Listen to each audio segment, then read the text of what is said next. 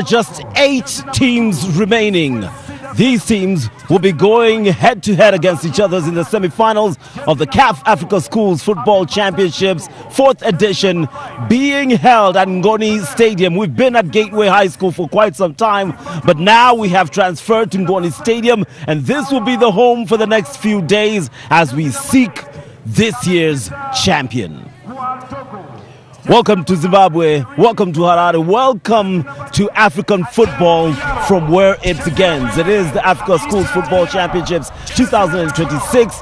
It has always been an event, a tournament, a championship that has given us goals, has given us names to remember and go by for the future, and has given us legends to talk about what we can expect in the future. Speaking of those legends, I am joined by the legendary Amanda Dlamini. All the time I get to see you, every single time I meet you, I realize that introducing you again and again is rather pointless.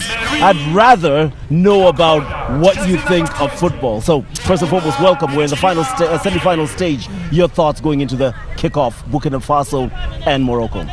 I think a very interesting encounter. So far, all the 8 teams that have made it to the semi-finals, I think teams that have been able to maximize on the 20 minutes that they've really been given each half, and that is efficiency, but also good organization. Have to complement the teams as well in terms of composure, because you have to maximize on the chances you create. 2 teams, Morocco, very creative, but also Burkina Faso, the athleticism. I think 2 teams that we certainly look forward to seeing this afternoon. Kevin Johnson is in the house. You've been watching these games. You've had a few things to share. I love the conversation you and Rosemary were having just yesterday, Coach Rosemary, whom we'll be seeing a bit later on. But now we're at a stage where mental strength is absolutely not required, but actually demanded. Yeah, Chico, I think firstly you have to understand what Amanda's talking about, coming back into the tournament, but we're at the last tail end of the tournament, and now you can see, or you can judge, what countries have put good development structures in place. I like Morocco because you can actually see the continuation from tournament to tournament, because in their current team I think there's about 4 or 5 players that this is their second tournament. So next year they will be the adults, so-called older players in this tournament, and the others will move out. Burkina Faso, we see the physicality. We know they are a good team. They can go forward. But I look at what is the countries, or what are the FAs doing for our next generation of young women footballers. And are we going to remember those names at AFCON 2029? Because that's when they will qualify to play WAFCON. Absolutely. Here's something I've learned over the course of time. A team is very important, and working as one is vital. Today, Morocco and Burkina Faso, the girls will kick us off and show us which can work more of a team.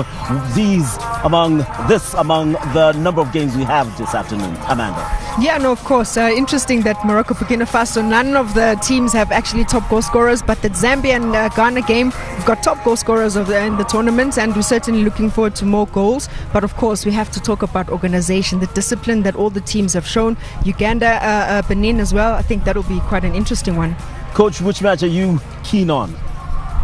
I'm looking at, are you talking about the ladies or specifically the boys? All fixtures are up for grabs. I'm looking at the Morocco versus Senegal game.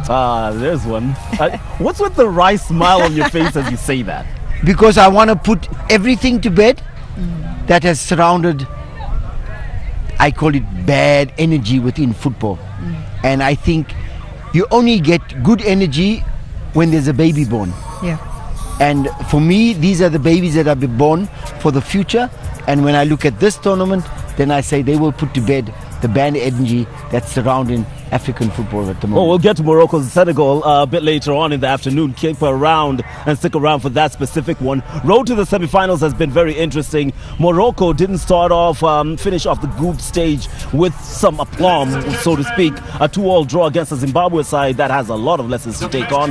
But it was a 1-0 loss to Zambia, dealing with that tough game against the DR Congo. Those girls really surprised us, and now they have the opportunity the chance to make a statement in Africa, as has been the case with their federation, Amanda, against Burkina Faso. Yeah, no, of course. A team that is capable to score goals. They've got good quality and technical control in front of goal.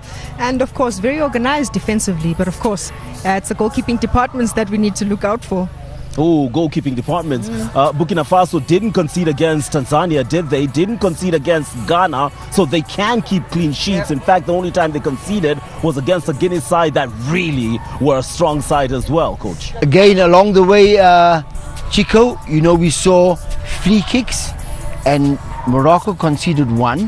That was really, really bad because the goalkeeper did not judge the flight of the ball, and all she had to do was stay on a line or a little bit back in her goal, and that goal would never have been scored. She conceded that goal yesterday, so hopefully the Burkina Faso technical team was able to identify that as a weakness in the goalkeeping department in this tournament so far. Let's talk about strengths away from weaknesses. Amanda, I was looking at some of the numbers, mind-blowing when it comes to Burkina Faso, because while they have scored just one in the 12th minute, they wait until their endurance is what tells the story, because most of their goals have come from the 25th minute going on to the end of the game. That's a big danger for Morocco, because from their games, their lapse in concentration happens usually thereabouts. Yep, Morocco, a team that is usually very compact, very organized on the ball, want to get those combination passes. But of course, I think I spoke about athleticism where Burkina Faso is concerned, and that's where the endurance comes in.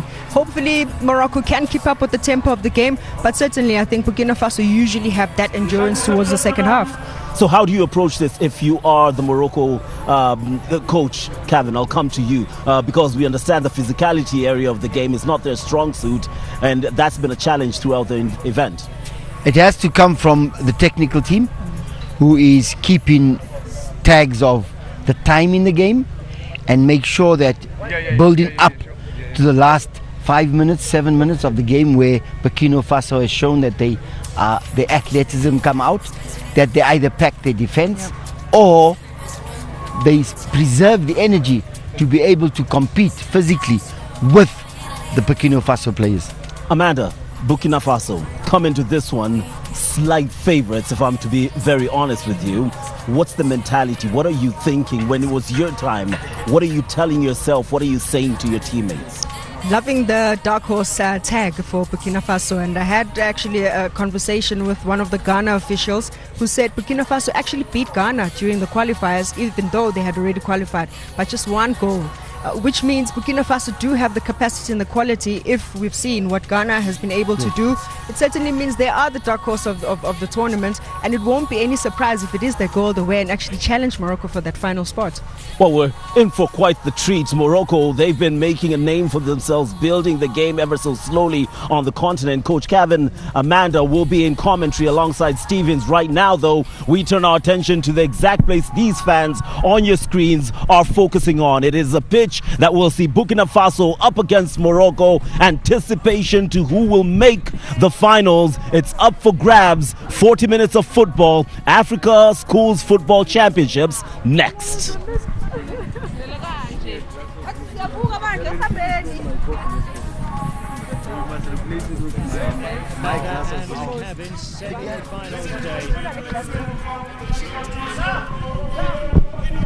Thank you, Chico, and Amanda, and Kevin as well.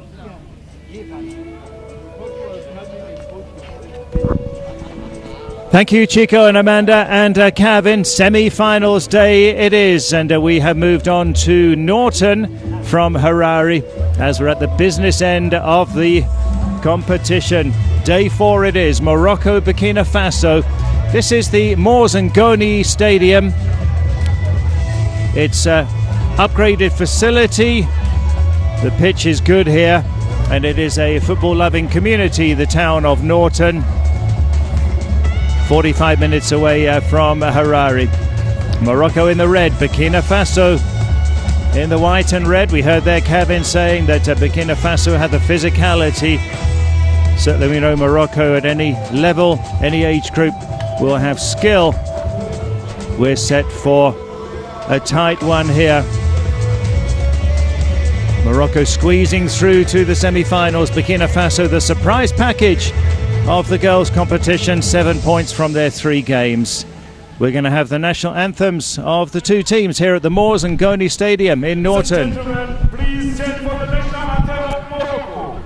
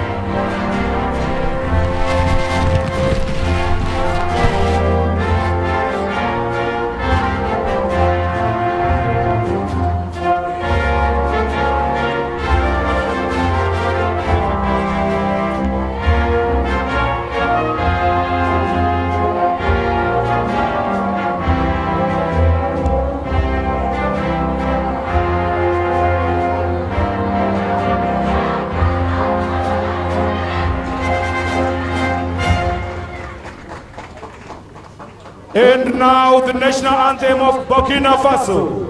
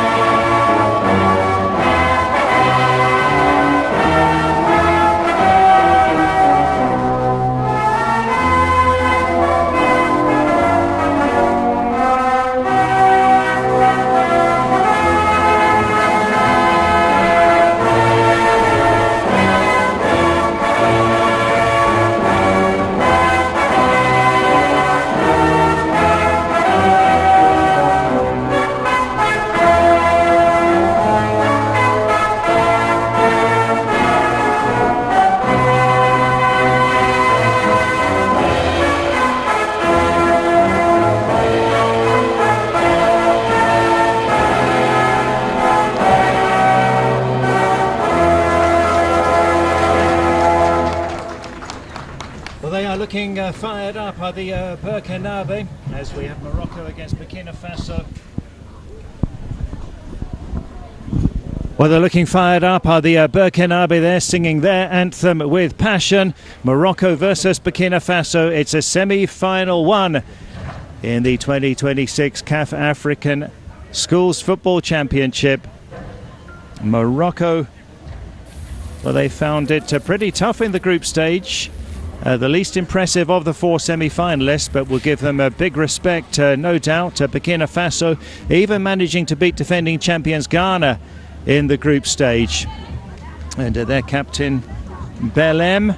So for Morocco, Ameziane is in goal. Zeraouli, the captain, and their top scorer with 2 goals. She's a defender, has made a big impact. To watch out also for 9, El Ghanami up front with 1 goal so far.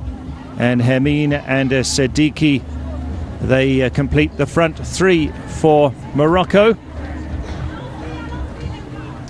Burkina Faso, who've done so well at this tournament. Belem is a defender and captain and centre-back. Among their goal scorers are Sore, number 6, she's playing in midfield, and Pak Mogda, as she's playing out on the left side of attack. Both were expecting to start in a 4-3-3. So we'll do the toss. It's sunny but very breezy here at the moment. Referee is from Benin, Samson. Assistants from Senegal, Zambia and the DRC.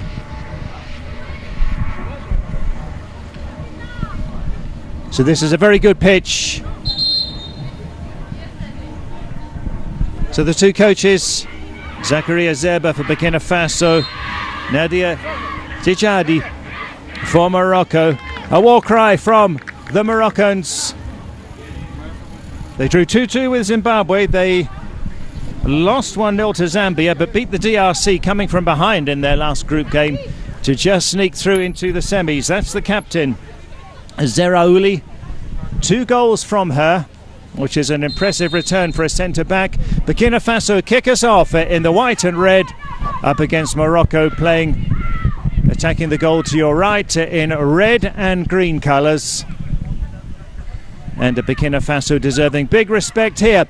Joining me for this game, Rosemary Mugadza, former Zimbabwe national women's team captain and coach, a CAF Cup winning coach, 4th place finish at the 2000 Women's Africa Cup of Nations as a player, as a centre-back herself. Morning, Rose, your thoughts on this one? Morning, Steve. Thank you and good morning to everyone.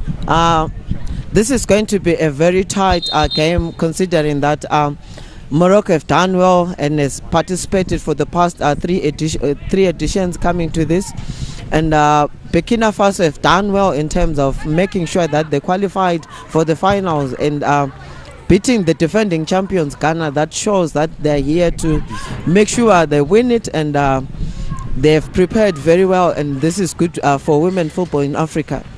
Well, it certainly is. That was a great outcome for Burkina Faso to get through there and to win 2-1, a huge result for them. So early exchanges, just sounding each other out. This is Gigan, she's the left back for Burkina Faso as they attack the goal to the left. Semi-finals day. Corner kick early on and a little bit of a knock there. If you are watching in Zimbabwe, if you're in Norton, maybe Harare or around, it's free admission here today and tomorrow. There are lots of giveaways as well today, but you first need to get a ticket from the Genesis service station just across the road here from Ngoni Stadium. Not the best of corners, but chances for Burkina Faso. Awa and Sore. Number 9 is Gori B, she's the centre forward. 5 different goal scorers, all with 1 each. The race for the golden boot is on. Zambia's Fidza Muzua has 4 goals. Zambia against Ghana follows in the second girls semi-final. 2 early corners for Burkina Faso. So all the action in these opening couple of minutes has been in this half of the pitch. And that's cleared away by Zeraouli. Not very far. This is a bigger pitch than what we were using at Gateway High School in Harare for the first 3 days. So it can take a while at this level to move it up to the other end, Rose. It's going to be very difficult for the teams because they are playing in a wider and bigger pitch like the ones that we're using at Gateway. But as you can see that Burkina Faso has done well in terms of making sure they commit forward, and they've managed to get the 2 corner kicks. But as for the Moroccan side, they are very compact in their defense, and they're making sure each and every person is picked within the box, and this has given the Burkina Faso a torrid time to make sure how to surpass the defense of this organized Morocco team. Sure, so it's been all Burkina Faso in these early minutes here at the Moors Ngoni Stadium.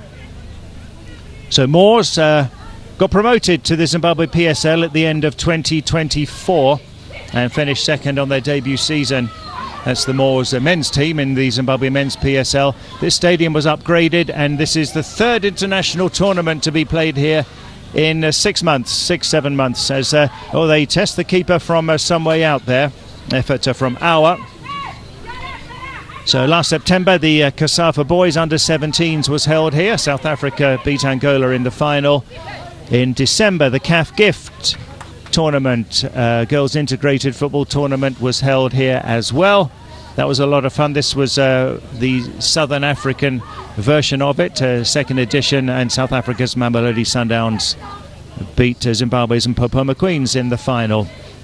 And there have been some good crowds as well at those tournaments. So 4 minutes in, Twaleb, she's the right back for Morocco to take this. And still, they have been pinned back in their own half throughout these early exchanges.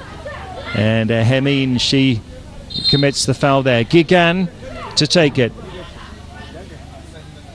In fact, she'll leave it for Belem. Goes along the ground. Sore. Still Morocco cannot get the ball out of their own half rows.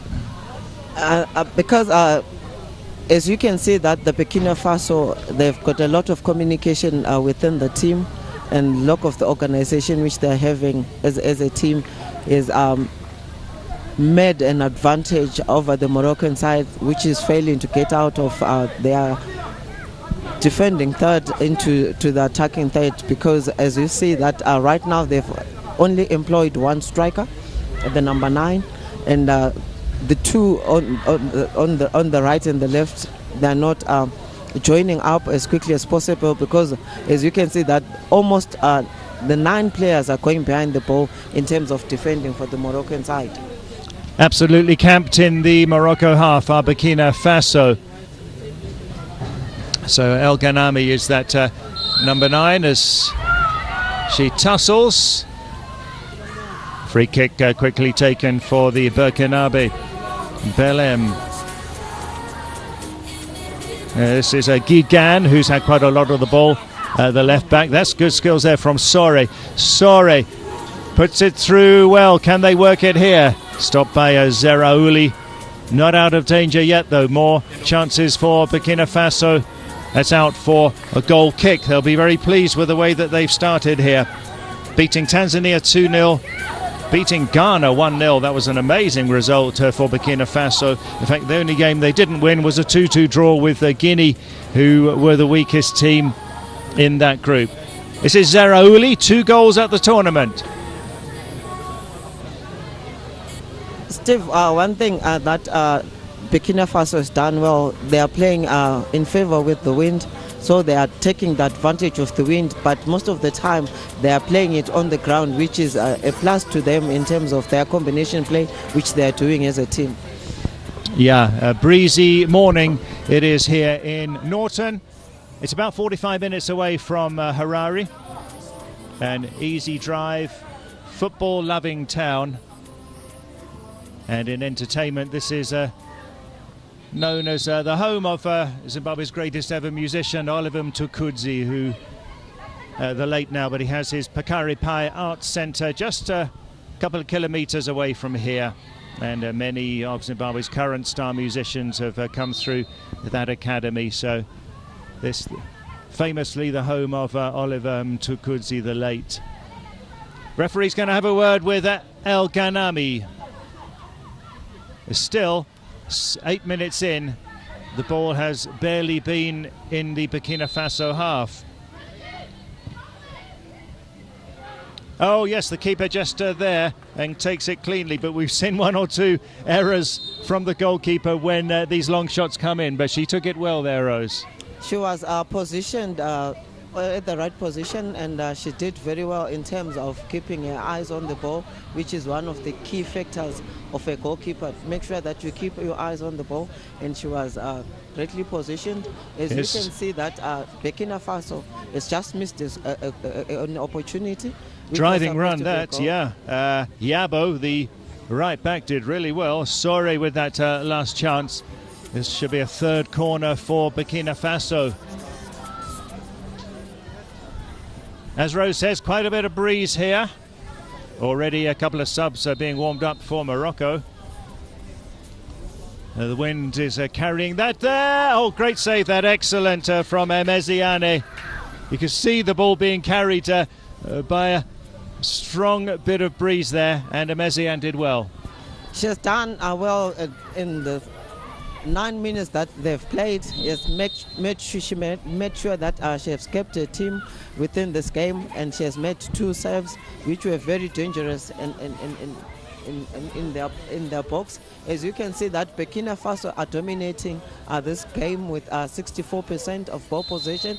That shows that Morocco needs to do something in terms This of... time the keeper makes a mistake, but it's a foul. They get it in the back of the net. This time she couldn't get there, but she was fouled, says our referee from Benin, Samson. She's been injured as well. So it remains goalless here, and looks as though she's got quite badly hurt there, Rose. Because one of the strikers of Burkina Faso was standing in front of her, and she had to move backwards maybe to make sure that she has that ball, but she collided with the goalkeeper. So it's a Belem who took it, drifts it in there. Let's check the incident. Yeah, it didn't. She was obviously going for the ball there, but collides with the keeper, Pak Modga. So coming out quite badly there is Emeziane, 15 years old. We've got quite a few 13-year-olds here at this tournament. So many future stars, no doubt, on display this week here in Zimbabwe, the 4th edition of the CAF African Schools Football Tournament. So semi-finals today, one after the other. At Gateway High School, for the first 3 days, we were using 3 different pitches, but it's the one pitch here, so can watch all of the games now. It's been fast and furious, the action, with the group stages taking just 2 days to complete. Emeziane is back up okay. Here's Zaraouli. Takes it short. Of course, you can sit back and defend and wait for your chance to come. Not to say Morocco are without hope here. Here's Diarra. Good skills from Diarra, but Wiame will put that out. I think what Burkina Faso has done well in terms of the first 11 minutes is that they're keeping our possession, and they're very quick in terms of retaining the ball possession as well. And they are not second on the football, and this has given a problem to the Moroccan side. Here's Yabo. Offside. First offside of the game. No goals then, 12 minutes played. It's been all Burkina Faso. Total dominance from them. Morocco yet to have a run at goal at all.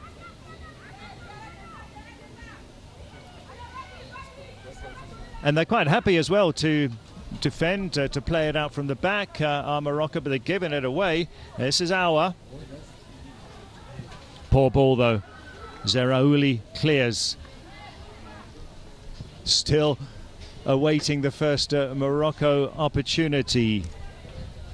Ouedraogo. Awa was looking for it. Here's Hemine. She is the right winger for Morocco, but hasn't had a chance to attack at all thus far. I think Morocco is now just settled, and they're trying to build from the back, and this is exactly what they should need to do in terms to keep the position and move forward as a unity. Because right now they're just leaving the number 9 on her own. They need to quickly join the attack. This is as far that Morocco have had the ball up the field. But the throw-in goes in favour of Burkina Faso. Again, if you are watching in Zimbabwe, in Norton or Harare, you can come along for free. There's lots of giveaways today.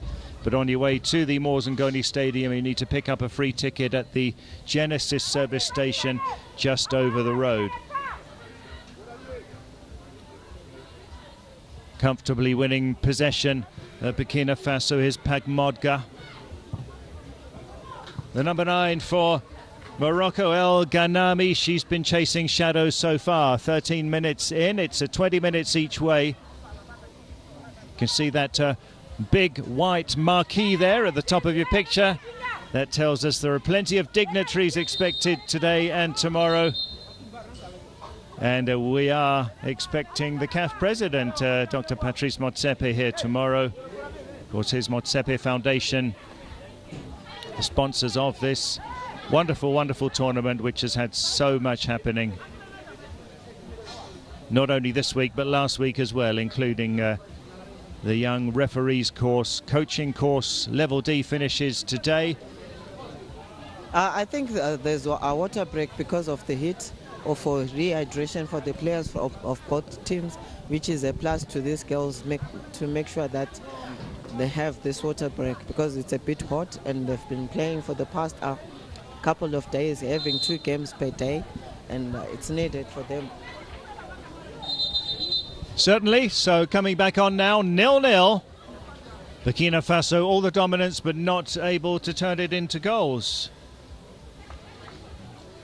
I think they need to be a little bit more composed when they're in the 18-yard box, to make sure they pick their spot where to place it. Certainly, yeah. So see how the energy levels are as well. It's been an intense week. El Ghanami plays it back to Bulifa, the defensive mid. Those two in a collision. After this then, Zambia-Ghana is a semi-final 2 in the girls competition. Then we got Uganda-Benin in the boys. That's 1:30 local time. Morocco-Senegal, 3 p.m. local time. This game kicked off at 10 Zimbabwe time. Zakaria Zeba, lots of instructions for his girls. There's also been a safeguarding course on, which is so important for youth football, protecting the juniors from abuse in its various forms. That's been another. Oh, now there's a half chance for Morocco, but El Ghanami couldn't capitalize on that. But a little bit of encouragement there, I think, for the Moroccans, Rose.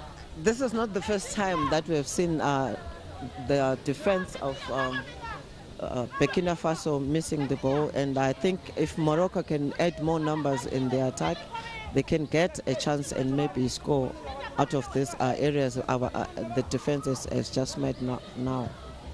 You would not be surprised. They've shown they've got fighting spirit to have Morocco coming from behind in their last group game to get an all-important victory that sent them through. There's Hemin to El Ghanami. There's the physicality of the Burkinabe, though, and also winning the free kick. So the moment Morocco has pushed forward, they've managed to get in the attacking third, and this is encouraging for these young ladies to keep on to push a little bit more, to make sure that they can create chances when they're in the 18-yard box. So better couple of minutes this for Morocco in this goalless situation. We do go to penalties if it's tied after 40 minutes. They'll play it around at the back. Belem, Twaleb. This is a Gigan, the left back.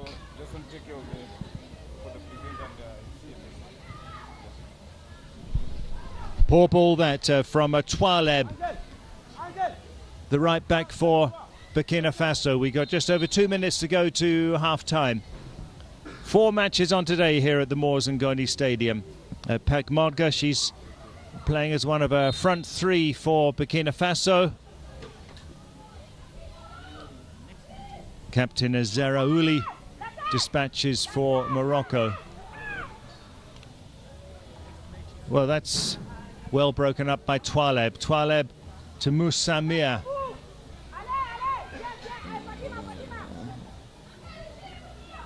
Mind you, if one of those forward balls gets past those centre-backs, Burkina Faso could be in a bit of trouble there.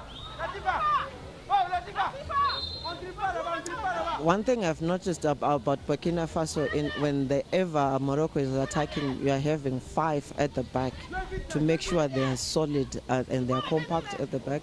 And this is why they are winning all the challenges each and every time when Morocco tries to attack. Certainly solidity for Burkina Faso. Captain Belem. Bulifa gets that away. free kick to Burkina Faso, last minute of the first half. Here in Norton, Zimbabwe. Zimbabwe hosting CAF Continental finals for the first time ever. And doing a splendid job thus far. Free kick from 35 yards out. This is a long way. Belem is the one who's going to take it.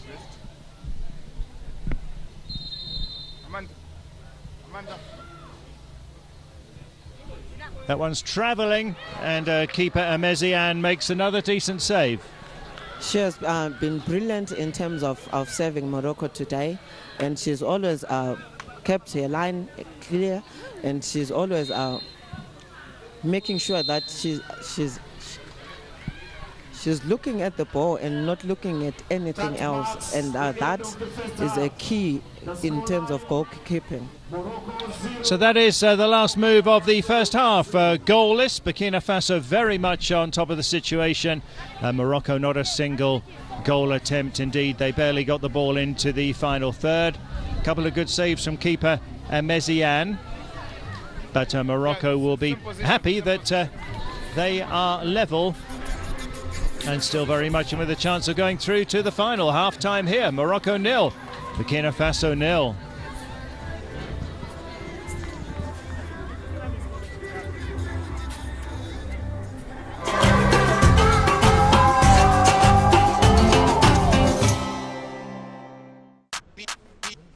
These jerseys aren't 100% polyester. They are 30% lessons learned the hard way, 50% hope, turning threads into memories, 20% triumphs dreamed and prayed for. This is Africa, 100% made of us. Rooted in culture, driven by connection. These stories flow between continents, leading a new generation of talent and opportunity. Africa and Europe, together we rise.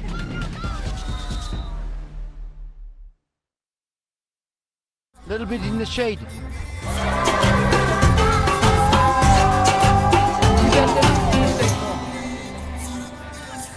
Entertaining first half, no doubt whatsoever. We are, of course, looking at the highlights of this game, Morocco versus Burkina Faso, 1-0 at halftime, and a goal that many would think the keeper should have been protected slightly from the hit that she received. Amanda, what do you make of these highlights? Yeah, I think Burkina Faso really pinning down Morocco in their own half, taking those chances, varying their play, trying to penetrate through the middle, but also being forced to take those long-range shots, but nothing has been able to land in the back of the net.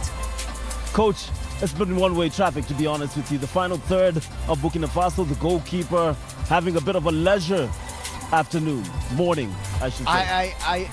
I think, Chico, that the Moroccan attack has not even gone past the halfway line. They playing a 4-5-1, that looks like to me. They've set up in the first half, and they really looking to try and counter-attack. And that's the goal right there. Do you feel the forward backed into the keeper there? Yes. The obstruction on the goalkeeper, yes, the forward did obstruct her, and I think it's a fair decision from the referee. See, the most frustrating thing is forwards always have excuses. Amanda, you were a forward. Do you think that should have been called against the forward?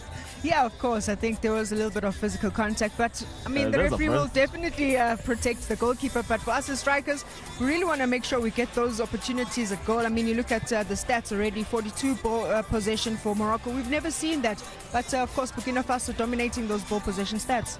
Absolutely. Burkina Faso completely dominant in this game. No shot attempt. They couldn't even get into the final third, this Moroccan side. And absolutely zero shots on target. Even passing, stringing along 5 passes consecutive has been a problem throughout the first 20 minutes. It's been a minus for Morocco, Chico. But you have to give Burkina Faso the credit they deserve. Their ladies or their girls are really holding the ball and competing, playing passes. And I've watched a lot of moments now where they actually go 1-2 and they go behind the 5 defenders of Morocco. And with that, mentality, with that attitude, I can only see them scoring a goal in the second half. You must give Burkina Faso the credit, and no one's going to take that away from them. But can we find some sense of understanding with what Morocco are facing? Amanda, we were talking with you as we were watching this game, and you said something very interesting. You compared this Ngoni Stadium grounds to Gateway where we were, and you can see the size of the pitch changes. How does that change the game? Both teams need to adapt the coaches as well. Morocco seem to want to be a little bit more compact. They want to play those short passes in between or amongst themselves, but they haven't been able to use the wide channels, and that's where they really are much more dangerous, going out wide, getting the crosses, but they haven't been able to penetrate the opposition's final third. So for Burkina Faso, it's that endurance you spoke about, athleticism. They're rushing them coach onto the ball and giving them no chance. But you'd expect Morocco to be playing when they have space. This is the kind of game that they love, where they have space, their technical ability, superiority can be seen, and they can move the ball. They just can't find their striker number 9. I expected that. We expected that, Chico. But when I look at the Burkina Faso side, the way they play, they bring out a little bit of uneasiness towards the Moroccans. And what's happening is the Moroccans are not comfortable playing the ball from the back, going forward. But the Burkina Faso girls, they are just in awe. And the pitch will probably favor Burkina Faso going forward. All right, what do we do now? Where do we go from here? Morocco have literally been snuffled out of this game. Something has to change. What does the coach do, Coach? I think for Morocco, like Coach said, they're playing a very almost reserved tactical approach, and I think they're trying to reserve the energy for the second half. We might see a little bit of more aggression coming from them, but for Burkina Faso, they should be one goal up because anything can change. They may be trusting themselves where penalties or extra time is concerned, and we don't know whether Burkina Faso can be able to handle that kind of pressure. Amanda, Burkina Faso are the ones who are scoring late into every single game. But there's a problem. Yeah. The thing that I think Burkina Faso has to be aware of, and I think the Moroccans are going to bring this because of the wind and the size of the pitch. I think they're going to put it down in the center and maybe strike from distance in order to catch the Burkina Faso goalkeeper. Surprised, but she hasn't been tested, so we don't know whether she's good or whether she reads the game well with the wind behind her back. But Morocco has to come out looking more wanting the game. Otherwise, they will lose the game to Burkina Faso. Well, it's a tough game. It's a big result for Burkina Faso if they can wrap this game up. So far, they have silenced Morocco, so Morocco have everything to do. Burkina Faso, keep doing what you did. Don't change something when it's working. Second half of the Africa Schools Football Championship semi-final clash between Morocco and Burkina Faso is coming up in a bit. Don't go anywhere. We'll see you soon. Is it not 1-0?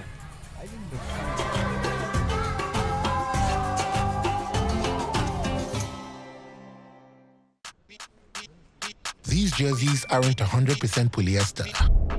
They are 30% lessons learned the hard way, 50% hope, turning threads into memories, 20% triumphs dreamed and prayed for. This is Africa, 100% made of us. Rooted in culture, driven by connection. These stories flow between continents, leading a new generation of talent and opportunity. Africa and Europe, together we rise.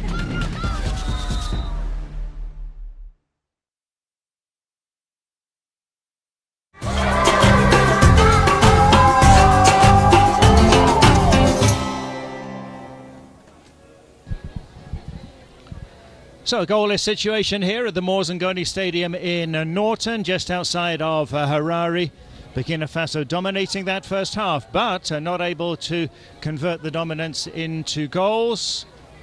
We'll be underway in a few seconds here. Burkina Faso with their physicality had some decent chances. Not a single goal attempt from Morocco in the first half of this contest, and Zabre, the goalkeeper, she hasn't had a single thing to do at all so far.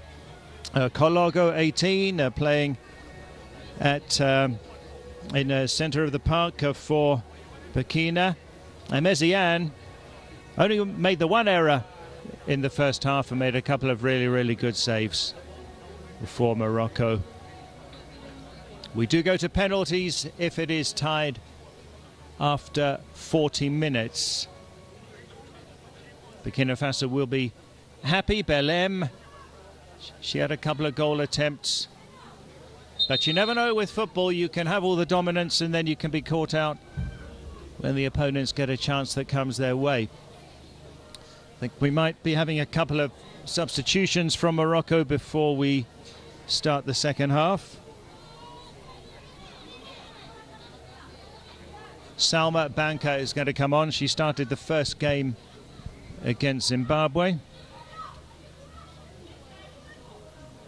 That's Banka.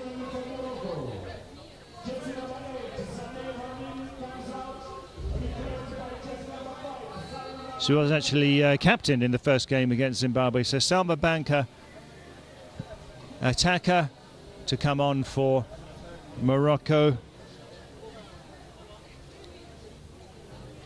Replacing Hermine.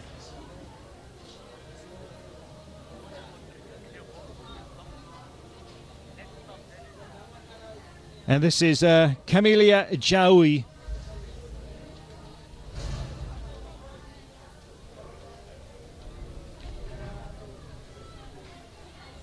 So double substitution for Morocco at the start of the second half.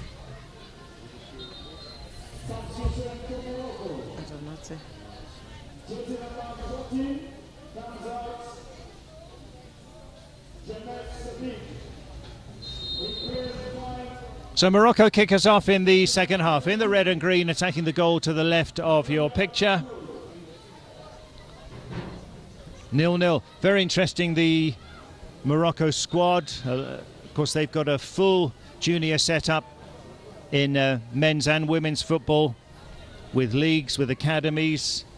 In the starting lineup, 7 from the Far Rabat Academy, as they get an early chance. And that's the first time that keeper Zabre has been called into action. So maybe their fortunes are set to turn around. For Morocco, 7 of their starters from the Far Rabat Academy. AS Far playing RS Berkane in the CAF Champions League semi-finals in an all-Moroccan clash on Saturday. Also, we got a player from the Wydad Casablanca Academy too.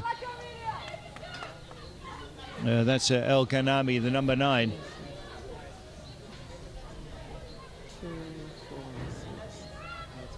What can she do here? At any given time, how Morocco have managed to draw the first half with Burkina Faso. At any given time, we are having 5 defenders and 2 at the middle of the park, and this is maybe unsettled the Burkina Faso in terms of having that free room to decide and to have the options that they needed to do for them to get a goal.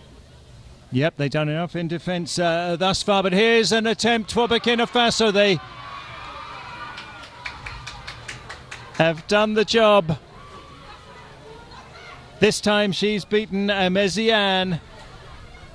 And Burkina Faso finally get the breakthrough, which you would have to say they deserved. Diarra. Now they did very well in terms of going forward, and there was a lapse of concentration from the Moroccan defenders. They were ball watching, and she just took a chance by keeping it hard and low and on the near post where the keeper was supposed to cover. Edge of the box. Well taken shot. Diarra scores.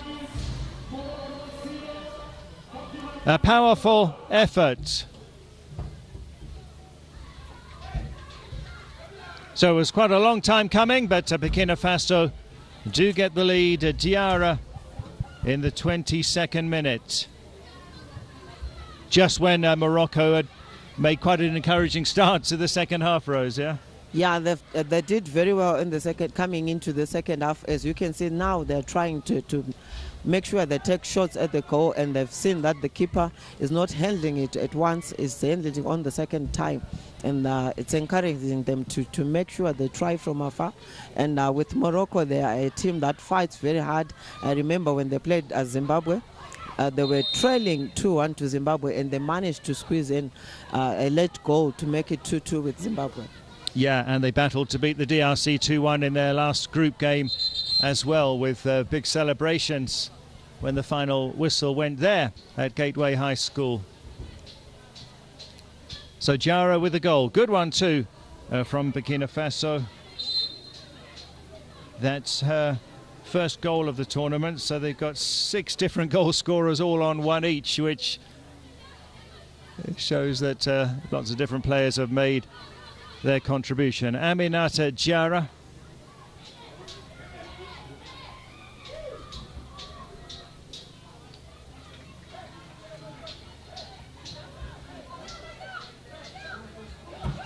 Jara's with Lycée Privé Espoir du Faso Academy. Today the Morocco team have changed the way they were playing their group stages games, where they could keep possession, where they could rotate it, and I think they need to go back to their basic, and they're very good in terms of keeping possession and moving into that attacking third. Yeah, because Burkina Faso complete possessional dominance, as the halftime stats showed there. That's Jara, the scorer, playing with confidence. Oh, great run too. Still she goes. The last touch just let her down. But playing with confidence is Jara, who's now got a knock.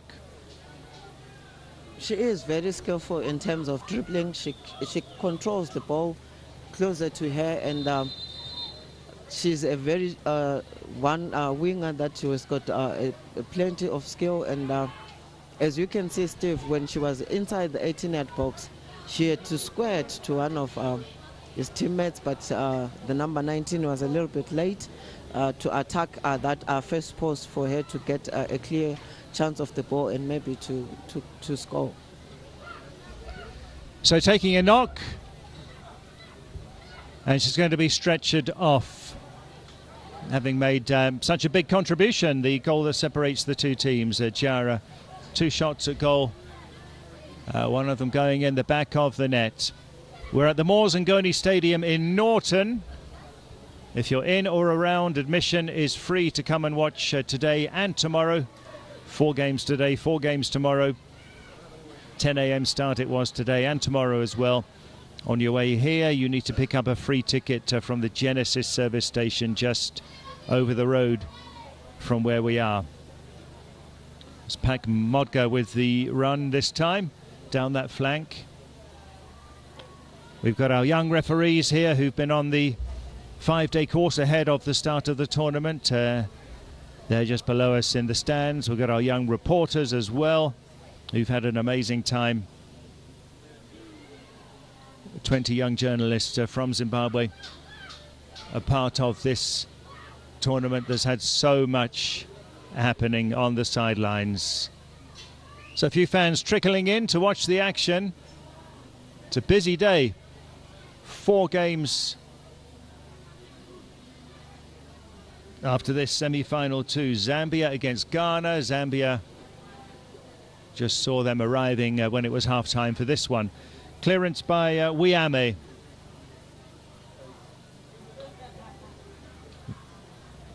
Zeruli. And Banka's now got the captain's armband, so there's a change of captain for Morocco. We're saying that she was the captain in the first game. Has come off the bench at half-time, and playing out on the right side is Banka, who's now the captain.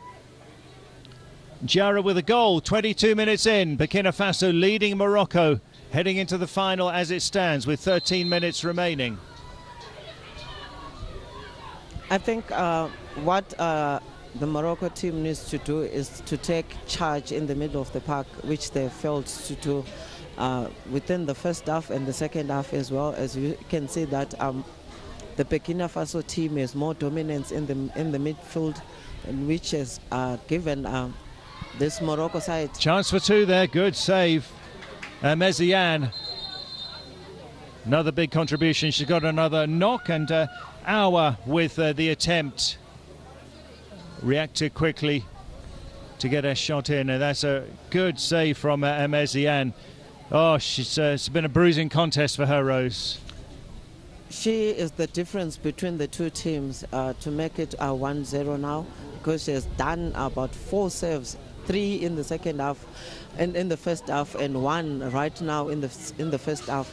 She's one keeper who's very quick, as she's agile in terms of the save, the return save that she's done now. She's okay. That was a really good save. It was going through the legs. She managed to stop and then to scramble back. 3 saves for Marwa Meziane. You'd have to say she's been Morocco's best player. No doubt about that. So we got 11 minutes to play here. Day 4 of action at the CAF African Schools Football Championship, 4th edition. So a couple of subs being warmed up for Morocco, because they need to do something differently here. Free kick to Morocco. Our referees from Benin. Benin's boys are in action later on in the semi-finals for the boys against Uganda. That's 1:30. It's one of the standout contests of the day. Zeraouli to take this. Bit aimless, that free kick though. But they'll push up, they'll get themselves a throw in. They do need to move. Equaliser would take us to a penalty shootout, so they're still very much alive, but it's been such dominance from Burkina Faso.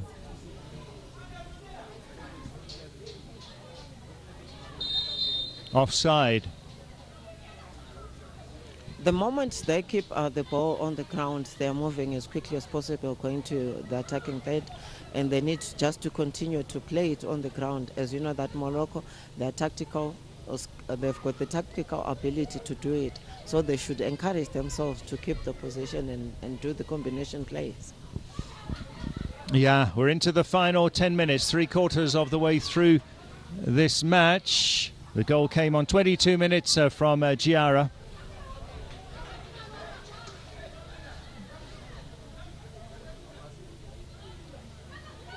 There's been no subs yet for Burkina Faso, so Coach Zakaria happy with his formation. He's happy because they've dominated the entire match, Steve, and this is why he's saying that maybe he needs to make sure that all the players that are the starting 11 have to get the feel of Ngone Stadium being a wider pitch and being a little bit larger than the one they were using the past days. So he needs them to acquit themselves with this type of field. Now here's Banker, trying to squeeze it through. Zeraouli quickly snuffed out though, and here's the goal scorer, Giara. Giara's got the pace, she's got the skills. Here she goes, she takes on the right back, it's Giara. A free kick is not given. Fair challenge, says our referee, Rose. He was nearer to that challenge, Steve, and is in a better view than us who are far from it. So we can just agree with the referee that it's not a foul and a throw into the Moroccan side. Right, well, Jara has certainly been the standout player. Joy to watch with her runs down that left flank, and a well-taken goal in the 22nd minute.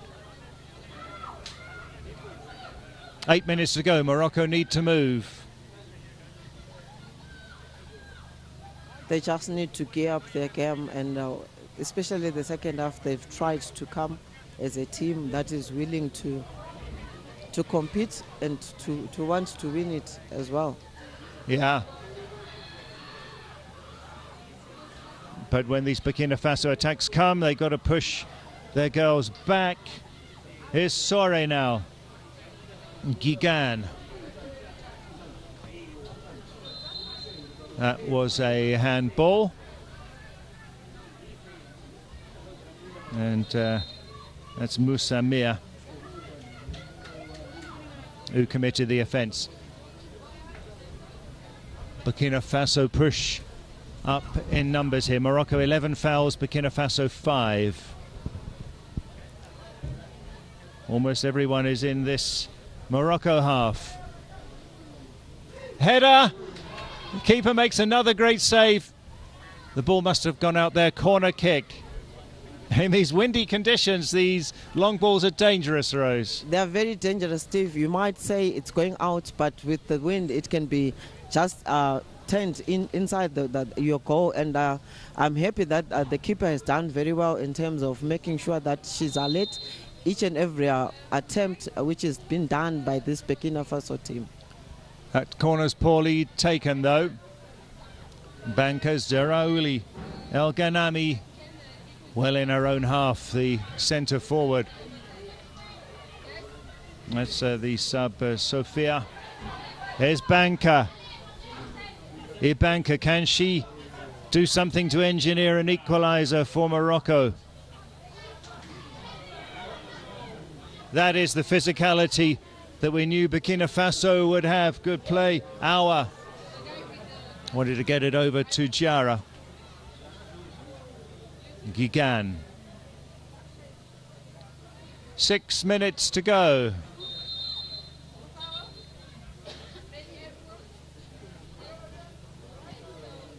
Taking a water break again, Rose. Yes, they're having the water break.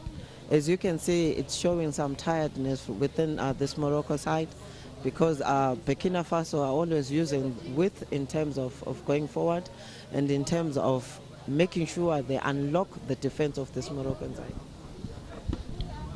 Both teams will come back tomorrow, either in the final or in the third place match. And it's been an intense week. This is their fourth game. Youngsters are in. Free admission here at the Morzangoni Stadium. As I say, if you are coming along, you need to collect a free ticket. This is Ghana, isn't it? Oh, Tanzania. Should be Tanzania, yes. Still here, although they're knocked out, both the boys and the girls. But watching the action here. So free admission. First, they'll get a ticket across the road at the Genesis service station.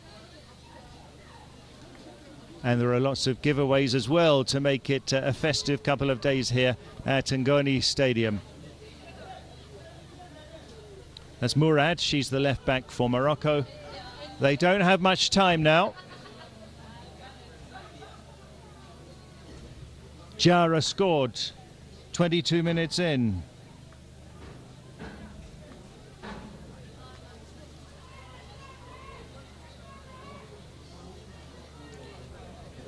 Only 4 minutes left, so Morocco just have to go for it, obviously. Nothing to lose at all in this situation. It's Twaleb. El Ghanami pushes it back. Zeraouli, they've given away possession. Danger here. Good tackle that from Wiame.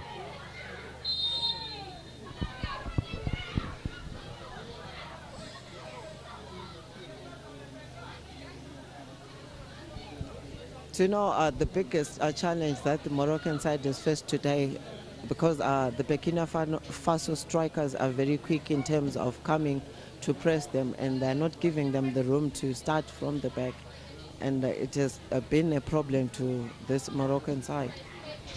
Yeah, certainly, and they've been winning most of the challenges. Have Burkina Faso. There's another one, Fatoumata Pakmodga. Nobody up that far, though. They're keeping a solid defence back, Burkina Faso. Zeraouli now. Now, if she's onside, this could be interesting for Morocco. Jaoui comes off Banka. But they need to get it into that final third with some intent. And that's going to go out for a goal kick. And now there's just over 2 minutes remaining.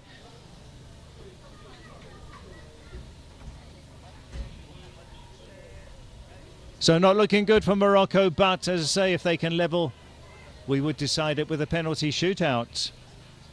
After this, Uganda against Ghana in girls semi-final 2. Gigan. Pak Modga playing in the centre forward role now for the Burkinabe. A little bit of time wasting from the goalkeeper. Right. Zabre entertaining us there. Jara. Is she going to burst through here? Good challenge. Wiame, she's done plenty of defensive work at the back there. Another challenge won. Yabo for Burkina Faso. Getting the better of that substitute, Jaoui. Playing with urgency, just over a minute to go now for Morocco. Murad.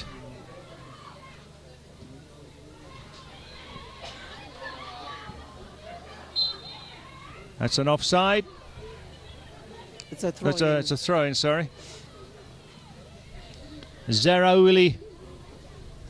2 goals at the tournament. They need a goal in these dying seconds. Twaleb.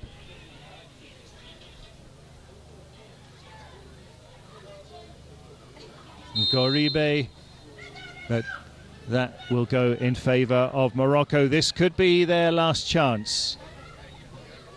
And as we've been seeing, it's taking quite some time to work the ball up the other end, so they'll go longish over the head of Ibanka, though. Here is Ibanka. Last chance possibly for the Moroccans. El Ghanami. Good play from Boulifa. Now Burkina Faso may have done enough. The 40 minutes are up. Meziane. Boulifa. We continue. Free kick. And that is it. Burkina Faso have won the first semi-final by a 1-0. Aminata Jara with a 22nd minute goal. An excellent finish. Complete dominance for Burkina Faso. They are through to the final. Morocco will go into the 3rd place match. Both will be tomorrow.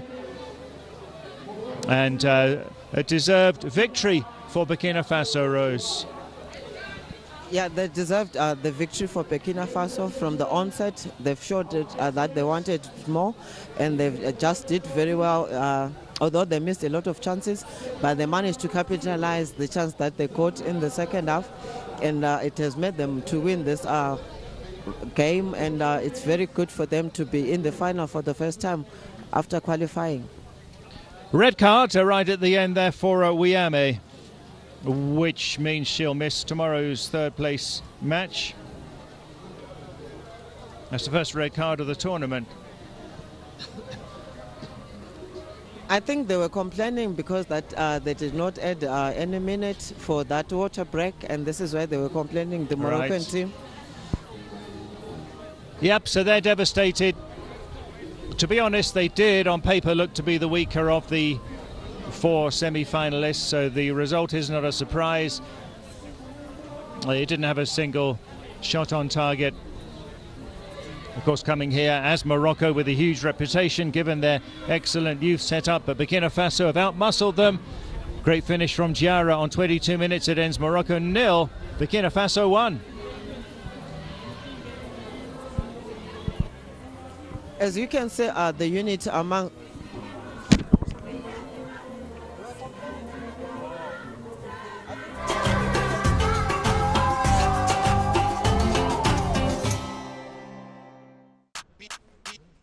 These jerseys aren't 100% polyester. They are 30% lessons learned the hard way, 50% hope, turning threads into memories, 20% triumphs dreamed and prayed for. This is Africa, 100% made of us. Rooted in culture, driven by connection. These stories flow between continents, leading a new generation of talent and opportunity.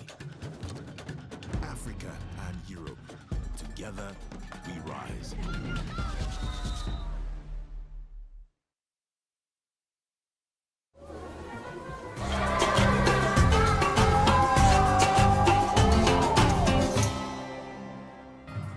What a roller coaster for Morocco this championship has been.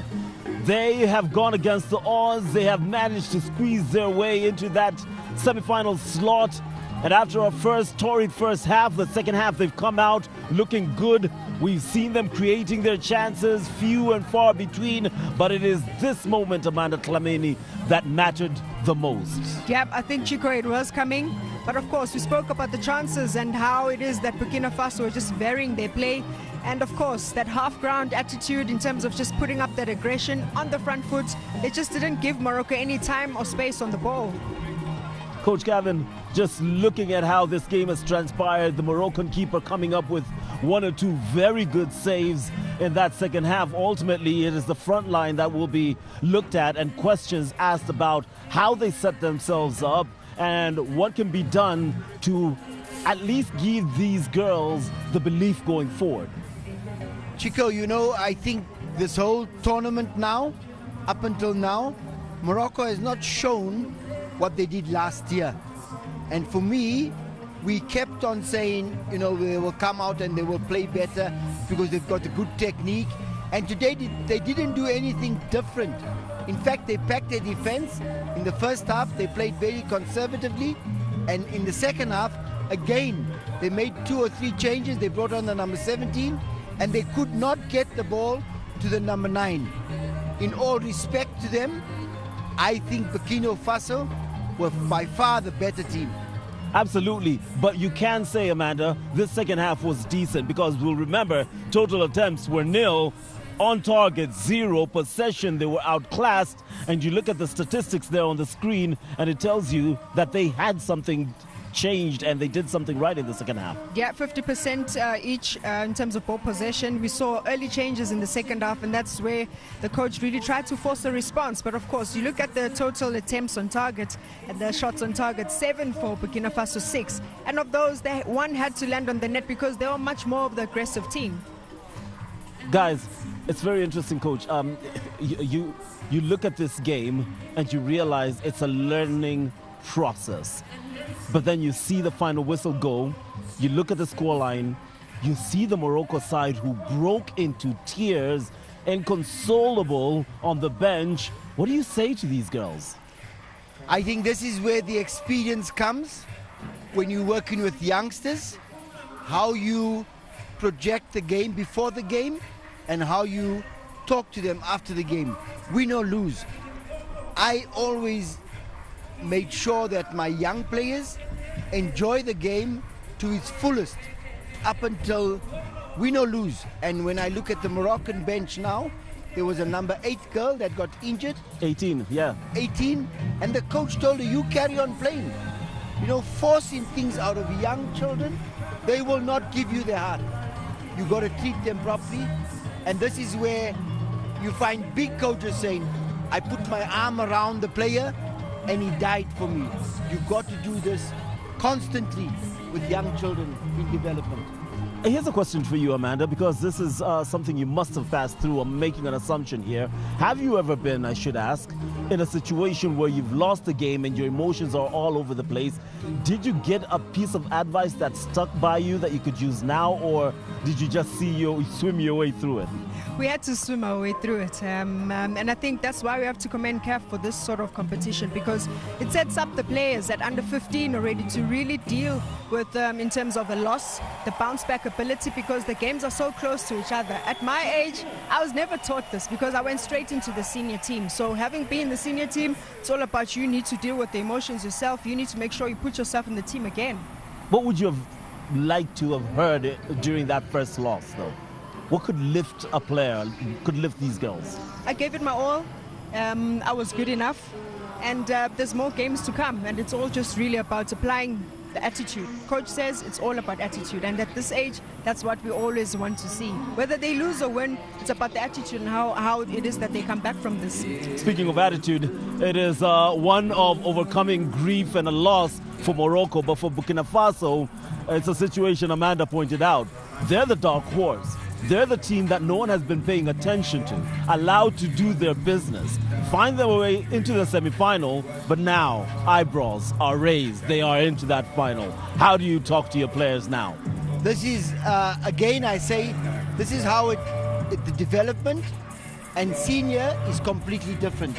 And what I saw the Burkina Faso players and their coaches do after the game, I've seen them do that before the game. So there's a lot of camaraderie within the Burkina Faso team. And probably I'm right, probably I'm wrong, but they haven't lost yet. So we haven't seen that side of them. But we have seen the side of the Moroccans, and I do think they need to put their arms around their girls, give them a pat on the shoulder. We came this far, we'll come back next year again. Absolutely. Well, it's Burkina Faso into the final. I have a quick question for you. It's more of a noteworthy point. Well, CAF, it is also about capacity building. The referees we're seeing on the pitch are young, between the ages of 15 and 20. That man at the center showed us what CAF is trying to do. Build for the future where the referees are foolproof, well experienced, well tempered, and know how to deal with situations. I saw him walk to the pitch, to the technical area and have a chat with a more seasoned elderly coach from Morocco. Amanda, Kevin, aren't those the kind of pictures that we're hoping to see going forward? That is brilliant. Real development. Yeah. A young man of between 15 and 20, taking the authority and going to the head coach of Morocco and say, please stay in your technical area, otherwise I'm going to give you a card. And for sure, we were watching the Moroccan coach. She was up and down and out and in and screaming, you know what I'm saying? So she was very energetic, and I think the referee did the right thing for his age. Considering his age. Big shout out to the Moroccan coach as well.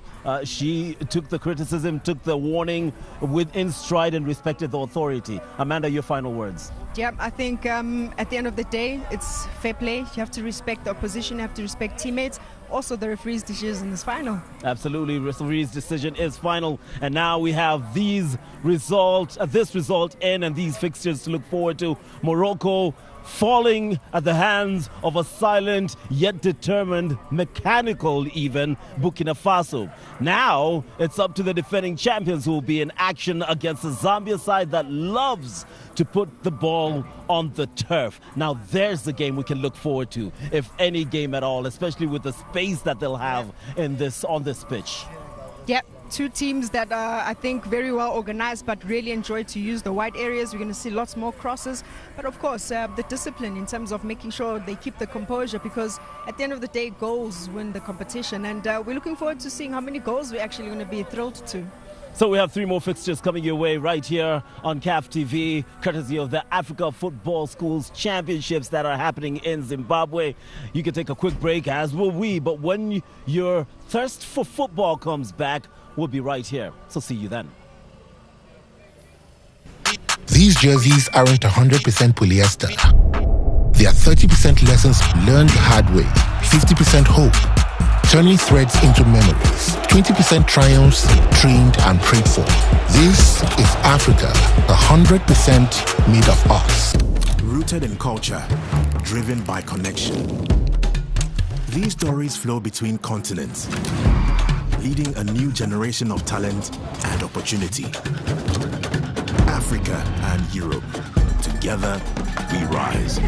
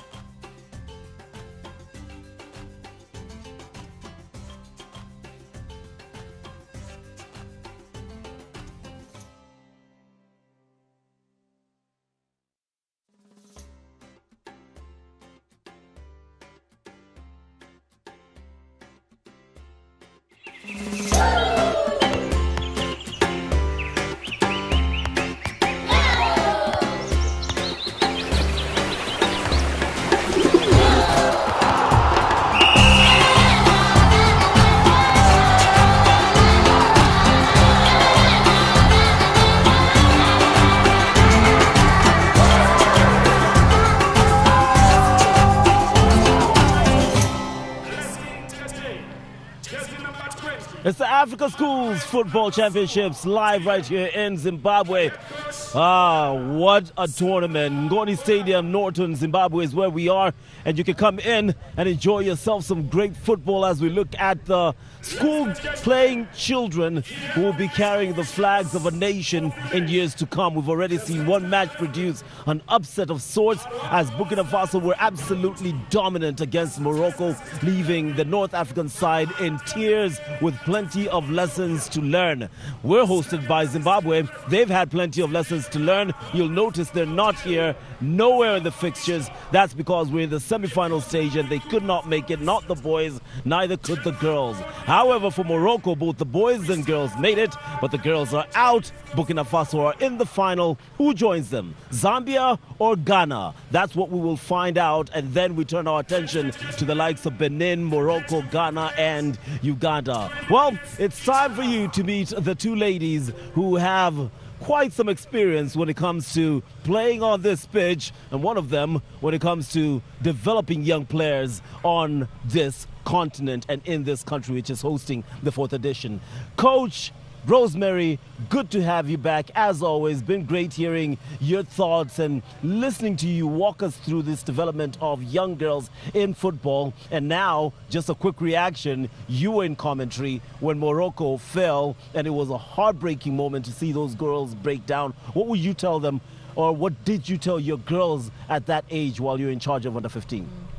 Thanks, Chico, and good morning, everyone. It was very disheartening. But from the look of things, that we could see that Burkina Faso were on top in every department, being it from the onset until the entire 40 minutes. But to this Moroccan side, my girls, I'll tell them, we have tried our level best this time. Remember when we went to Ghana last year, we couldn't make it to the semi-finals, and this year we've managed to be in the semi-finals. So we are a step ahead. We need just to gear up ourselves and make sure we try our level best come next year. If you're going to avoid the heartbreaking tears of Morocco, for Zambia and for Ghana, something has to be done. What kind of a game do you expect here, Amanda? Tightly contested. I think this is probably the favorites of the tournament, Zambia and Ghana. Tactically very disciplined, very organized defensively, and two teams that enjoy playing the ball. So we're certainly going to be entertained to those combination plays, the confidence on the ball. That's what we want to see at this stage. But I'm certainly excited to see Ufida Muzua. I think she's on 4 goals for the tournament and probably going out for that top goal scorer of the tournament. Actually, let's talk about the pitch. It's bigger now as they walk in just a moment. It's a bigger pitch. From a coach's perspective, does that change your game from how you played it at Gateway and also from a player's perspective, both of you? As for me, I'll tell them that at least the pitch is now wider.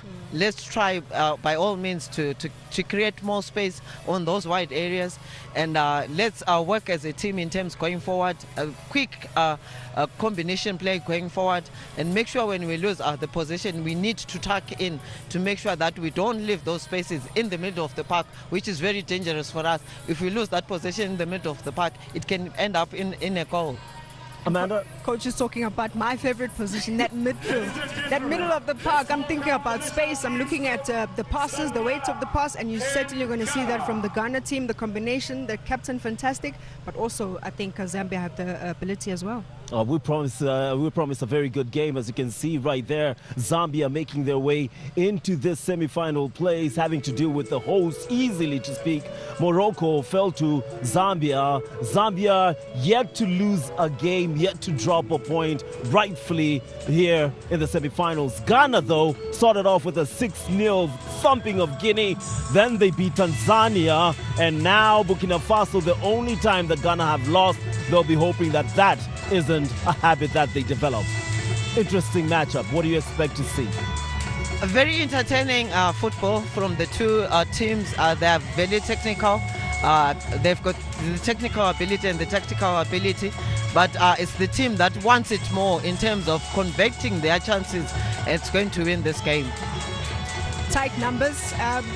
Ghana scored 8 goals so far in the tournament. Zambia has scored 7. So we're certainly hoping to see what the scoreline will be at the end of the match. All right, well, it's a match that is years for the feasting as we look for the second finalists in this edition of the Africa Schools Football Championships. Live from CAF TV is the one and only Ghana, defending champions, up against Zambia. Next. Ladies and gentlemen, please stand for the national anthem of Zambia.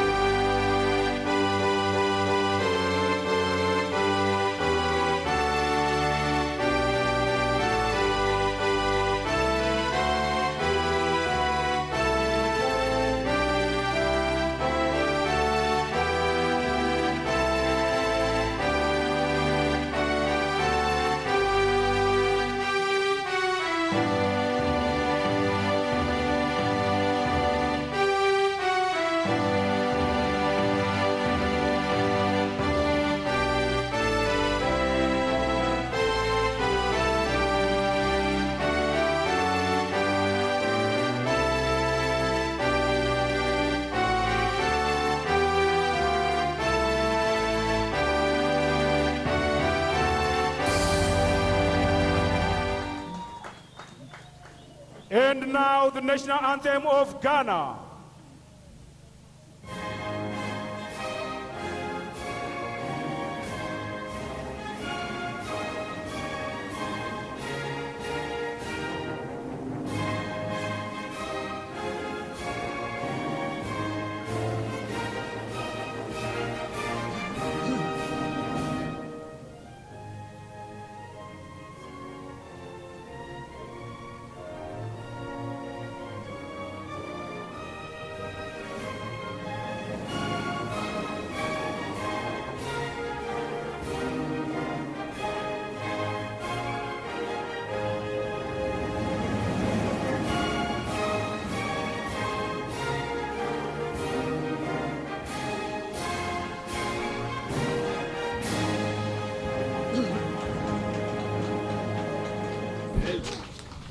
We are set for quite an encounter here. Zambia against Ghana, semi-final 2 in the girls' competition at the CAF African Schools Football Championship. The winner will meet Burkina Faso in the final tomorrow after Burkina Faso beat Morocco 1-0 in the early game today.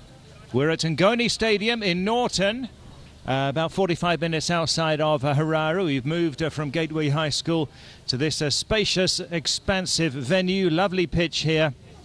Zambia in their famous orange and black, copper and black. It's their debut appearance at the tournament. Ghana, the defending champions. 2 wins and a defeat to get to this stage. Zambia unbeaten, 3 wins from 3. And they got the tournament top scorer, Fidza Muzua, jersey number 19. 4 goals for her thus far. Also watch out for Hilda Kangwa. She was the player of the tournament in the CAF qualifiers for this competition. Winfrieda Mutale, also a great shot stopper that Zambia have.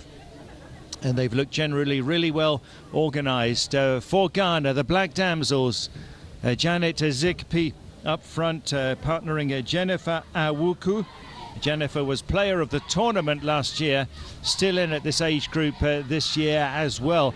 So she's got to be a big factor for them. Captain Christiana Ashiaku, 2 goals in qualifying. Captain for Zambia is Rebecca Mbutao.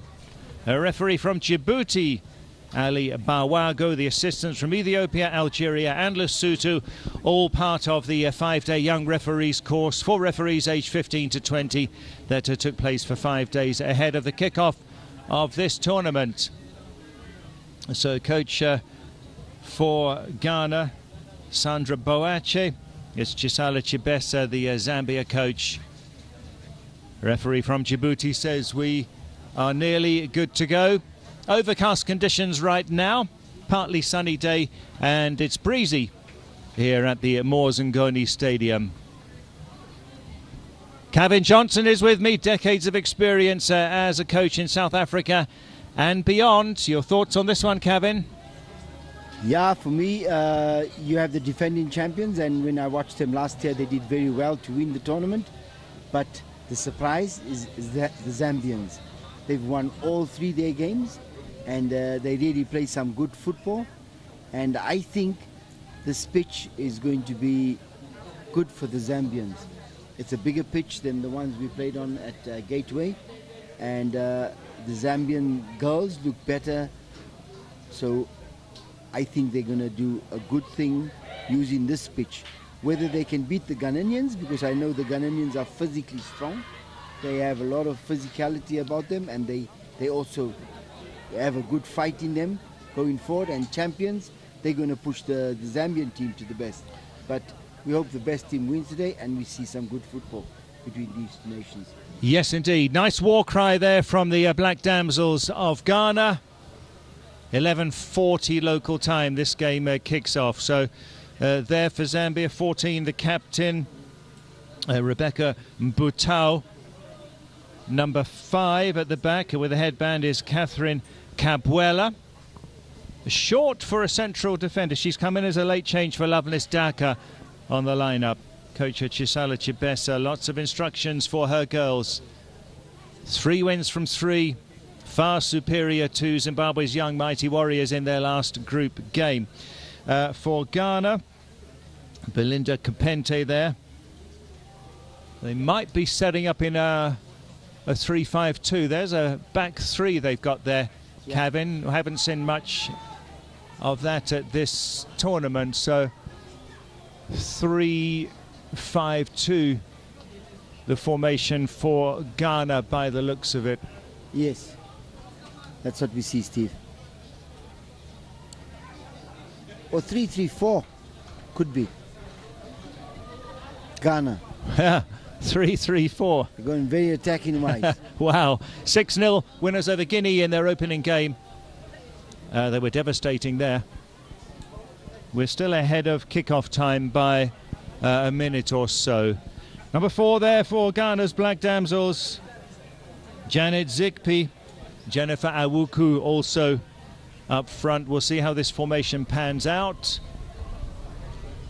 But in saying that, Steve, I look at Zambian coach, and she's giving tactical instructions 2 minutes before the game.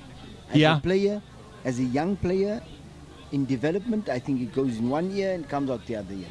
Right. You need to have too done late. This. Yeah. But maybe they might be seeing the back 3 there and looking at how they're going to adjust, maybe, yeah? Yeah, in one moment, but they're not kicking off. If they had the kickoff, then I would think yes. But they're not kicking off. Ghana is kicking off. Yes, they are. Ghana in the white colours. The Black Damsels. We're still a tad early, few seconds ahead. Free admission to watch the games here at Ngoni Stadium in Norton. If you want to come along, first collect a free ticket from the Genesis service station, which is just outside this stadium in the Ngoni suburb of Norton. 4 matches are on today. Boys semi-finals follow this. Burkina Faso beat Morocco 1-0 in the early kickoff. Still not hit 11:40 local time yet. 4th official now tells the referee from Djibouti, Ali, that we're just about good to go. Ghana kick us off in the all-white colours, attacking the goal to your left. It's Zambia's 11 in their orange and black colours. Zambia versus Ghana, 3 wins from 3 for Zambia. The Black Damsels are the defending champions. As Kevin says, we'll see how they adjust to the bigger pitch, this full-size pitch in this second semi-final. So 19 is one to look out for. Fidza Muzua with a long ponytail for Zambia, partnering her up front, Nampemba and Hilda Kangwa. Number 10 is Kangwa.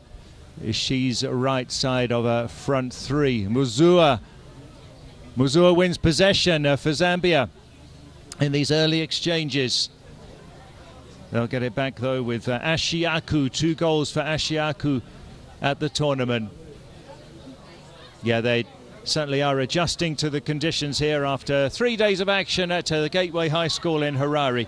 Captain gets it, Ashiaku. How you work the ball forward is going to be key.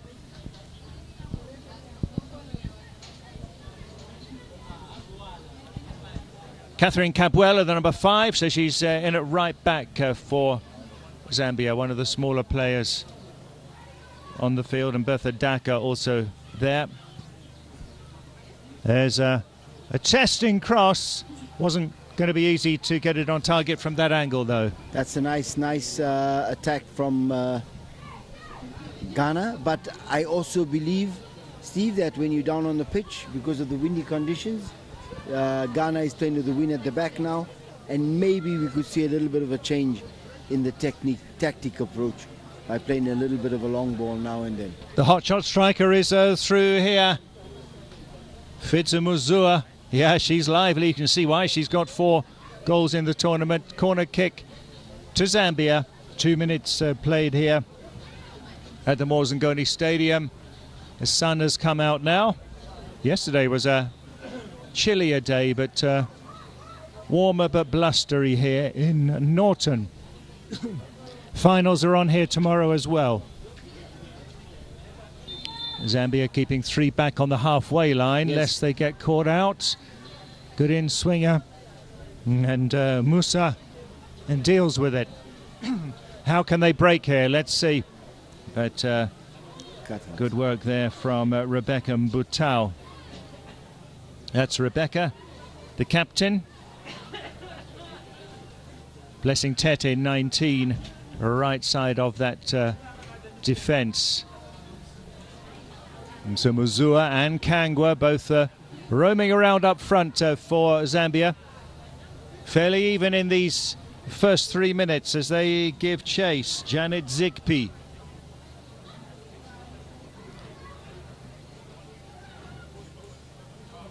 Already Zambia coach pointing lots of instructions, as Kevin was saying. That's well won. What can the Black Damsels at work from here? Ashiaku. They move it around. Kapente.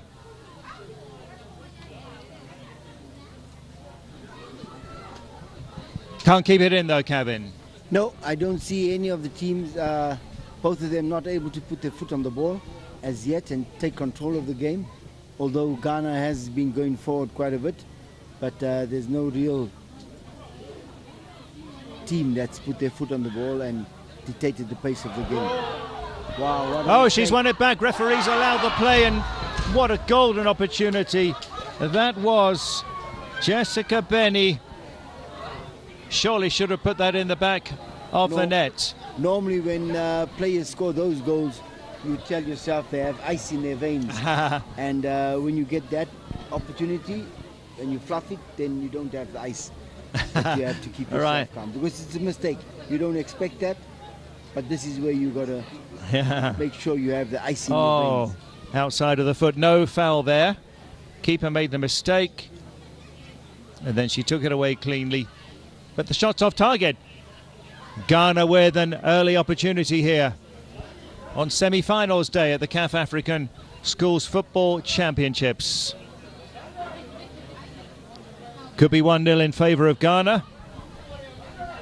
But Zambia escape. Kangwa. So Kangwa, highly rated, outstanding in qualifying. Zambia, the CAF champions. Musa gets a bit of distance on that. That's the one who had the chance just now, Jessica Benny. Zambia have looked pretty organised and disciplined in the group stage, but they've got a much bigger test here. Yusuf came forward from the back for Ghana, who do look very strong, I'd say, Kevin. Oh, Ghana? Yes, they've always been. Last year they were very strong as well, Steve, and this year they're strong, but they had a better midfielder in their team, and I don't know if she's back, but they had a better midfielder who was able to control the game, the speed, the pace of the game, and I think you alluded to this early on. The pitch is a little bit wider, yeah, and it's a PSL pitch, so we expect them to use a little bit more energy. I've noticed in the game before that they had water breaks. Yes, indeed. About 13 minutes in, so we'll see I don't if know we. if that is because of the size of the pitch. Yeah. Because it's not weather for water breaks. You understand what I'm saying? Yes. And I only think of it now as the size of the pitch. Because it's tiring, yeah. Here's Ashiaku. Kpente. Good run. Things just tripped herself there. Did Azimpaga. She's claiming a kick.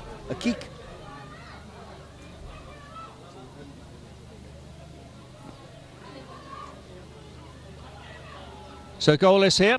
She's up. She's okay. Ghana coached by Sandra Boache. There's a lovely story on the CAF online website about her. Her sister Portia Boache is the captain of the senior team. That's a testing one and it's in! And Ghana have taken the lead. Speculative, and it works. The Black Damsels go ahead, 7 minutes in. If I say, and I said this in the game before, that I don't know if Ghana scored a goal like this before, but this is about the third goal we see in this tournament like this. Yesterday, we seen one that Morocco scored, and we seen one that Tanzania scored, I think. The mistake that the goalkeepers make is that they don't read the game properly from where they are on their line. And again, I said this earlier in our game, Steve, they playing with the wind, Ghana. So I said they might try this. Well, look at that. I mean, she scooped it over the head of the keeper. A cute angle. That was earlier on the penalty shout. That's the goal. High up there, over the head. And it's a strategy that often works at this level, at this age group. Testing the goalkeeper from range because they can't always handle it. Ghana lead, 8th-minute goal. Blessing Tete. And Zambia, 3 wins out of 3, have got work to do in this second semi-final.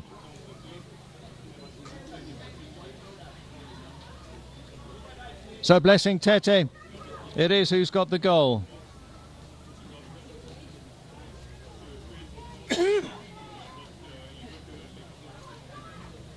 That's a goal from a defender as well, so good contribution. This is Catherine Cabuela with the headband. They can be disciplined at the back, Zambia. Chest control, Fidzo Muzua. But this has been a big confidence booster for Ghana. Brought down from behind with quite a scream that we could hear there. Ashiaku.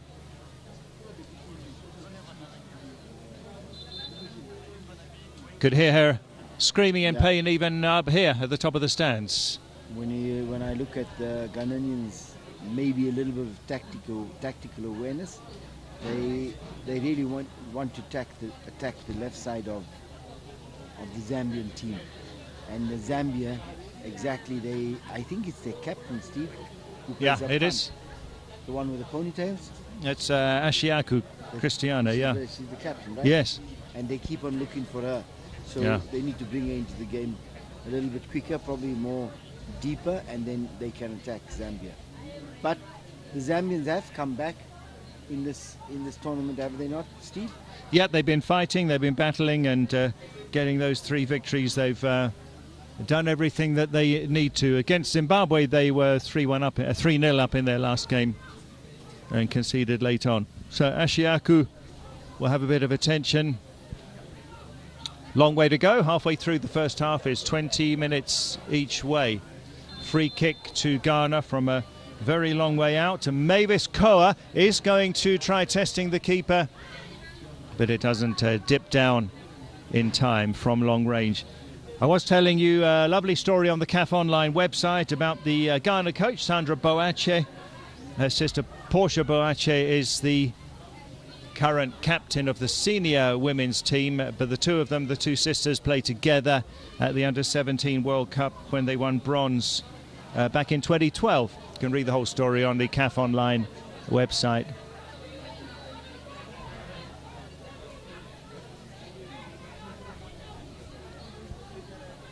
Blessing Tete got the goal. Zambia need to up their game, certainly.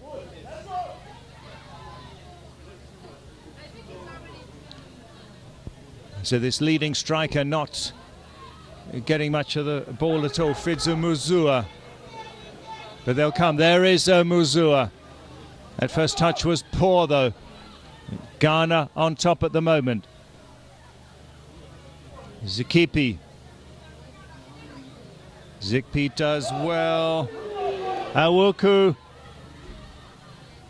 And a forceful challenger from Rebecca Mbutao, the Zambia captain. End to end at the moment. Muzua is the target. That's dealt with by Blessing Tete, the goal scorer. Still these 3 centre-backs for Ghana. The game is being played on the right-hand side of Ghana and on the left-hand side of Zambia.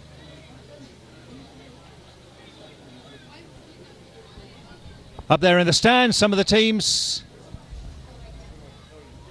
watching on. Looks like Uganda are there. 12 minutes played in the first half. Jane Muitwa. Lots of running we're seeing from Awuku. Rather aimless ball because you got 1 against 3 there with those 3 centre-backs. So they'll come again, the Black Damsels.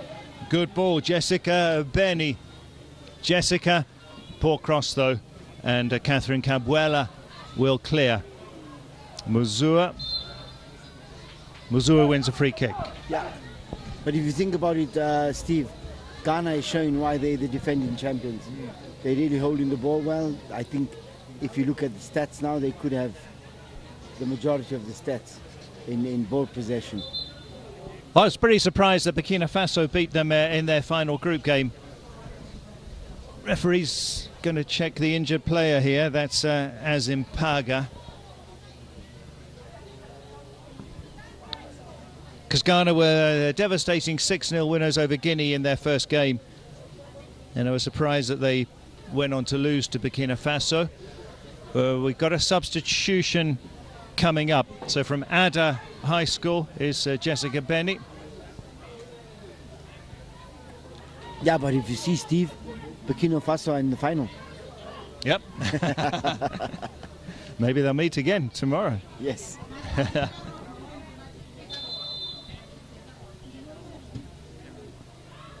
Zikpi has come off for Ghana. We just confirmed that is coming off. We'll confirm that for you in a moment. Full of running is Awuku. Ashiaku. Lovely ball. Still they'll go. Kapente. Ashiaku again. Lovely play. Ashiaku! Did everything except the final touch there, Kevin. The build-up before this, I thought was really good. And as we said before in the games, the number 17 is really, really a good player for Ghana. And she lays the pass nicely to to the one player who opens up well, but just not able to take a shot, a proper shot on target. Is this for Ghana? Janet Zikpi taken off for Ibrahim Barikatu. Is this for Ghana, Steve? Yeah, that's a Ghana substitution. Number? There's the break. So off there was number 4, Janet Zikpi, and Ibrahim number 12 on. There she is. Cooling break, water break, or probably think more of a energy restoration break.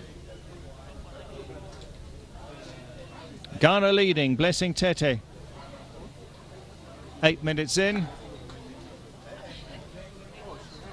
We'll take a short break on this larger pitch here at the Morzengoni Stadium. Is that Ghana taking up their one centre back? Zikpi, who they've taken off, she was playing up front, so... I mean up front, sorry. Yeah. The one striker. So they'll take a bit of water. Ghana at the moment comfortably in charge, and Zambia plenty of time to turn things around. Fidza Muzua, the main striker, with her 4 goals in the tournament, but they haven't got it to her much. Hilda Kangwa, not much influence either.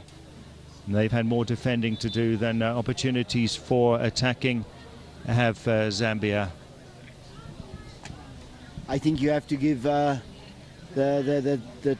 technical staff or the TSG a hands up for the cooling break. Right. Because it's not really boiling hot, but because of the age of these players.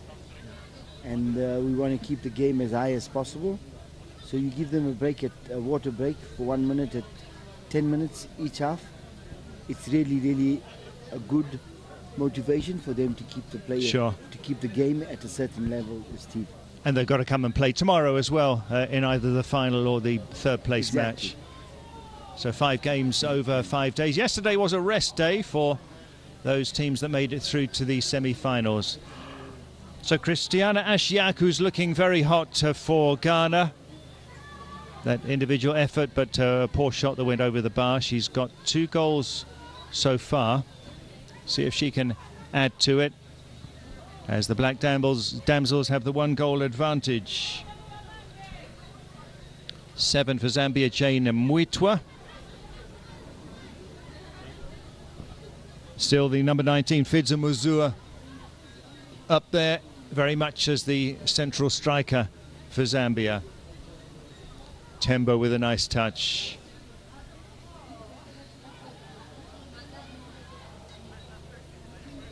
There's Nampemba also on the left side of attack for Zambia, not really getting much. That's well won.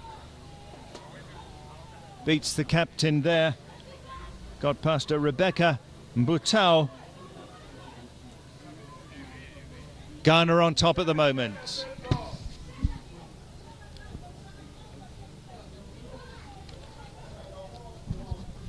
It's only 2 minutes to go to half-time then. Zambia substitution is coming up. Now, do they have the pace here? Coming from some way off, though, was Muzua. And Fadzia will get there first. Fadila Musa, the keeper. That went out, surely.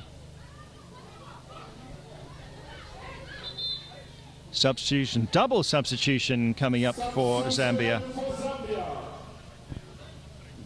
Jersey number 12, Jane Chiwa comes out, replaced by jersey number 8, Christine Mwani. 12 is out. And Christine Mwale, 8 comes on. Christine Mwale for Jane Chirwa, midfielders. Yeah. And there was another substitution as well. We just to confirm that hasn't happened yet, though. So that was a single substitution, headed back, that one, by Mavis Koa. Strong at the back.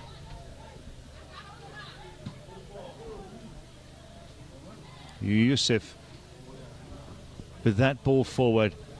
They work it around well, do the Black Damsels.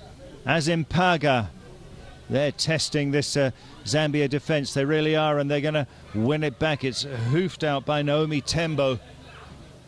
Zambia having to deal with pressure. Dying seconds of the first half. We did have the cooling break, so might be a minute added on. Now we are going to see the second Zambia substitution. Hilda Kangwa. Jersey number 10, Hilda Kangwa comes out. Peggy Banda, she scored against Zimbabwe in their last group game. Replaces Hilda Kangwa.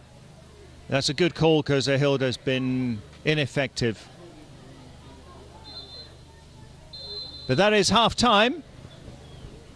It's Ghana leading through Blessing Tete's good effort 8 minutes in, as she managed to put the ball over the head of the keeper from an acute angle. And Ghana really have been better in all departments, I'd say, in this first half, Kevin. Yeah, I think, Steve, for what it's worth, again, they show why they the champions of this tournament. But at the same time, I'm giving them credit and saying they're playing with a wind at their backs. And they are doing that, but they've been building up very well on the right-hand side of your screen. They're using that lane a lot. Zambia have got nothing to lose in the next half. They've got to come out and play. Certainly. And score the goal. Will it turn around in the second half? Half-time here in Norton. Zambia 0, Ghana 1.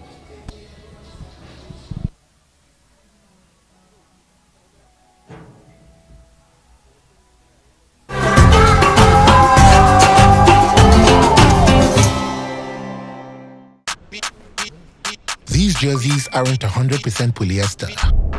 They are 30% lessons learned the hard way, 50% hope, turning threads into memories, 20% triumphs trained and prayed for. This is Africa, 100% made of us. Rooted in culture, driven by connection. These stories flow between continents, leading a new generation of talent and opportunity. Africa and Europe, together we rise.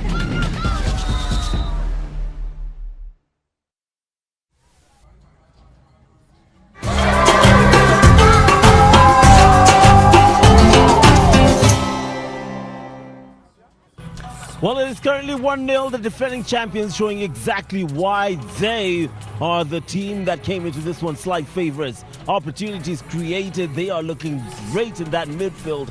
Something, Amanda Dlamini, you were talking about. Yeah, no, absolutely. I think that trio and that midfield are really working hard to make sure that all the turnovers, they really try to play them out wide. And because the game is so tightly contested, it had to take a moment of individual brilliance to break the mold for Ghana. And of course, they take the lead. Stunning crack of a goal. Coach, what did you make of that midfield battle and how the two teams have used the width, considering how many times you saw Ghana coming in with those crosses? As for Ghana, they've done very well in terms of creating that space, and also in the middle of the park, they're winning our possession each and every time. And there is the team that settled earlier on, and if you can see the goal that they scored, the one who just lofted that ball made sure that the keeper is not positioned correctly, and the keeper was covering the near post instead of staying in the middle of the park. And Ghana have created more chances, and they've utilized that, and we hope they'll carry on to make sure that they win this game. Oof, look at that. I love the way she put it on her right foot, tried to curl that ball with the inside of her right boot, but it didn't go. If there's any player that has caused the most problems for the Zambian team, and I dare say for any team in this competition, has to be Ghana's midfielder, number 17. Yeah, Captain Fantastic. She just takes charge of that midfield, very dominant, also very quite clear and assertive in what she wants to do. They're taking that individual role, contributing to the ball possession of 67, because they hold that ball possession and really try to circulate it amongst the teammates. Absolutely great distribution. They needed just one shot on target to secure that goal. It was a blessing to have Tete on their side, and here we are, Zambia trailing the defending champions 1-0. And from the numbers, Coach Rosemary, it could be a problem going into the second half. It's going to be a bit of a problem to the Zambian team in terms of not keeping the possession, which they need to do, and maybe to fight a little bit harder in terms of regaining that possession. Also in their attack, they are attacking with a thin number, which is the number 19, who's most of the time alone. They need to add more numbers going forward. Let them be patient enough and build from the back and see how to unlock this organized Ghanaian team. We are always having their sweeper number 8, who's very comfortable on the ball timing, be it on the ground, be it on the floor. She has managed to deal with all the balls that is coming across to her.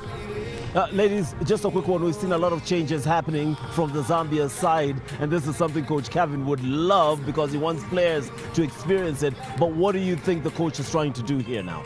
I think forcing really much of a reaction. We were actually chatting with coach that it reminds you of the rolling subs, and of which maybe the coach should have looked at the clock and maybe introduced the subs maybe later on and get the instructions. But for me, it's really to up the tempo and maybe give a little bit more aggression for Zambia.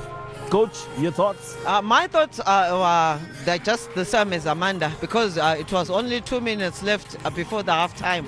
So there was no need of her to introduce those two players, maybe to wait for the half time and maybe back a few instructions and exactly what he's expecting them to do during the second half. But maybe she's under pressure and wanting to come back as quickly as possible. But 2 minutes to go, you need to just to be calm and wait for the halftime to make sure you give them the instructions. And before the game, when they started, I saw her with some cones trying to back a few instructions, but it's too late to change the system that you have said during your training sessions until you have to read the game before. Then you can maybe change those instructions during or after the game during the first half. Absolutely. Thank you very much to the ladies. One coach well known here in Zimbabwe, and one a legend. Speaking of legends, from all the way from Tunisia, big names coming out to support this CAF Africa Schools Football Championship initiative. There's a man who will be well known on the African continent, plied his trade, and behind him in the cap is the man who scored the first goal on African soil, the 2010 World Cup. Sipiwe Shabalala in the house, Promoja na agents all over, all looking at the future of games. Commentary takes over now for the second half.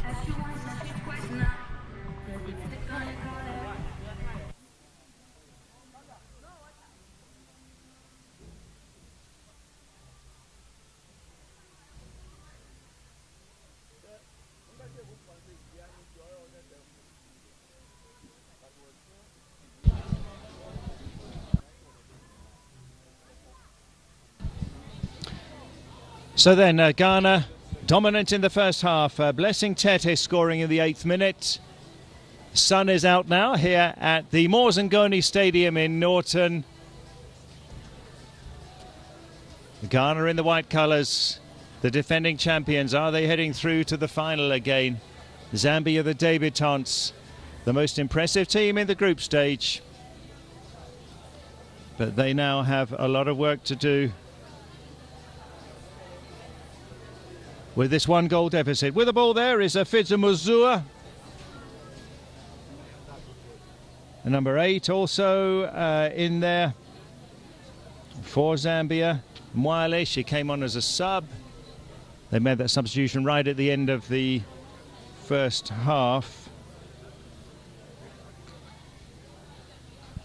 2 there for Ghana, Belinda Kapente. They have been playing with 3 at the back, which has been effective, and they've had lots to offer coming forward to have Ghana. Right, just waiting for the referee.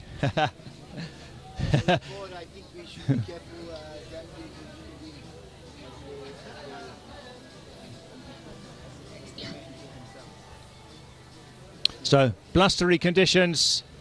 The wind is in the favour of Zambia this time. After the break, referee from Djibouti, referees from all over here at the tournament, and they had this 5-day course for young referees. Djibouti, Mauritania, Ghana, Lesotho, Uganda, Zimbabwe, all over getting experience here at the CAF African Schools Football Championship.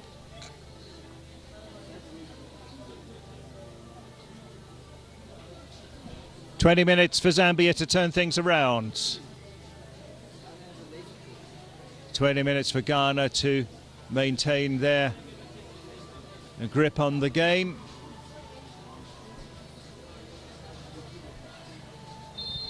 So Fizumuzua kicks us off for Zambia as they attack the goal to the left of your picture with the wind behind them, as Kevin says. Remember, that goal came from an acute angle from long range that went over the head of the keeper from Blessing Tete, and it's a good strategy. It's Mwale. Zambia looking for something early on in the second half. The wind has blown up a bit now, actually, so it will definitely be an advantage for Zambia. Main striker up front, Ibrahim for Ghana now.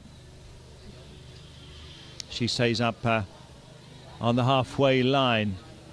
Muzua is the target, Fidzo Muzua. Still to get a meaningful goal attempt, though, Zambia. Rebecca Mutau, the captain. Physical challenge, no foul, though, says our ref from Djibouti. Muzua still lurking up there. Nampemba also one to watch out for in the Zambia strike force. Now Ghana will get the ball in the other half for the first time in this second period. Azimpaga.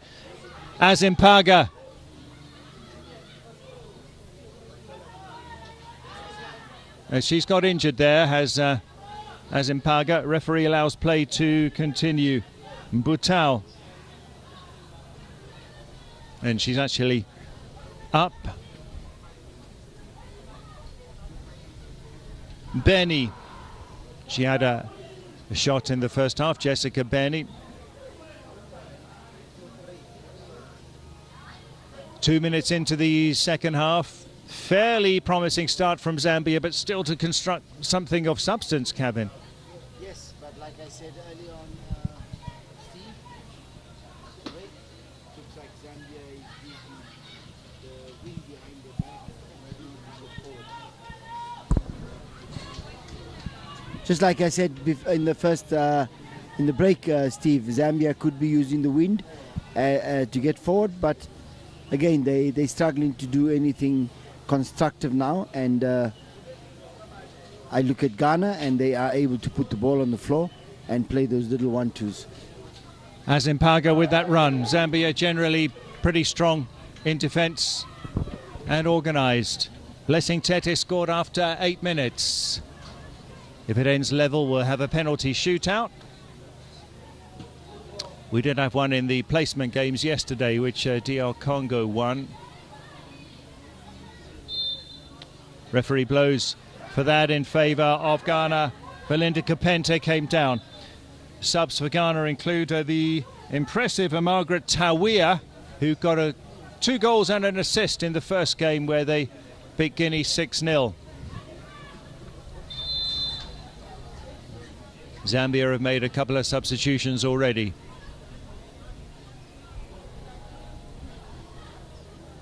Nothing comes from that. Azimpaga on the right side looking quite dangerous for Ghana. Jessica Benny on the other. Wind is carrying that ball a bit. Ashiaku. Really instrumental for Ghana is Ashiaku. Muzua came off her hand. Accidental, says the referee. Right then, can they work something here? Nampemba. And Nampemba can't get her way past Blessing Tete.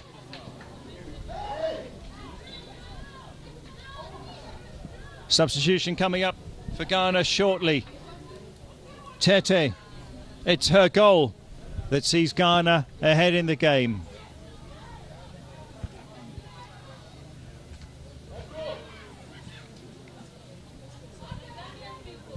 So Ghana very much on top of things here. Awuku.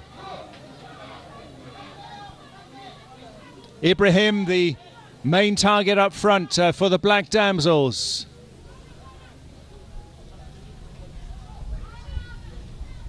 Not seeing many scoring opportunities. Here's Kapente. Ashiaku might have done better from there.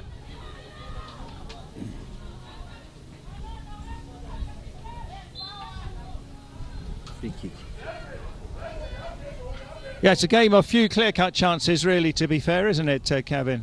Yes, Steve, but I think Ghana are prepared to put the ball on the floor and try some substitution, some 1-2 players, 1-2 play in between the lines, and they move in. And again, I say this, Zambia have changed their strategy. They're going a bit long every time they can. So substitution then for this is Ghana. Sorry to come in, but this is a girl I think that was part of the Ghanaian winning team last year. I have to see her touch the ball, Steve. Right. I'll tell you. Esther Kisiwa, 18. Let's see what she is going to do in these blustery conditions here. Belinda Kapente. This could be dangerous here. Something for Zambia to deal with. It's Kapente. It's a deep one. Keeper has committed. Lachifla. Yeah. Mutale. I think she lost track of the ball there, but they survive. 1-0 Ghana have the advantage. Blessing Tete's 8th minute goal. Ibrahim. Muzua. She's got 3 defenders to get past, bustling the centre forward, but it's not been her day thus far, Muzua.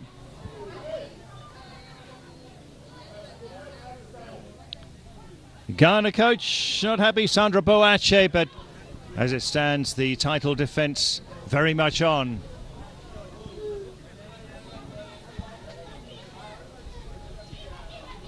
So besides Muzua up front for Zambia, we got Nampemba, jersey 13. Peggy Banda, jersey number 6.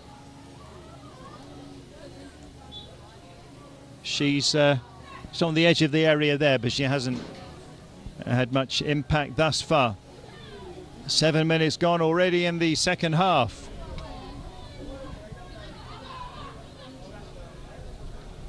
Muscling in there.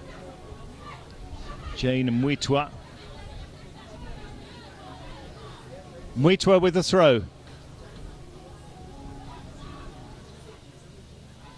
Ashiaku. Composed. Oh, lovely from Ashiaku. It's a beautiful ball as well. Good build up this.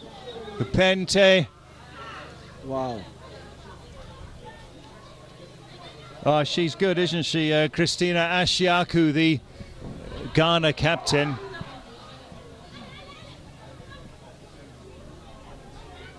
And they're winning balls, they're dominating here. Blessing Tete, the scorer. At the moment, they look too good for Zambia. Definitely, Steve, they combine better, they help each other better. They have a good compact defense. They're not just kicking the ball out of defense. They're actually trying to build the ball, and they're looking a lot better than Ghana. I mean, than Zambia. Yeah, there's that speculative strategy again, which, as we were saying, has worked several times at this tournament, although it was taken cleanly that time by Mutale. Boys semi-finals follow this game. Ashiaku continues to really boss the midfield for Ghana. Koa.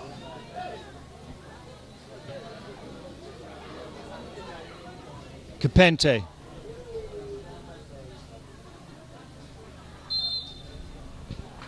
The captain of Ghana, the 17, Yeah. really good player. She's the one Yeah. I think they're trying to go through all the time, because she holds the ball very well, and she plays very good through passes. Very impressive. Christiana Ashiaku. Free kick to the Black Damsels. Ibrahim leaves that for Belinda Kapente. Still, they keep 3 players back on the halfway line, Ghana, so they're being a little cautious, careful, circumspect. So promising one, can they finish it off? Oh, it has to be punched over by goalkeeper Winfrieda Mutale. Good save, good save, good save. Very good save, Steve. Yep. Dangerous free kick from Belinda Kapente.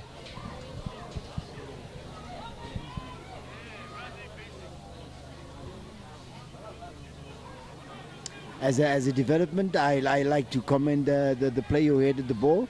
Yeah. Because she heads down. Right. Kapente again with the set piece from the corner this time. Inside out. Great skills. Could have been 2 still chances here for the Black Damsels. But it's packed with Zambia defenders there. Kapente. She could get another crossover. It's going to be a corner. Oh. Zambia are living dangerously. It's a goal kick. How close was it that time then? Very, very, very close. I think it's just a slight technical.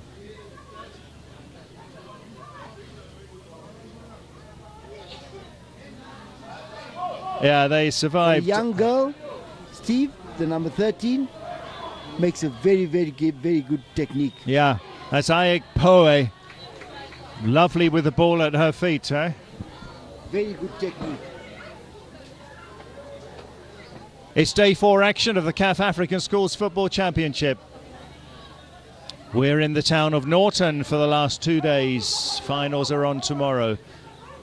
Ghana, the defending champions in this girls section. Blessing Tete with the goal that separates the 2 teams.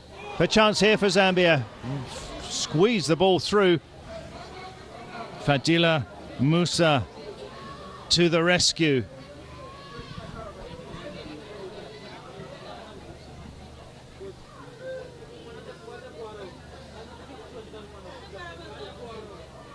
And Muzua put it across. Well, that could have been a very costly error, couldn't it, Kevin? Yes, for sure, Steve. If the goalkeeper doesn't keep an eye on the ball, there's 2 Zambian players that are completely open. And it's just a tap in for them. Sure. When another ball in midfield. Ashiaku. I think he was thinking of going from range. Plenty of space in the middle of the park. Now Zambia playing with a lot of impetus because we're into the final 8 minutes here.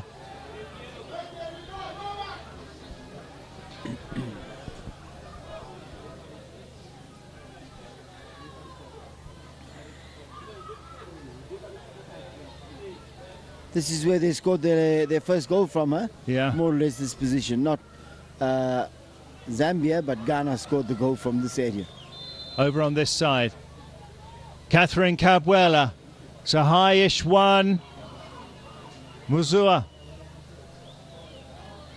Muzua not able to add to her goal tally today as yet at least.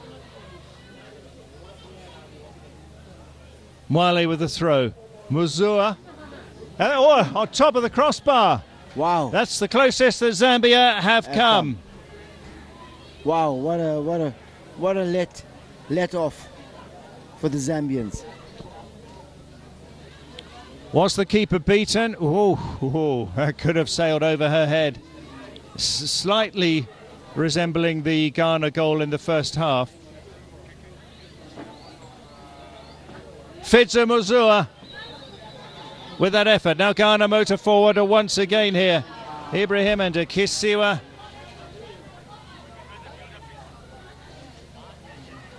Now the more Ghana can keep the ball, the better their chances of preserving the lead. So Ashiaku. It's got to be a foul on Ashiaku, no doubt about that. Mwale, the offender. Referee says, I'll give you a yellow card next time. A referee from Djibouti. But she's playing so well, Christiana Ashiaku, that she's going to draw challenges like that from her frustrated opponents. Okay, they nearly scored from a set piece a couple of minutes back.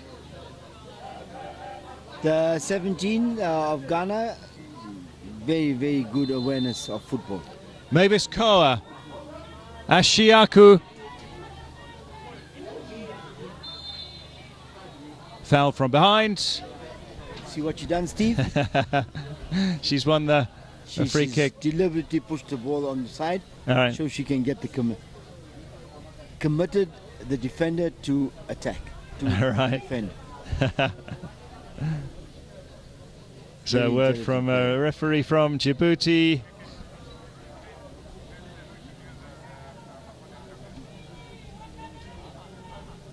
So draws the foul. Christiana Ashiaku. What a prospect she is. Is she going to be playing for the Black Queens one day? We should do some research and find out if she played last year. Yeah. Kapente. She's been really good from the set pieces on this side. We're in the final 5 minutes. Belinda Kapente. Another dangerous looking one. Headed down again by Koa. Mavis Koa with that attempt. Zambia need to break with some intent. Muzua. She's getting most of the balls up front. Nampemba, not so much for Zambia. Muzua again. Runs out of space though.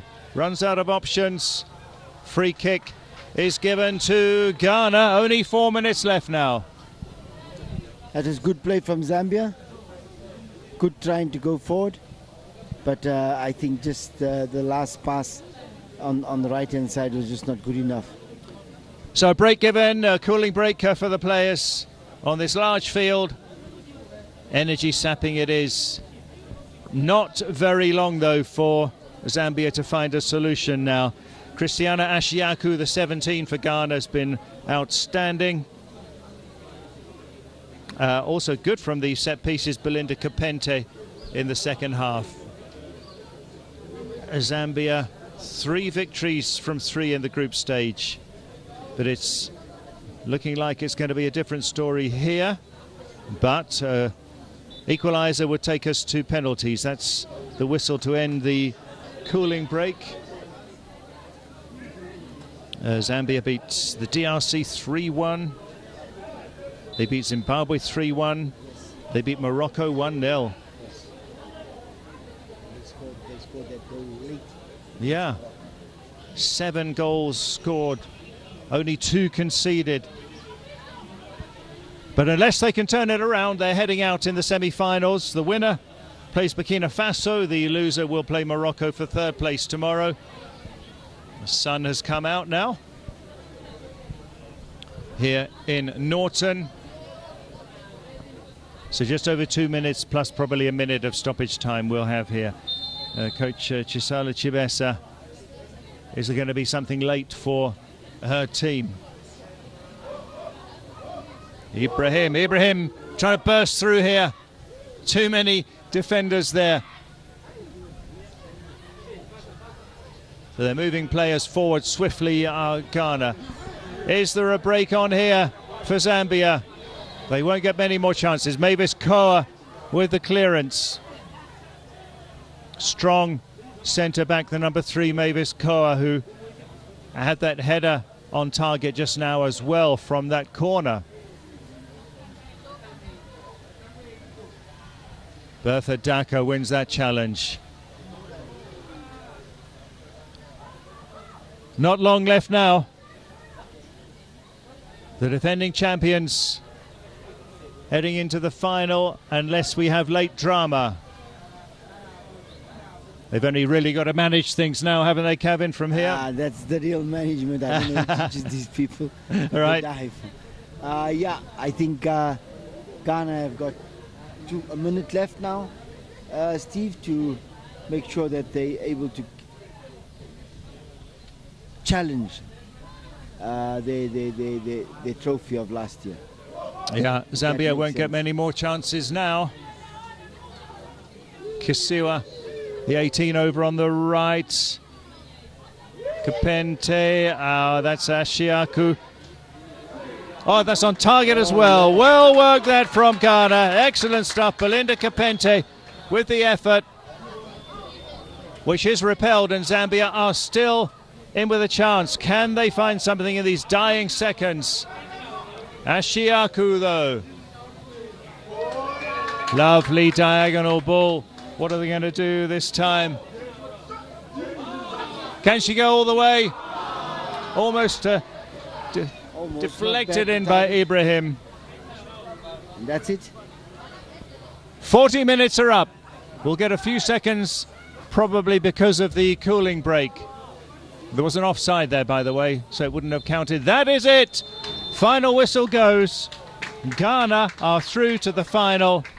They will play Burkina Faso tomorrow. Zambia, despite having won all their group games, go out, and they'll face Morocco in the third place match here at the Morzengoni Stadium. It was Blessing Tete in the 8th minute from an acute angle, high ball over the goalkeeper. The only goal of the game. But Ghana certainly were the better side. Zambia's dream run has come to an end, and the defending champions are on course for back-to-back titles. As it ends here, Zambia 0, Ghana 1.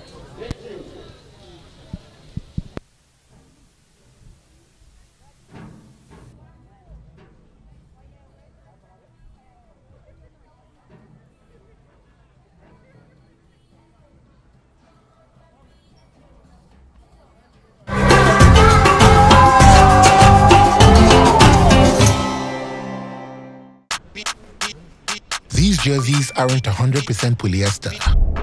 They are 30% lessons learned the hard way, 50% hope, turning threads into memories, 20% triumphs dreamed and prayed for. This is Africa, 100% made of us. Rooted in culture, driven by connection. These stories flow between continents, leading a new generation of talent and opportunity. Africa and Europe, together we rise.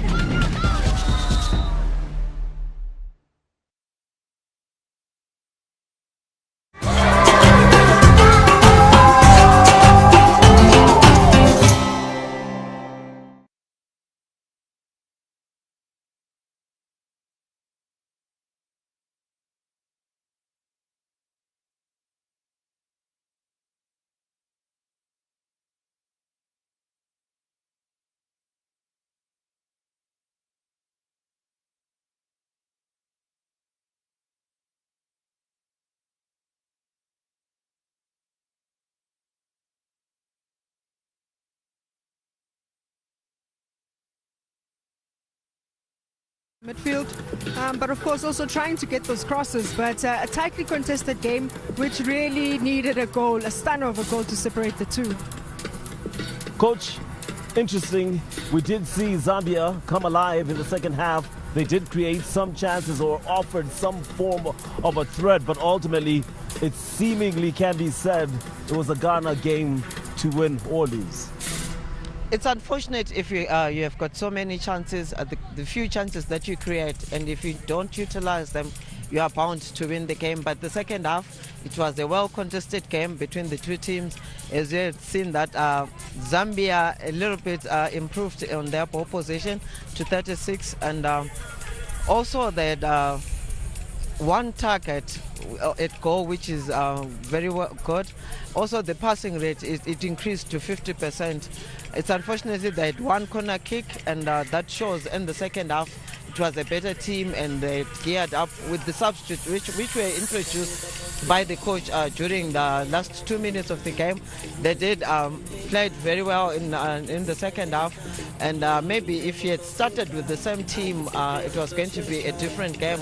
But Ghana did well by winning that by having utilized that chance that they got. And absolutely, look at those numbers. I mean, it's astounding how dominant Ghana were in this game and how much control they had. had. One key thing is the referee will be having quite the smile on her face, very little for her to do, and that's the kind of game you want as a referee, one that you just follow, not control. Yeah, no, 100%. I think you look at the corners, one apiece, means that the girls really kept the ball in possession quite more often and much longer. The total passes for Ghana, 137. That just means total control, confidence on the ball, and really the patient build-up. But of course, for me, it has to be that one stat, that one goal. I think that was one fantastic goal. Tightly contested match, and usually the match is tightly contested in open play. It's either a set piece or a moment of individual brilliance, and that's what we want to see. The young girls really taking the responsibility and making it count. Amanda, Coach Rosemary, now that we know the two teams that are into the final, we'll talk about them in just a moment, but it was very interesting, the contrasting reaction. Morocco secluded themselves, broke into tears, and you could see what this meant to the girls. Zambia joined Ghana on the center of the pitch and had a huddle together. That shows sportsmanship, and Zambia just qualified for these finals this year. And I think they're saying that they did well in terms of getting to the semi-finals, and they just want to go back home and rectify the mistakes that they encountered today. And maybe come next year, 2027, they'll want to push a little bit further, getting into the final, and it's a plus to Zambia. You know, if you beat South Africa, the dominance of the southern region in the under 15 and under 17, that shows that they've done something great in Zambia in terms of their development. So it's a plus to the Zambian team, and this is why they had to have this friendship hug with the defending champions, by the way, and losing 1-0 to the defending champions. That shows the character within the Zambian team. That shows the resilience to want to win it. And unfortunate, Ghana won today, but it was a very good game, especially the second half of the Zambian team. Absolutely. What a game we had on our hands. Two games, identical score lines, 2 goals scored for both the teams that are in the final, Burkina Faso and the defending champions, Ghana. What are we looking forward to? Looking at the contrast in play, both of them physically capable. We saw Burkina Faso earlier on. You saw Ghana. What kind of matchup are you looking for? Geesh, the same as this semi-final, very tightly contested. I think two teams very well organized defensively. I think very well astute in terms of Burkina Faso. Burkina Faso not that as much technical in terms of just the patient build-up, but they use the athleticism, very quick on the ball, very precise in what they want to do, very efficient as well. But I think for Ghana, it's all about control, the patient build-up, the confidence in the ball. And I think once again it will be a tight score margin, a 1-0 maybe even on the final. I wouldn't be surprised. Interestingly enough, in the stands I was sitting with the coach of Guinea, and he was telling me, listen, we won in South Africa and in Tanzania I was there, but this year we've come in and Ghana, they were rather ruthless. This team is a problem. And are they going into this one, coach, as a finals favorite? They should, you know, that they lost to Burkina Faso in the group stages 1-0. So they want to redeem themselves and be the champions to be counted on back-to-back. And but it's going to be a very difficult encounter with Burkina Faso, because Burkina Faso, when they played Morocco earlier on, there was no... It wasn't a 50-50 game situation like the Ghana game versus Zambia game. So it's going to be a bit testing on the Ghanaian team in terms of how are they going to recover for tomorrow's game and how are going to prepare themselves mentally when they face Burkina Faso, the team that beats them in the group stages. But it's going to be very exciting, very balanced, and the team which is going to control in the middle of the park and having those penetrating passes, I think that's the team that is going to win tomorrow. That kind of leans me towards number 17 in Ghana, Captain Fantastic. She's looked amazing. We saw her from controlling and picking the right passes, finding space, bullying people off, taking shots at goal. Is there a way Burkina Faso will be able to stop her? Not to mention the other short players who were just absolutely brilliantly gifted technically. Yeah, I think that's much more of the coach's work to do, because I think with the Zambia game, I think Ghana really did their assignment in terms of studying Fida, who was the 19-number striker for Zambia. They kept her really quiet. They know that she's pacey, but they put on two defenders on her, one which can really destabilize her and the other to pick up the pieces. So I think the same approach for the coaches as well. Burkina Faso, the athleticism, you just need to make sure that they don't breathe on the ball. But for Ghana, maybe they'll be pressurized to playing the ball a lot quicker. And I think Captain Fantastic, a utility player, can play as a sitter, but also can play at the top of the triangle, which means she has the ability to take on players 1v1. And we saw those glimpses. She's not the quickest, but she's very smart. Very smart indeed, and she'll be having to be extremely smart tomorrow as they take on Burkina Faso. But I'm tempted to talk about that game tomorrow, but we have tomorrow to deal with that. Right now, though, I want us to turn our attention to the final two games and the final semi-final matchups for the boys. The girls have been determined. It is down to the boys. Uganda, Benin, Morocco, Senegal. The stories that can be told here, Coach Rosemary, are crazy. Especially, yeah, it is. Especially the Uganda-Benin game is going to be tough and exciting. Both teams are physical fit, and both teams are, in terms of goals, they've managed to score more goals. The Morocco-Senegal game, it can be a one-way between Senegal and Morocco, because Senegal has proven to be here to win this championship, because they fell short last year when they lost to Tanzania. But the Benin-Uganda game is the game to watch today. It is the game to watch today, isn't it? It is one of those games that just leave you hoping and anticipating and unsure what can happen. Uganda, of course, falling at the semi-final stage just last year and then going on to lose in the third and fourth place playoff. Now they have an opportunity to take another step forward and carry the hopes of East Africa. But it is Benin we're talking about, and we saw how stubborn they can be. Very stubborn, and we've been talking about dark horses of the competition, and I don't think anybody would have thought Benin would make it. But if you guys, both of you, are talking about Uganda, you're talking about Senegal, previous experience from tournaments, they know the approach. Once it gets to this critical stage of the competition, it's all just about efficiency. I keep talking about efficiency, and I think the coaches too will really want to make sure that the boys starts really fired up and make use of their chances.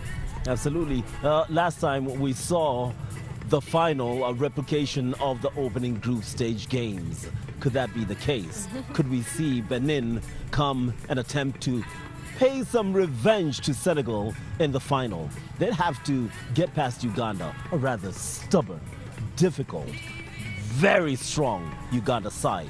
Senegal, on their part, have Morocco to deal with. Plenty of great fixtures. What's the story for you when you hear Senegal, Morocco? Because Coach Kevin had a rather weird smile on his face. I hope Senegal will just don't come in with complacency. If they come in with complacency, they'll get the upset with Morocco, because in terms of tactical, in terms of not being pushovers, a team that has got talent within themselves, and they've got that belief that they can do it. And Senegal have to make sure that they up their gear and not to look down upon Morocco.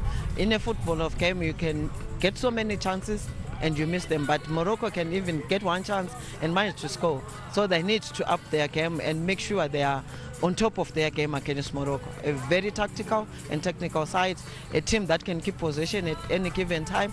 I remember when they played against Zimbabwe, Zimbabwe lead, but they came back and won that game. That shows the character within the team. That shows the character of wanting to win and to do well.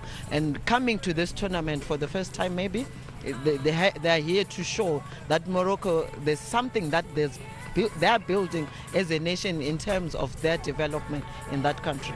Well, those games are coming your way on CAF TV later in the afternoon. Please stick around as we turn our attention to the semi-final matchups of the boys. Uganda, Benin, Senegal, Morocco. Plenty of action still to come. These jerseys aren't 100% polyester. They are 30% lessons learned the hard way, 50% hope, turning threads into memories, 20% triumphs dreamed and prayed for. This is Africa, 100% made of us. Rooted in culture, driven by connection. These stories flow between continents, leading a new generation of talent and opportunity. Africa and Europe, together we rise.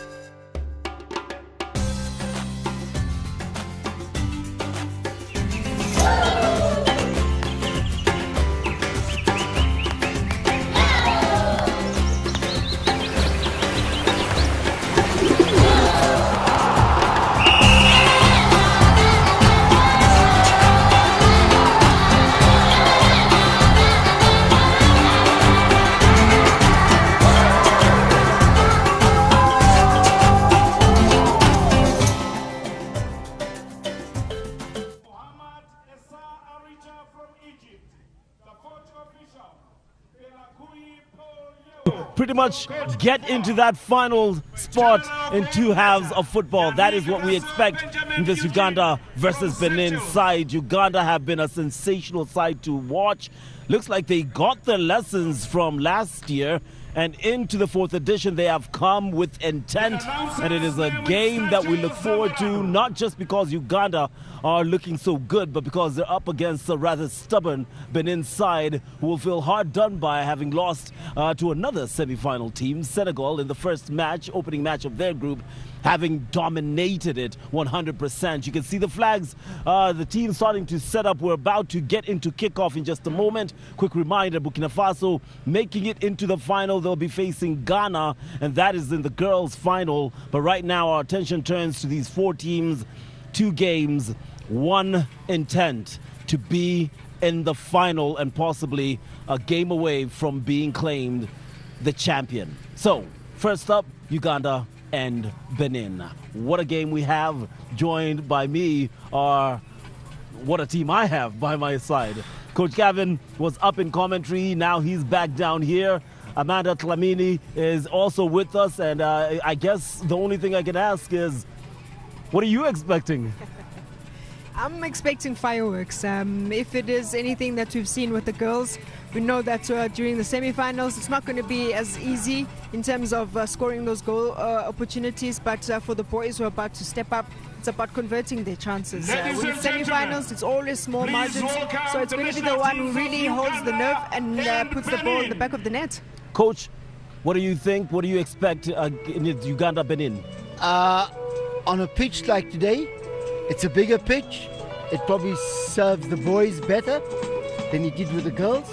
But looking back last year, Uganda, they had a good tournament. You and I watched them and they were okay.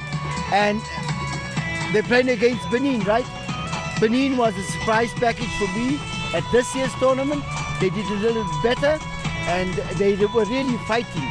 So today, I say may the best team win, and may the best coach with the best development structure in his head allow his players to play football at this age. Listening to the coach, I'm not sure I'm at a political rally or at a football game. So diplomatic, this man. Let's take a look at how these two teams got to this position that they find themselves in. For Uganda, the road here was far from easy against the hosts in a game they felt they should have won, waking them up, and they did the business against the DR Congo. 6 goals in that, another 3-0 thriller against Morocco, and that tells you how good this team is. Possibly a Uganda-Morocco replay, can we? Well, we have to turn now to the national anthems and then to commentary. Enjoy the game. We'll be back at halftime. They're doing it so fast. They're working out so fast.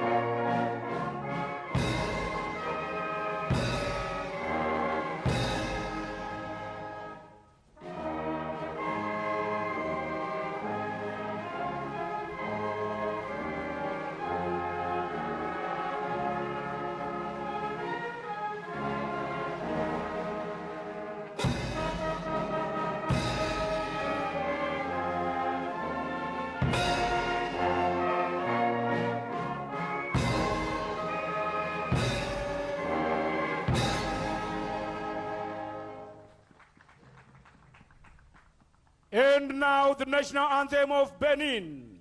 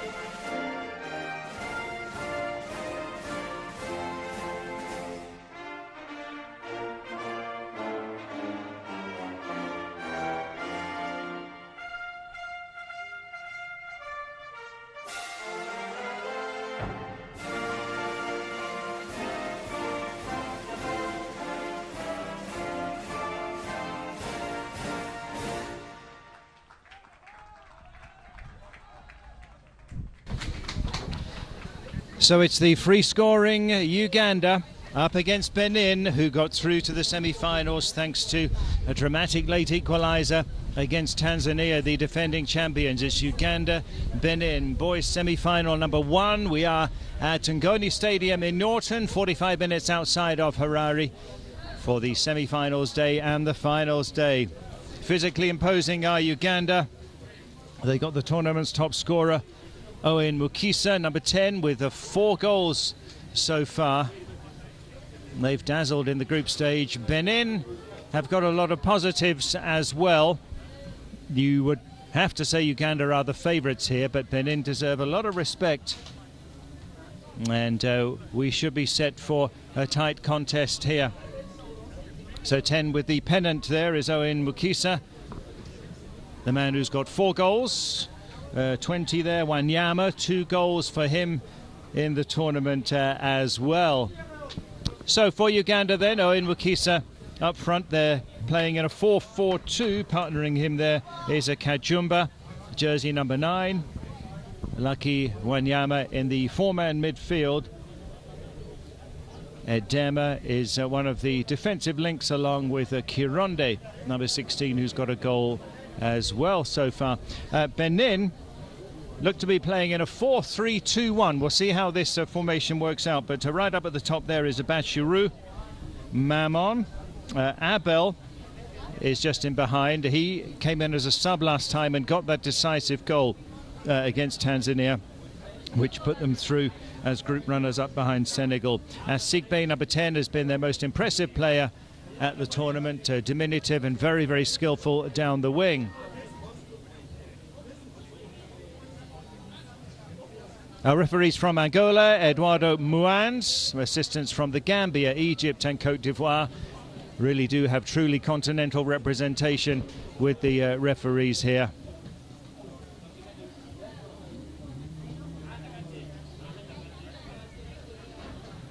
So we're at the Ngoni Stadium. We will be back after the break for semi-final number 1 action, Uganda-Benin.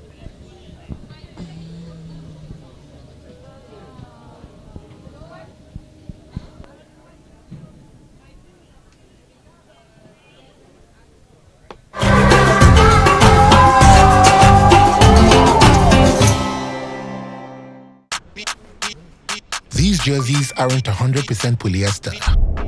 They are 30% lessons learned the hard way, 50% hope, turning threads into memories, 20% triumphs dreamed and prayed for.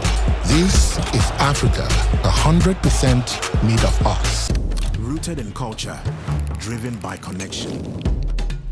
These stories flow between continents, leading a new generation of talent and opportunity. Africa and Europe, together we rise.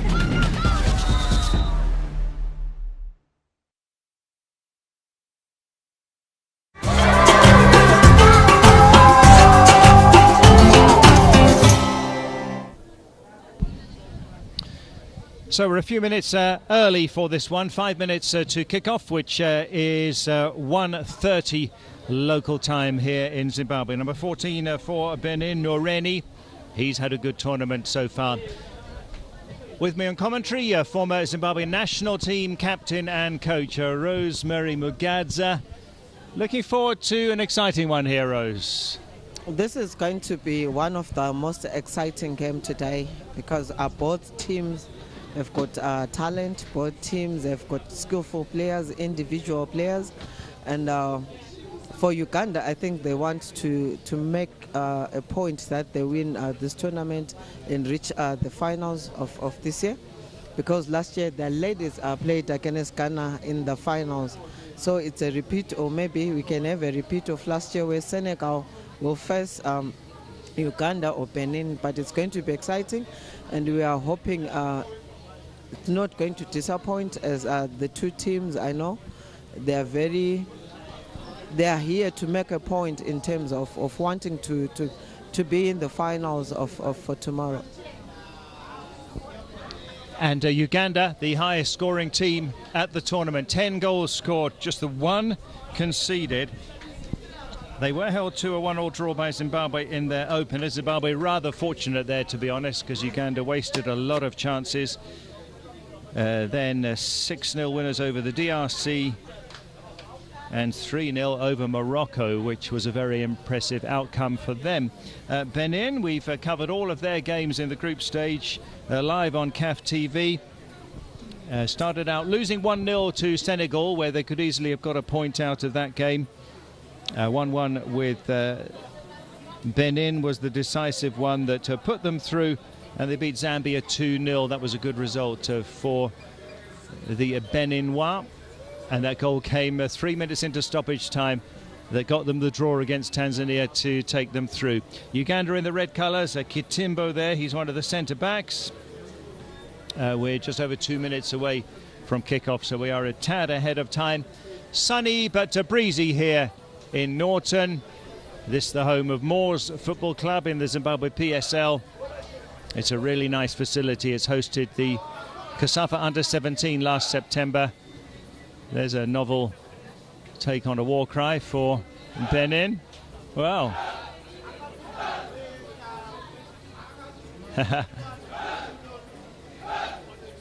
something different there in terms of the war cry. Also, the CAF Gift Girls Under-17 was hosted here in December.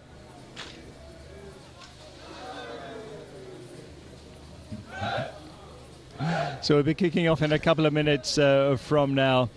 Rose and I were in the VIP tent just now, checking out the tournament's official legends. Who do we see there? Ezra Mnyandoro from Zimbabwe. We saw Spiwe Chabalala from South Africa, Lamana Lualua from the DRC, Chimunyo Mwitwa from Zambia. There's 10 official legends here. The place is just packed with celebrities, Rose. It is. I've seen Clementina Torre from Cote d'Ivoire, as well as Lamia from Morocco. Oh, yes, Coach of the Year. Yeah, she's also coaching in DRC. She's done well in terms of upgrading herself.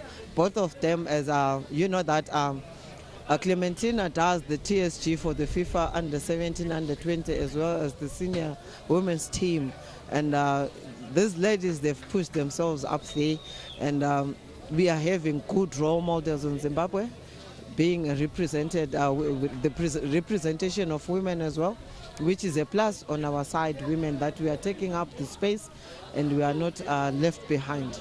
Sure. Here's some more of our VIPs here. Uganda, FA represented. Uganda. Tanzania. As well. Yeah, there's just so many influential figures in football here. You only need to walk around a few meters and you'll bump into someone. An amazing week this here at the CAF African Schools Football Championship in Zimbabwe. In the town of Norton today and tomorrow, just outside of Harare. So Uganda are in the red and black, just waiting for the nod from the match commissioner. Benin are in the yellow. High-scoring Uganda. Now, if they get an early goal, that would obviously unsettle Benin. So how will this pan out? They get us underway. Nabiru Kajumba kicks us off. Uganda in the red and black, attacking the goal to your right. Benin in the yellow. It's semi-final number 1. Senegal, Morocco follows after this on this full-size pitch at Gateway High School for the group stage. It was a shorter pitch, which made it much easier to move from defence into attack. Here, it's a different story. The girls' games were much slower, the girls' semi-finals this morning. Here's Mukasa. Injured player is Abel. He was the one who made the difference, as I was saying, with that stoppage time goal against Tanzania in Benin's final group game. There were wild celebrations after that. But they were 4th last time, and they deserve a lot of respect here at Benin, I think, Rose. They did very well, and I think they're impressed that they've stepped up their gear. They're now playing the semi-finals, and they need to push a little bit harder for them to be in the final tomorrow. As you can see, that Ugandan team, during their group games, they were knocking it around, be patient, but today they want to go as quickly as possible. That was the danger man, Sigbe for Benin, the number 10, but that's a stray ball. Very poorly done there from Josu. Chance for Uganda, their first attack of the game, and they'll go from range, and the keeper has spilled it too. Raimi, but he will escape there. Swift move forward there from defence into attack from the Ugandans. It was Owen Mukisa, the man who's got 4 goals at the tournament, with the shot on target. Abel Josu for Benin. That was a foul, says our referee from Angola. So we're seeing positive play here and a bit of physicality too, Rose. Yes, Steve, as we have seen that Benin have not changed their type of play. They are knocking it around, making sure they create more chances when they build up from the back, as well as keeping possession in the middle of the park.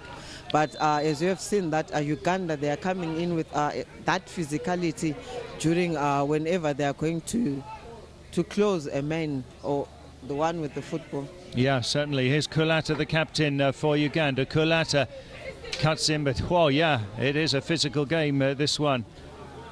And it sounds a bit obvious, but whoever scores first, it's going to be very important. Mukisa roaming in the box there, dangerous one. Wanyama, 2 goals at the tournament so far. And Uganda looking pretty strong here. They are, because they've managed to have a shot at goal, an attempted goal, which is a positive on their side. But as you can see that Benin, they're very patient in their build-up, but the Ugandans are very quick in terms of coming to press, and we want to see how long are they will be able to press the entire 40 minutes. $300,000 for the winners of this tournament. Lovely back heeler that coming from Benoit, the captain for Benin. Strength and flair in this game so far. This is Wanyama. So Kajumba partnering Mukisa up there in the 4-4-2. End-to-end stuff we're seeing. They're working the ball upfield much more comfortably than the girls were. Benoit, he does well. Abel now. Here's Abel. Can they get their first shot in? That's blocked. Hamza, the left back for Benin. Hamza gets the crossover, but that's taken by Sesebale, the Uganda goalkeeper. 4 minutes played, no goal as yet, but Mukisa and Kajumba up front for Uganda. It's a handful for the Benin defence. Alassane and Gondonu are the Benin centre-backs. The right back is Gerard. We are at Ngoni Stadium in Norton. If you're in or around, you can come along and watch for free. There's lots of giveaways as well, but you have to pick up a free ticket from the Genesis petrol station just outside Ngoni Stadium. Kisake with a nice ball there.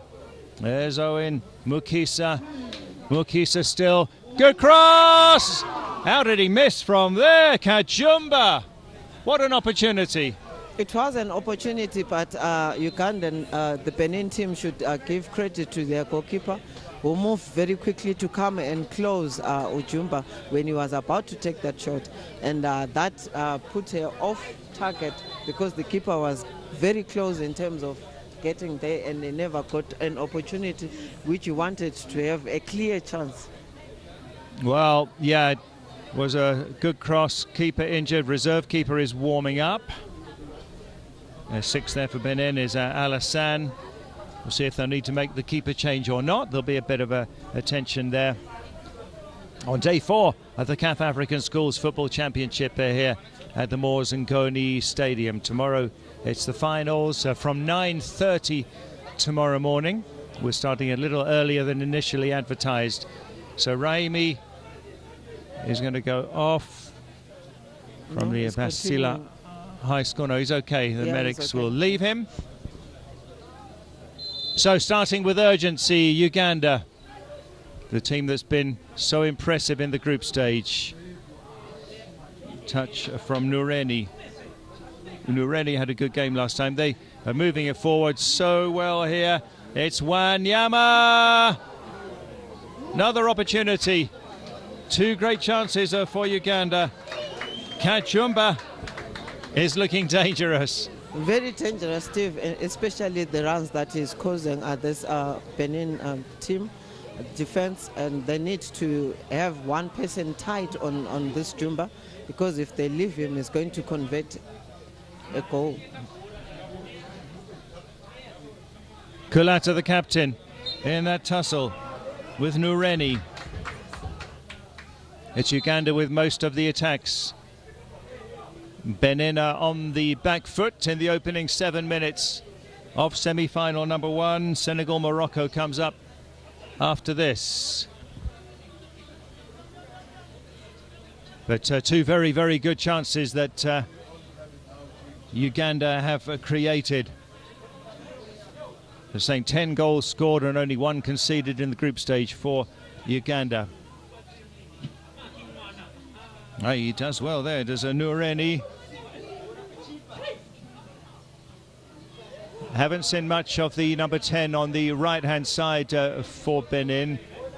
The very impressive Asigbe. They've shut him out so far. Good skills from Uganda. Wanyama. Here comes Wanyama. Owen with a shot. It's very good goalkeeping from the keeper, because he was covering that near post, because he made sure that it to hit the side net. Speedy forward moves we're seeing from Uganda. 8 minutes played. Ready to come again as well. Yeah, entertaining match so far in these early minutes. For Benin, I was saying their most impressive player, Ozias Asigbe, the number 10, right side, has not had much of the ball at all. So Uganda have done their homework and shut him out. Here's Nureni. Abel in for the challenge. Commits a foul, says our referee from Angola. So Mukisa, 4 goals in the tournament. The boys' top scorer. Nice touch, and it deflects. Corner for Uganda. Yeah, it's a blazing start from them. They've done very well at this Ugandan team in terms of going forward and coming back to defend. And I think they must be composed in the 18-yard box, so that they can make sure they use the chances that they are getting now. Big opportunity again coming from Kulata's corner. The keeper was going to stop that if that was going goalward. Oh, but they are marauding Uganda.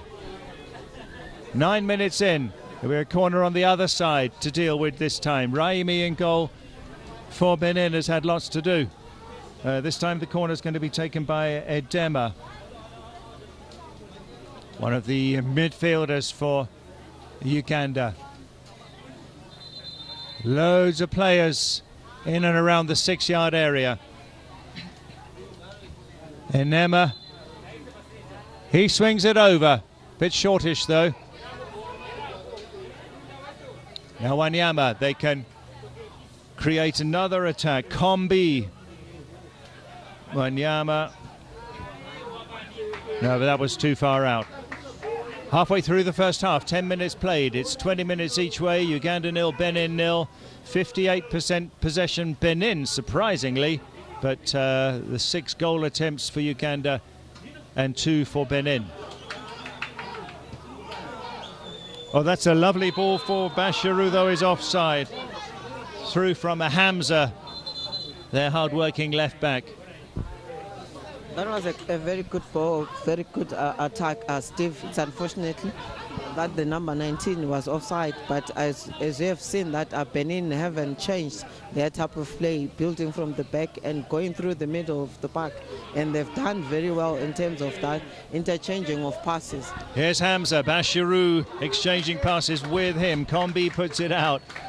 Well, Benin certainly look capable of scoring here, no doubt. To Kulata, the captain for Uganda. Hamza takes it. Hamza now with not a bad cross there Josu, well off target there from the defensive midfielder. Josu, better now for Benin in the last minute or two. But Uganda, two really good opportunities that they've had. It was a rest day yesterday for these teams, all of these semi-finalists, as we had the placement matches. Kulata.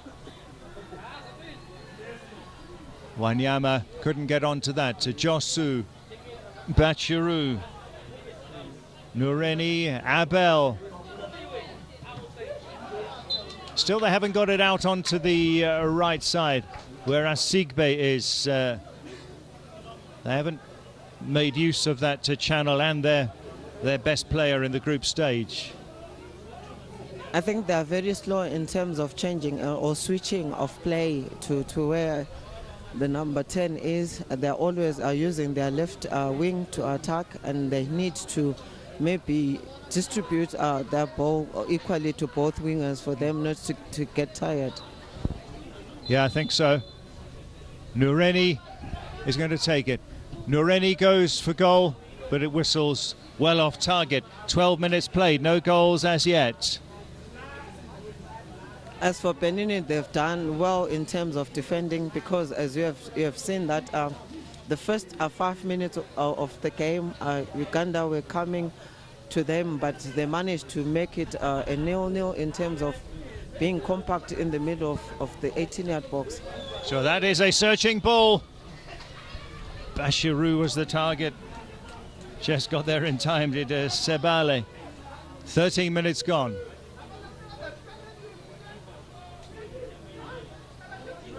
Abel with the touch. It was Kironde. Kombi.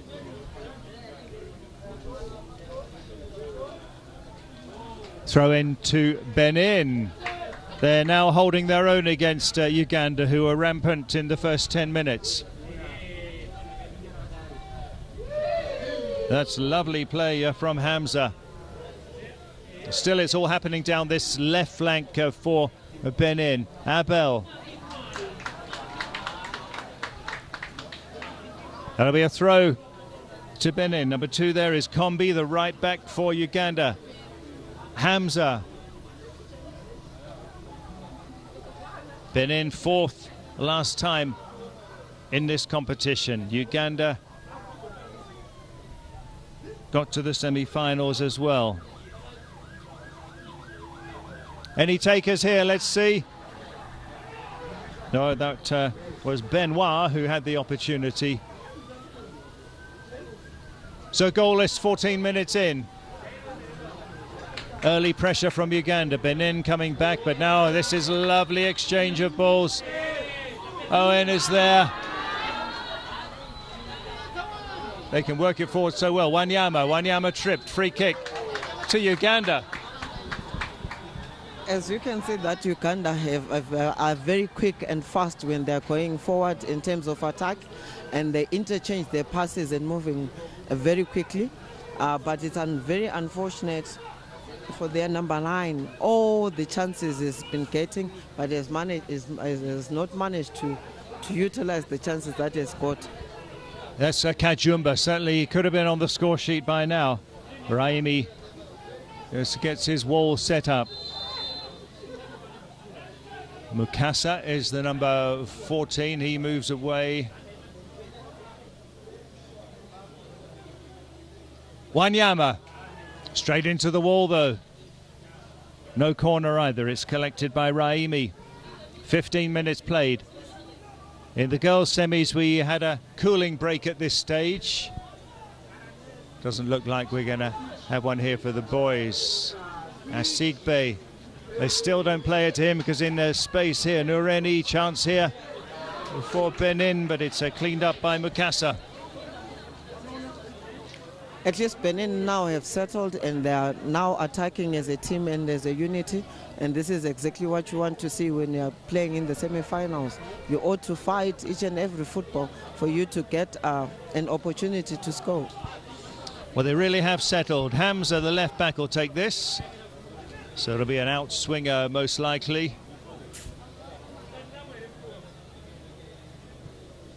Hamza puts it over, punched away too by Sebale. Abel. Elbel looking for options. Good skills that we're seeing from these players, but Benoit loses possession. Uganda are so quick when they're moving forward. Kulata. Did he possibly handle outside the box? There was a hint of that, but we can't really tell there. Here's Kulata, the captain for Uganda. They're going to try and fire from long range. That was 30 yards out. What an effort there. What a save from the keeper. He was equal to the task, Steve, because if he hasn't done that, it was going to tip on the far post. Wow.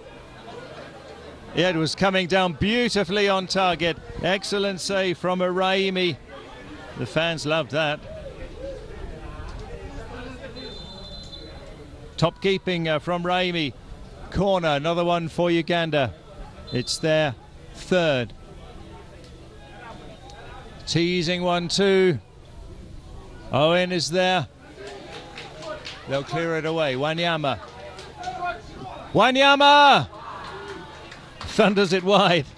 In terms of defending, I think the Benin team did their homework in terms of congesting the 6-yard box and making sure each and every player is picking somebody.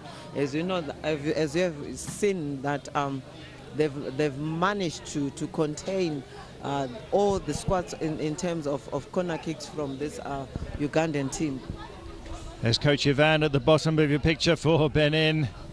Lots to say to his players. And Ureni, he's been hurt there. 2 minutes to go to the break. Entertaining first half. It is entertaining, Steve, although Benin took us so long to settle down, but right now they've settled down, and now it's exciting from end to end from both teams, and this is exactly what we want to see, especially in the semi-finals. Certainly, and lots of intensity in this game as well. Just a minute to go to the break.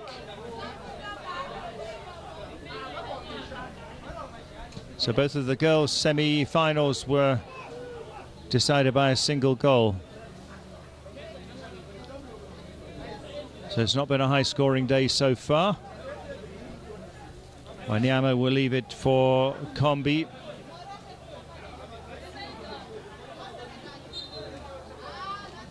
Referee says get on with it. Kombi. And Kajumba of that front two, the number 9, has had more chances than Owen Mukisa, the number 10. Another corner for Uganda in the dying seconds of the first half. Fourth corner that they've had. Kulata dispatches, but it's rather short and wasted. Hey, these boys really are running. 20 minutes are up. Benoit is dispossessed by Wanyama. One last chance.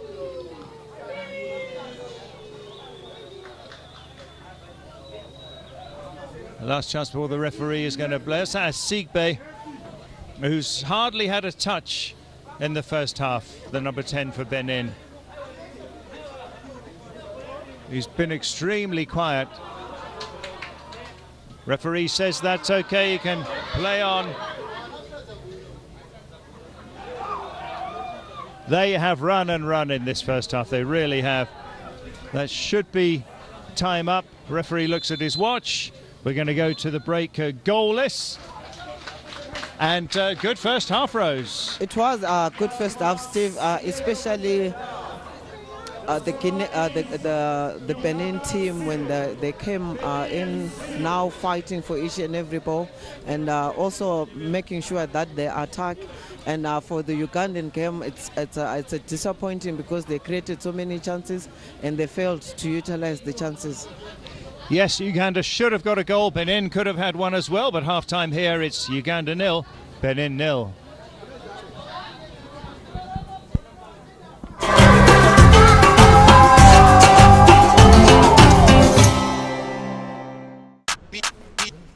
These jerseys aren't 100% polyester. They are 30% lessons learned the hard way, 50% hope, turning threads into memories, 20% triumphs trained and prayed for. This is Africa, 100% made of us. Rooted in culture, driven by connection. These stories flow between continents, leading a new generation of talent and opportunity. Africa and Europe, together we rise.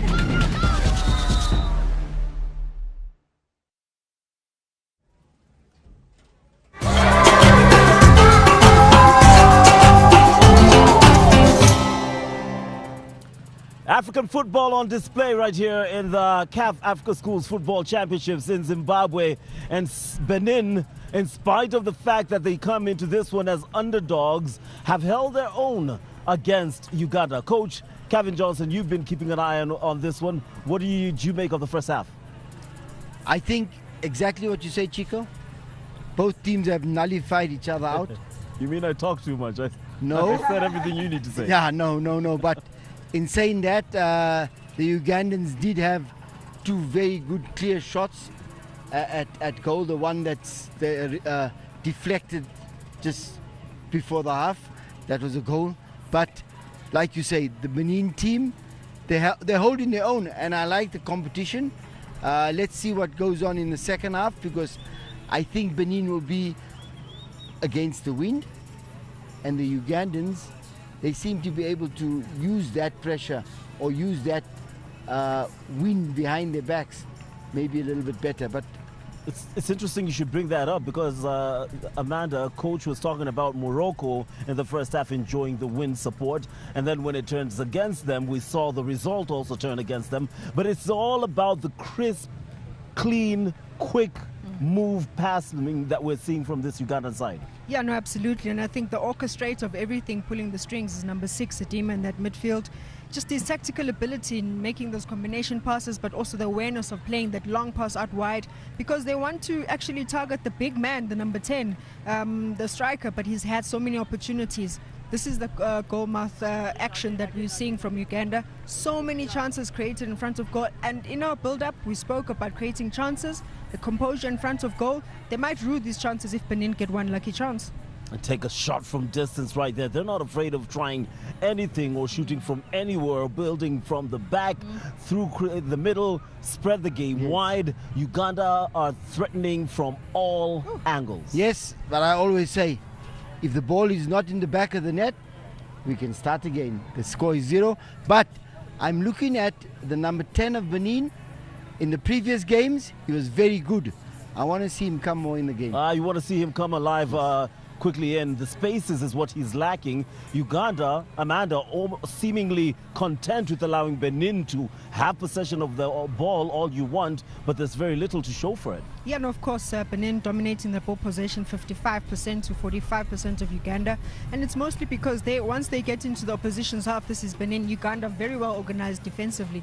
And they quickly transition. Once they get that ball into that midfield, it's a quick transition. You get the pass accuracy, not too much to falter, 66% and 67% to Benin. Interesting statistic here that tells a story that I'm thinking we've ignored for some time. Not too many offsides we're seeing. It's almost as if these strikers learn how to run off the shoulder of the players, or is it a case of what story is it telling?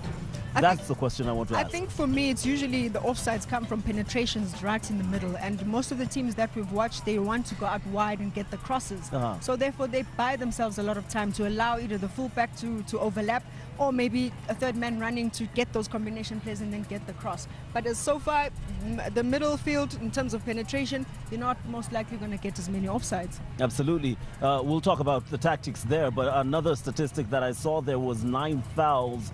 This game is a physical affair. That's what we predicted in the beginning. It's going to be a physical game, and like we say, 9 fouls. But you come back to the striking thing. I see a lot of the strikers not staying with the 2 centre backs or not playing in between the 2 centre backs. A lot of them are coming off, which also avoids the offside, and then they go wide, and then there's nobody in the box to receive that pass. Very congested midfield. That can be easily and confidently said. So how do you approach this one? Currently, even Stevens will be sending you back to the commentary, led by Stevens just shortly. Had to do that. I'm sorry, it was right there. But what do we expect to see going into the second half, which is about to start? I think more changes, most probably much more rushed effort in terms of wanting to get that goal, because I think the longer the scoreline stays at 0-0, then you know what that means. It's just going to be a lottery. But of course, Uganda need to maximize on the chances they're creating. Who do you think walked away that first half happier of the two, Benin or Uganda? I would say Uganda walked off the happier of the two, but ball possession, Benin can work on that to get into better spaces and get their number 10 on the ball more often, and that way they can get some happiness. Interesting. One of the two of the names that we will be thinking about is Owen Mukisa. He's a lot of goals for them, and you also have Lucky Wanyama, who's seemingly been very unlucky in this first half.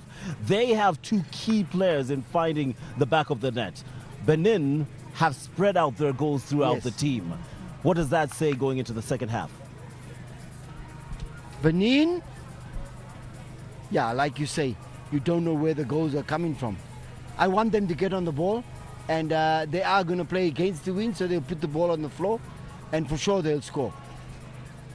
Uganda, from outside the box with the wind against their back, and we've seen what type of shooting range they come from. They come from fast, so we've got to be careful there as well, Benin. I love the coaching staff there, talking to the goalkeeper of Benin, Raimi, telling him to keep that focus, because that's exactly what they need to do going into the second half. Yeah, because they're expecting that. Uganda have been at the stage of the competition. They really want to repeat that. But of course, the long-range shots, the goalkeepers need to stay switched on. A rose by any other name remains a rose, and this one is smelling rosy. Beautiful football we're seeing. It's just the first half. The opportunity to play in the final at stake. Uganda, Benin desiring it. It's over to commentary, where we have Stevens and Rosemary to take us through.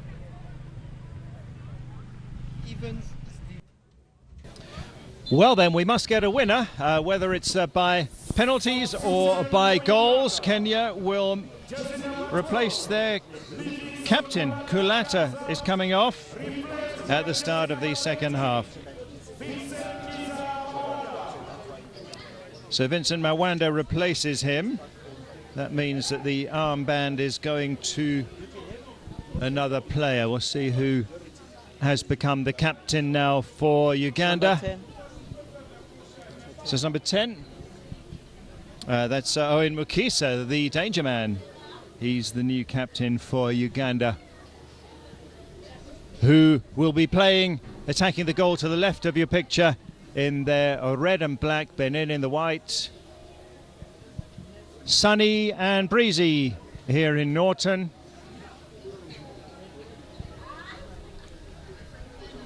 And the for CAF, the Ugandan team now, they need to play it on the ground, because they are playing against the wind. As you can see that the wind is not favoring them this second half. So see how much of a factor that might be with the wind. If it stays tied, we go to a penalty shootout. But that first half had plenty of possibilities. Asigbe, the danger man, gets it. There we are. This is what he can do. Asigbe, pull back. Clear shot pulling there. This is the man that they shut out in the first half. And he breaks free at the start of the second half, Asigbe.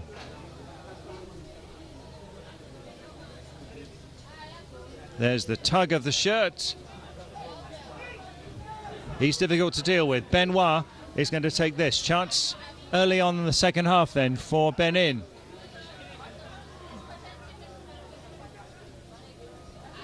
Uganda have everybody back for this one, taking no chances. It's Benoit. The placement wasn't good because it wasn't on target and it wasn't sufficient to be a cross either. Honestly, it wasn't supposed. He is supposed maybe to play it short because they're playing with the wind in their favor. Maybe to have those short passes getting into the 18-yard area box for them to confuse the strikers or the defense. In terms of these free kicks, Steve, you need to have variations, not to play long balls. We expect this from women, but from boys we expect variations of set plays. Sure. Josu, the ball was up in the air. Abel. And that's Nureni who lost his footing. Uganda can put their first attack of the game, of the second half together. Owen, Mukisa. That'll be a goal kick. CAF President Patrice Motsepe will be here tomorrow to watch the finals. That goes over the head of Abachiru. He's in Morocco at the moment, having been in Senegal yesterday, and will be having a news conference tonight, which will be very interesting. Good ball. Owen Mukisa. Wanyama with the cross. Oh, that was a fantastic chance for Uganda. Mawanda, the substitute, though, just puts it slightly off target. I think the Ugandan team has continued from where they left in the first half. As you can see, they're attacking in numbers and they're using both their flank. Look at the cross. They're varying their crosses, but it's very fortunate that the Benin goalkeeper is able to is always good on every aspect of the task. Whichever they're crossing the balls, is there to swat those crosses, and has done well. He certainly has. 3 minutes gone in the second half. Kisake, the left back. Wanyama, he's quite a handful. Put out though by Gerard. Gerard's the right back. There's Asigbe, fouled. What's the referee going to say here? He took a knock on the ankle or the shin. He's telling the referee that he got hurt. But oh, fantastic effort there from the Uganda midfielder, Edema. That was whistling goalward. Let's take a look at that again.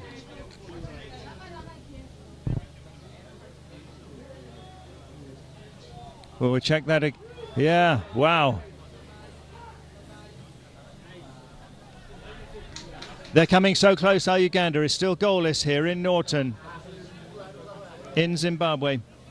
In boys semi-final number 1, we've got Senegal, Morocco coming up after this.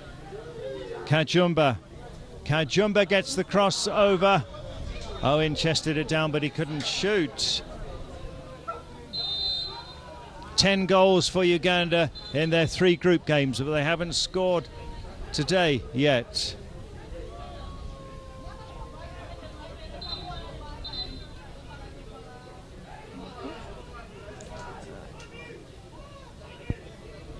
They commit plenty of players up there. Kombi.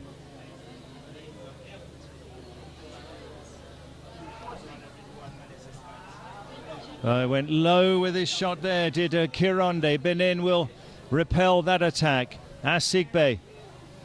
Oh, beautiful skill from Asigbe.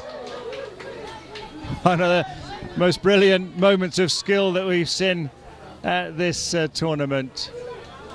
It's unfortunate that Benin in the first half, they were not using his flank, which was the right flank, and they've started now to use him in the second half. And with his skill, they might get a free kick and or even a penalty. Check him out, look at that. Whoa! That is absolutely magnificent from Asigbe. Flair at its finest. Just seeing Senegal arriving for the next game. They're playing Morocco, who got here a few minutes ago. 26 minutes played here. Good spell this for Uganda, but can they get a goal out of it? There's Owen, but Mukisa couldn't get his shot in. It was offside. The girls' semi-finals were both 1-0. Do we get a similar scoreline here? It's a Gondonu. The two tall centre-backs. Gerard, the right back for Benin, gives it away. Benoit was sent flying. Took the man out there. Referee from Angola having a word with Kironde.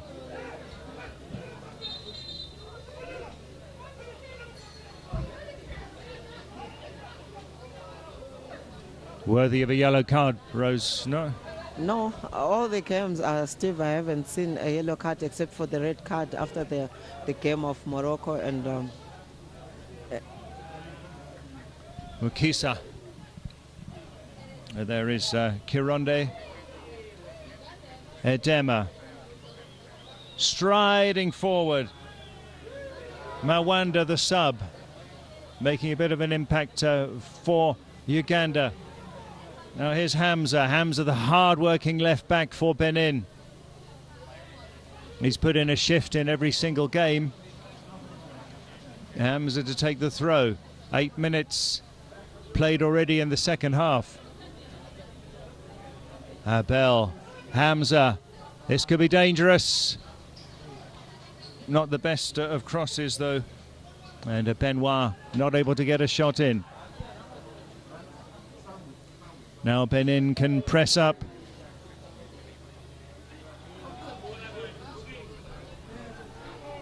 And injured again there, Asigbe. He's down on the ground, but at the other end, it is Owen Mukisa. The Ugandan team has now applied a little bit of physicality whenever they are going. They're going with more power. Certainly, Kironde now nearly breaks through the back line. Yeah, it is becoming very physical, Rose, yeah.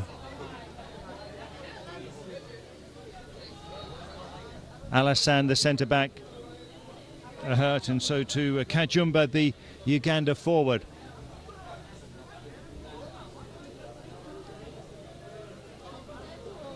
There's one thing I'm liking about this Benin team in terms of being composed whenever they are they have the football.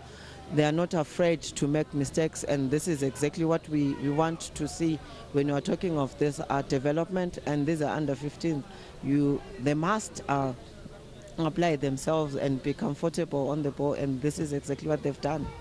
Lots to like about them indeed. Over the head there of Bachiru, who's the centre forward for Benin. That's controlled well by Nureni. Abel. Good defending from Kombi. These boys certainly giving us an entertaining contest. Mawanda, who came on as the sub, are they through this time? Kajumba! Another great chance. It's going to be disheartening for Uganda if they fail to win this game, because they created so many chances and they're failing to utilize. They need to be a little bit more composed when they're in the 18-yard box and to pick their spot to make sure you take it far from the goalkeeper.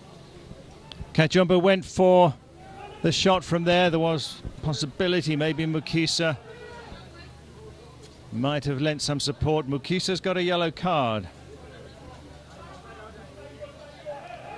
Intense contest this is. We're 3/4 of the way through this semi-final. 10 minutes remain. Wanyama has played really well. Benoit for Benin. Benoit. Noureni can't win the challenge, but it's a throw to Benin. Asigbe tripped. Just taking him out. They're being pretty brutal with this skillful number 10, Rose. They have, they've seen that has caused so much trouble to this Ugandan defense, and they're trying all the best to make sure that they frustrate him by kicking him, by pulling him, by even doing all sorts of dirty tricks amongst him. But if you don't be patient and you don't defend as a good defender, you will end up having a penalty against them. So they need to be very careful, to be patient whenever they are defending against you. Then you'll be in trouble. Not sure what happened here. Might be something off the ball. Yeah, it was. I think he's saying he was hurt in the eye. I think this is Alassane, who's a defender. Oh, no, it's actually Bachiru. Yeah, he's saying he was poked in the eye. And if the referee or the assistants didn't see it, there's nothing they can do about it. Hamza with the free kick. Uganda deal with it. Sliding challenge from Bachiru. 8 minutes to go.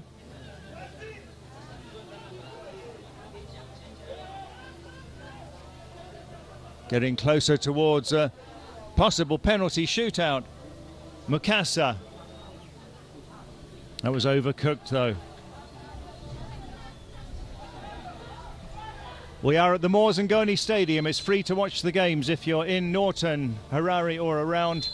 Just come along and collect a free ticket across the road at the Genesis service station. Then you'll be allowed in for free to watch all the action. It starts 9:30 tomorrow morning. Finals day, starting with the third place matches and then the two finals. Bashiru is going to be substituted.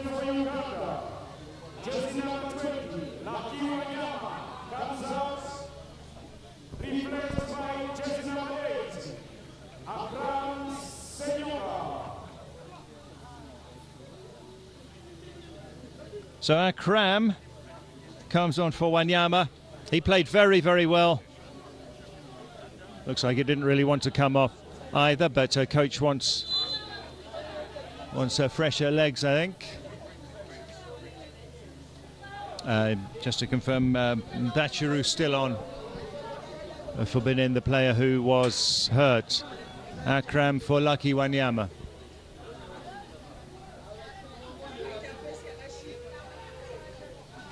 Do we get a goal here? Hamza. Kironde out to Mawanda, who came on at the start of the second half.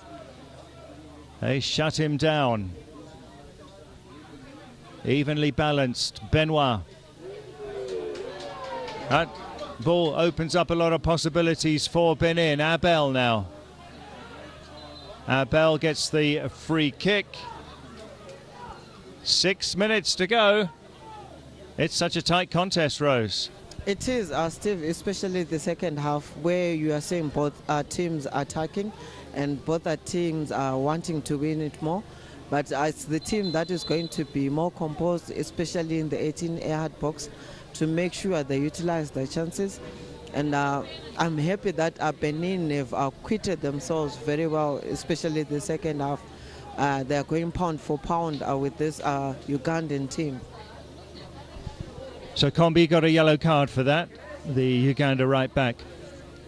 Abel still in some pain. It's because of him that they're in the semi-finals. Scoring 3 minutes into stoppage time in their last group game against Tanzania and sending the double defending champions out. How far can they go in the tournament? We're going to know in the next few minutes. Straight to penalties if it is level at the end of 40 minutes. Ready to restart. Subs warming up for Benin.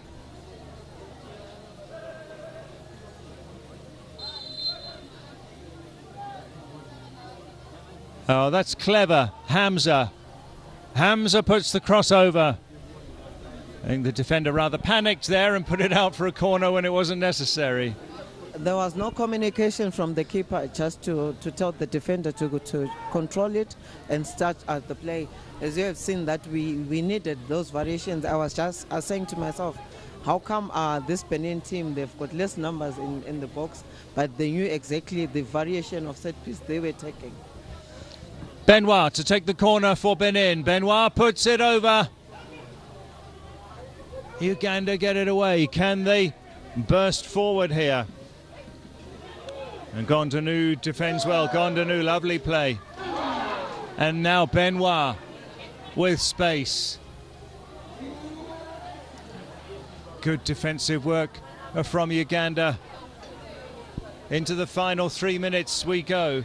Mawanda, speedy on the right wing.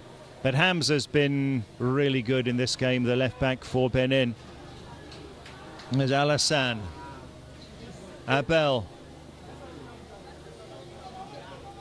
Engrossing contest. If anybody scores now, surely they win. If nobody scores, it's going to be a penalty shootout.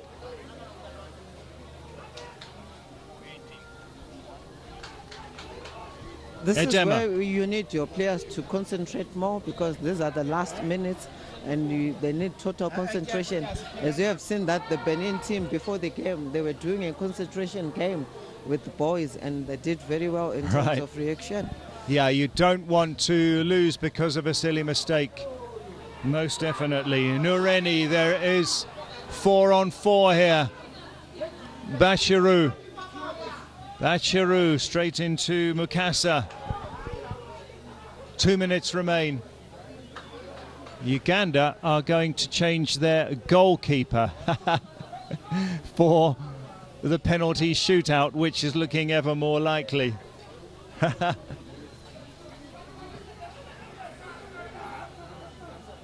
Asigbe. The boy is full of tricks. It's Asigbe, pushed down. It's got to be a free kick. Much better in this second half. Do you know the Ugandan team, they were doubling up in terms of giving cover to the person on the ball. But the person, the second cover was supposed not to be just patient. And they're failing to be patient and to see where the number 10 was going. Yeah. But you just don't know what he's going to do. Yeah, blatant push, yellow card that is for Akram. Into the final minute. Uganda are desperate to make a change because they want to change their goalkeeper for the imminent penalty shootout. They're going to make that change now. Sebali, the goalkeeper, replaced by Kasumba.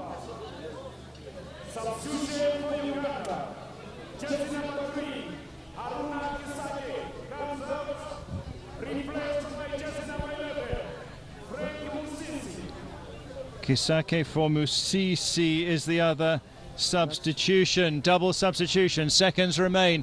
Benin could win it without the need for a shootout if they can capitalise on this. It does mean that the new goalkeeper is coming in at a very difficult time with this a free kick from a really dangerous position.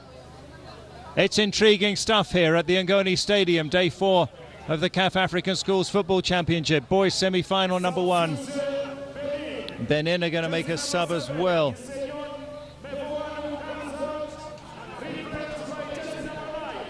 Rivaldo to come on. Rivaldo, haha, how's that? Abel is the one to come off, who's limping a little bit. We've got a Rivaldo on the field now.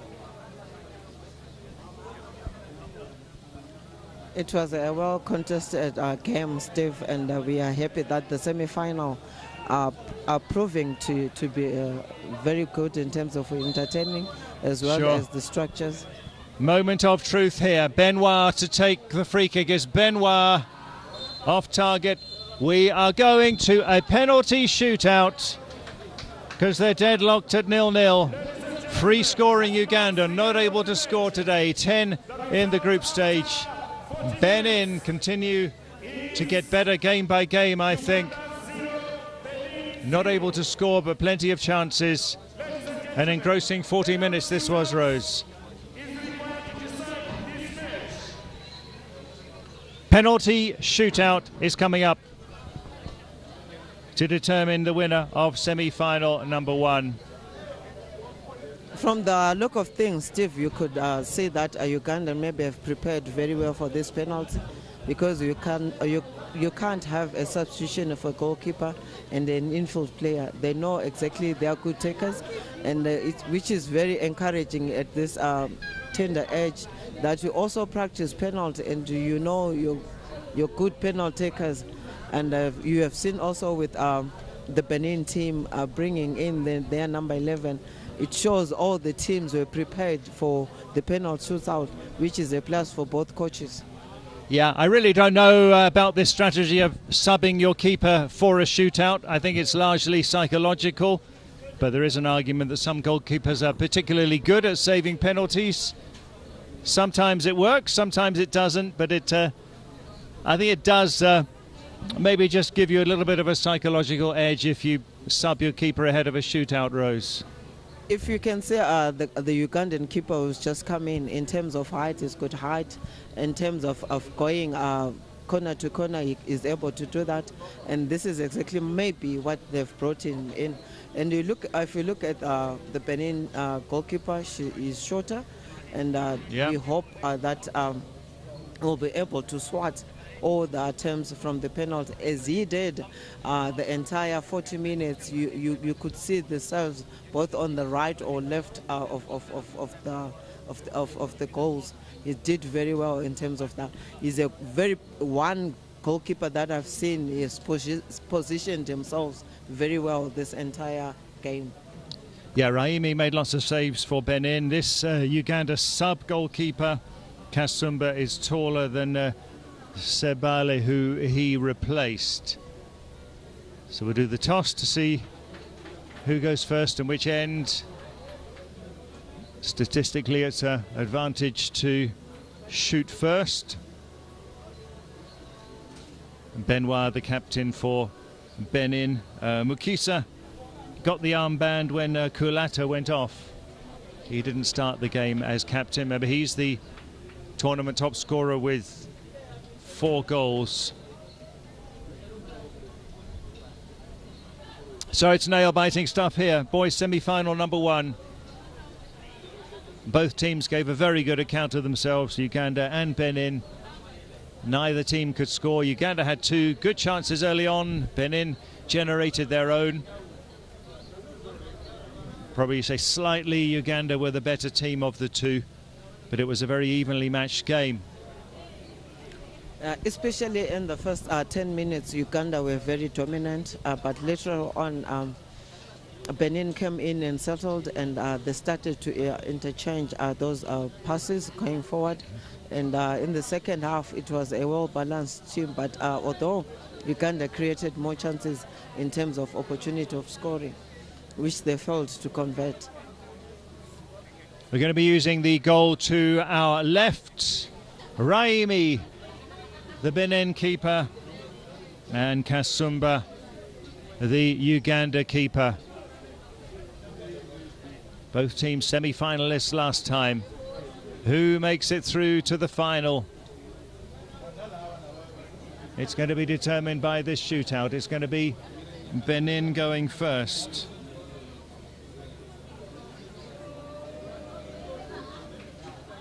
And it's the captain, Benoit, who's going to take it. What a way to determine the game. There'll certainly be plenty of heartbreak, but that's how it's done. Benoit, the captain of Benin, to take the first kick. Yeah, he's imposing, this goalkeeper. There's Kasumba. But with the Benin team, they've got skill, they've got talent, it's up to the taker now to just pick the post, the spot, and not to change whenever you are taking your penalty. If you are saying you're going to the right or the middle, let it be. Sure. Here comes Benoit. Takes quite a run up as well. First in the shootout is Benoit. Keeper got a touch to it, but it goes in. The power works there. And Benin go 1-0 up in the shootout. Especially when you are tall, Steve, a tall goalkeeper, you take some time to get down. So he made sure that he took it far and away from the goalkeeper and low as well. The keeper guessed correctly, but he couldn't stop it. Raimi now, the Benin keeper. He made good saves in the game. And to take the first one for Uganda, it's going to be taken by Edema. So Benoit converted his. Edema with Uganda's first spot kick. Midfielder. Edema against Raimi. Shorter run up this time. It's Edema. It's placement rather than power. Goes down the middle.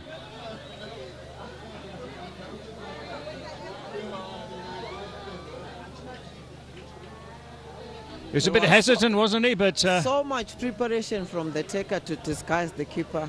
Right. 1-1.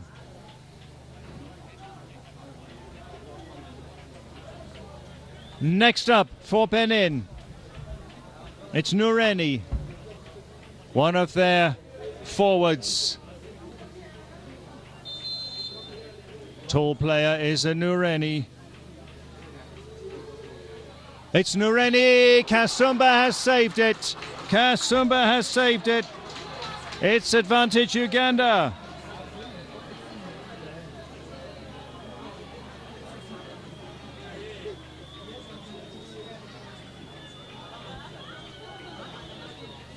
Keeper goes the right way. But for the attacker, Nureni, the keeper moved earlier on, so he was just supposed to place it on the right side. If they can convert this, they'll take the advantage. It's a Combi, the right back. Advantage Uganda, pressure on Benin. 1-1 it is.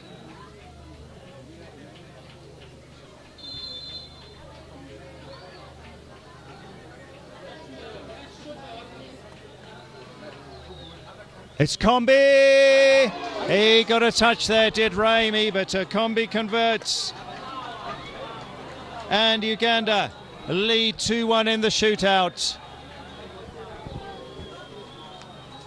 There's power, he took it low. Well, that's frustrating for Raimi because he did stop it, but it goes up into the top of the net. It's 2-1 to Uganda. It's so unfortunate to the young keeper. He done very well in terms of making sure he tips it out, but it's the unfortunate part, it has to go in.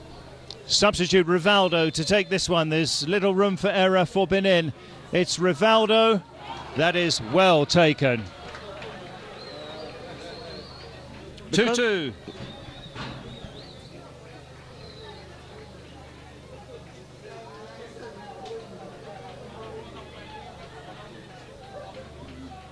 That's a beautifully taken penalty, Rose. Yes, it is. This is why I had said earlier on the previous taker, because the keeper just moved earlier on, and as for number 9, he was more composed, and you saw the keeper moving, and they had to place it on the right side. So Rivaldo, the sub, gets the job done there.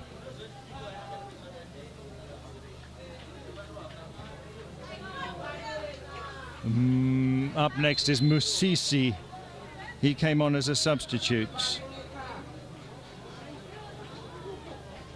Musisi against Raimi. It's Musisi. Comfortable and calm, that one. A very good penalty taker, and this is why he was brought in, because it shows that he was is a good penalty taker. Certainly 3-2, Uganda lead.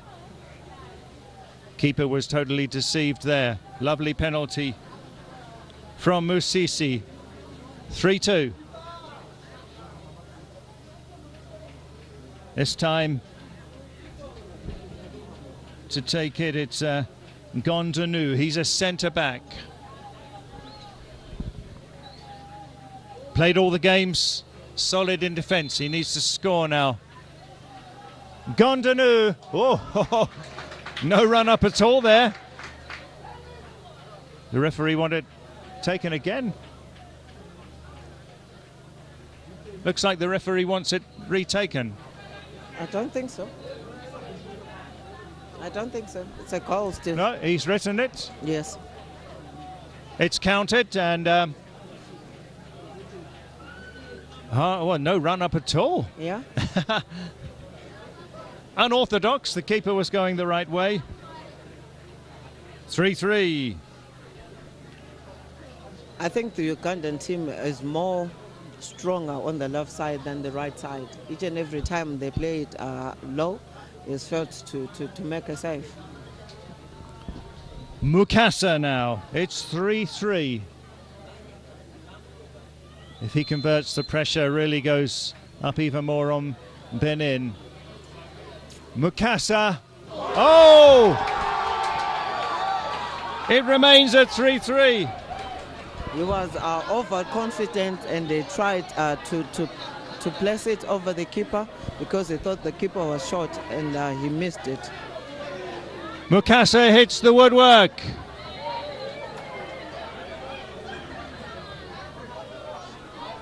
Against the crossbar. Well, the drama will continue then, because we are level now. 3-3, one miss each.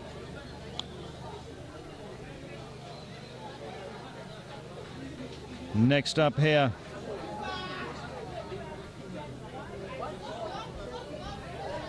It's Hamza. Outstanding at left back throughout the tournament. Great game today. Hamza, a left footer. He's going to take a lengthy run up. Hamza, poorly taken.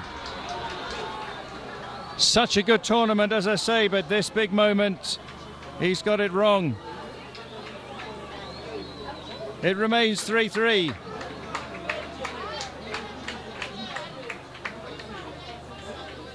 That's a bad penalty, Rose. It is Steve. One, it had no power, and he was supposed to try to make it far and away from the goalkeeper.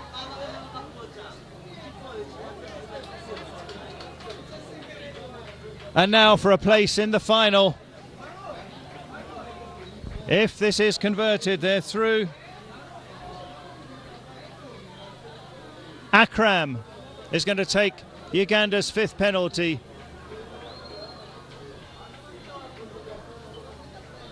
If he scores, Uganda are through. After a goalless 40 minutes, they're on the verge of taking the shootout. Akram against Raimi.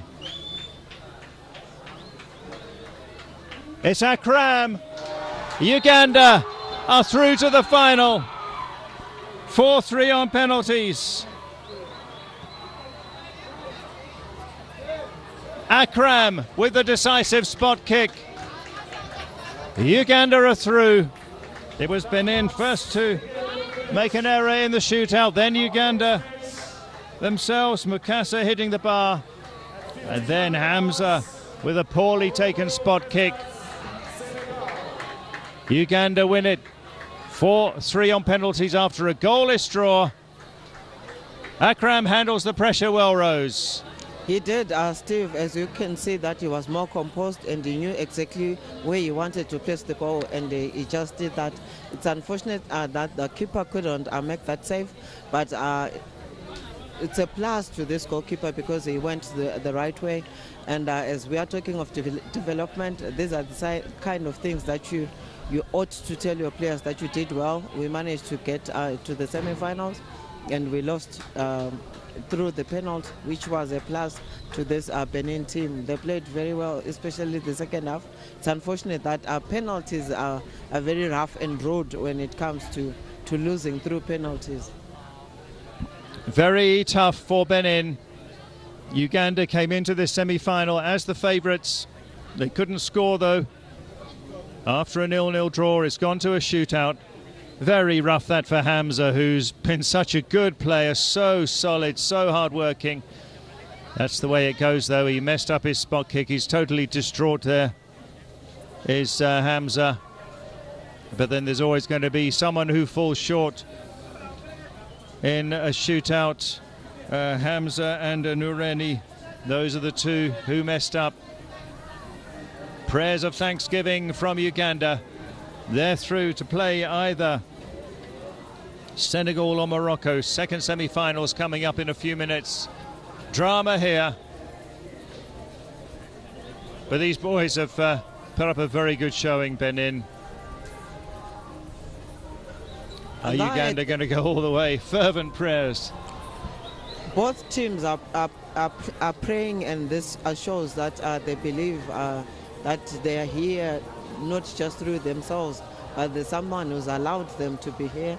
And also this Benin side, I hope that they will keep these boys for next year, whoever is eligible to play next year, for continuity's sake, because they have a very good side in terms of this youngster. What I loved most was the composure and controlling the game. Yeah, so what a game. Uganda win 4-3 on penalties after a goalless draw. Earlier on in the girls, Burkina Faso going through 1-0, Zambia as well. Coming up shortly, Morocco versus Senegal after Uganda progress in a dramatic penalty shootout. Join us in a few minutes.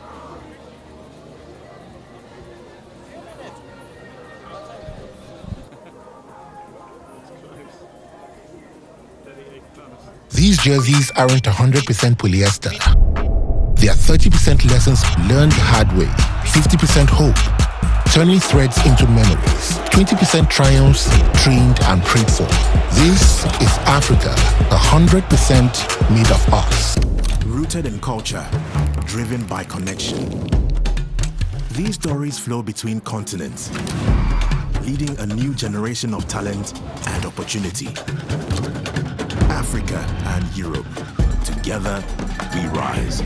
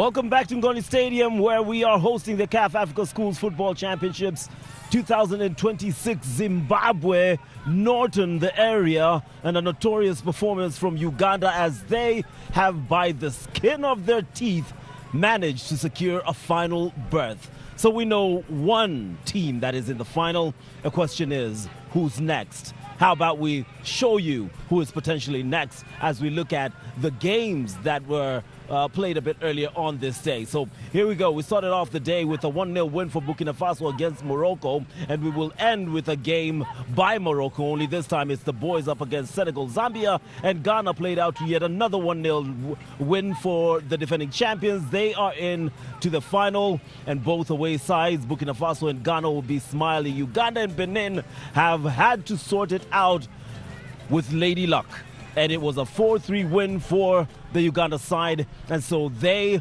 ecstatic as they will be keenly paying attention to this upcoming fixture. And what a fixture we have on our hands. Africa, you know the stories that have been doing the round. Africa, you remember the Africa Cup of Nations.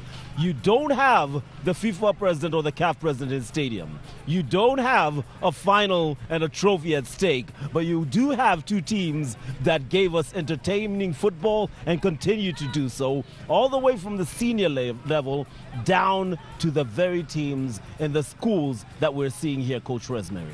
It's very true. If you look at Morocco, they've done very well in terms of their development. As we had seen that the under-17, under-20 have participated in the World Cup. That shows the investment they are putting in their development teams. And with the boys team going through to the semi-finals, and the girls team going through to the semi-finals, shows that they've done especially very well in terms of development in both boys and girls. And these are the future players that you'll see in, when Hakimi retires at one time. They will take over, and Morocco is a team to watch in the next years to come. Absolutely. Morocco, one of the teams that we will be keeping an eye on. They, as a nation, have invested heavily in infrastructure and the development of the game. It's already showed on the World Cup stage. It showed by the virtue of them reaching the finals of the Africa Cup of Nations. The question is, will we see it show as we go down that structure? And here we find ourselves with the under-15 boys at the Africa Schools Football Championships. Coach, what are you thinking? What are you expecting? What have you liked about this Morocco side? Chico, again, I'm going back to last year when we stood again like this. I think it was Senegal and Tanzania who played in the final. Tanzania lost along the way this year. Senegal is about to go in now and try and make it another final in 2 years. This Moroccan team also had some problems along the way. We thought they would come like last year. They got to the same position they are now in the semi-finals, if I'm not mistaken. You and I were together. This year, I think they can go a little bit further if they apply themselves. But then again, they're playing up against a Senegal team who knows what it is to play in a final. So if they have the same technical team as they had last year, the team talk, the build-up to the semi-final will be a lot the same, and encourage their players to come on, guys, we've been here before, now we need to go one step further and maybe win it.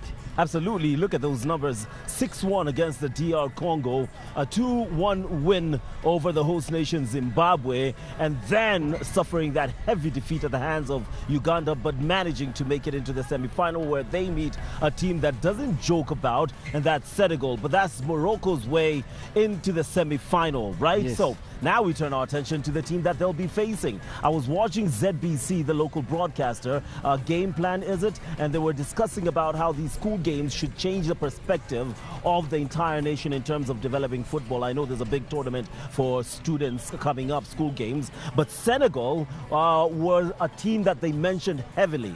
in terms of how they've put in effort to develop their players. And you could tell from the get-go, a struggle against Benin, but managed to walk away with victory. Against the defending champions, ultimately victorious. This is the same matchup that saw them lose last year. Senegal playing out to another South African team, Zambia, and it was a 1-1 draw. And now they face a side from North Africa. Different approach, different style of play, different challenge altogether.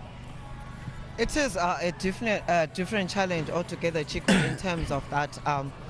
The Moroccan side, they are very good in keeping possession, and they're not that physical as the Zambian team, which they played lastly, and they drew against Zambia.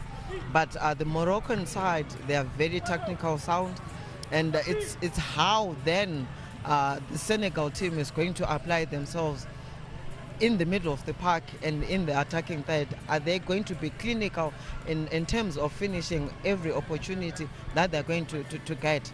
And the other issue is that they mustn't come in with a complacency mind towards this Moroccan team. If they do that, they can get an upset, because Morocco, they want to do well, as you know that their senior men's team were in the final against Senegal. So this is a tricking encounter between the two nations, because Senegal won and Morocco. So it's going to be who is the best amongst the two nations in terms of... But it's not just about that, it's also about the physicality of the game. I think that will play a very important role in here, and that edges towards Senegal, coach. For me, Chico, I look at the size of the pitch, I look at the sun, I look at the wind, and I look at the physicality of the Senegalese, and I look at the physicality of the Moroccans, and I say, technically, I would go with the Moroccans because they have good technique. Physically, I'll go with the Senegalese because they have the physique. The thing is, who lasts the best on this type of field today? And for me, I think both teams have something in their pocket that can make them win.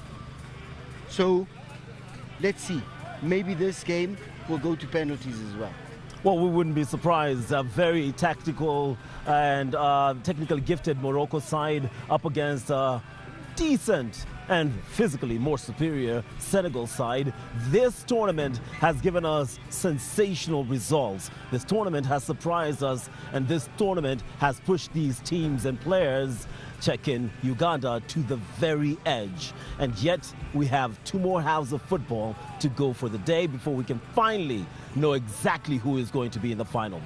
Quick reminder, we are live on CAF TV. We're on our social media. Check out our website, CAF Online. Follow up on every single action. It will be kicking off very soon, courtesy of the commentary team of Stevens and Amanda Clamin, who will be leading us through. Remember, these boys have been in here before.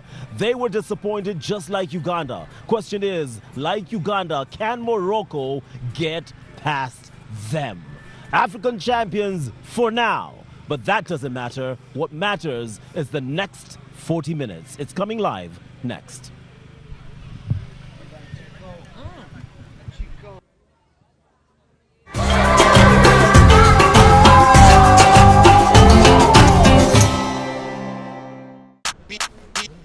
These jerseys aren't 100% polyester.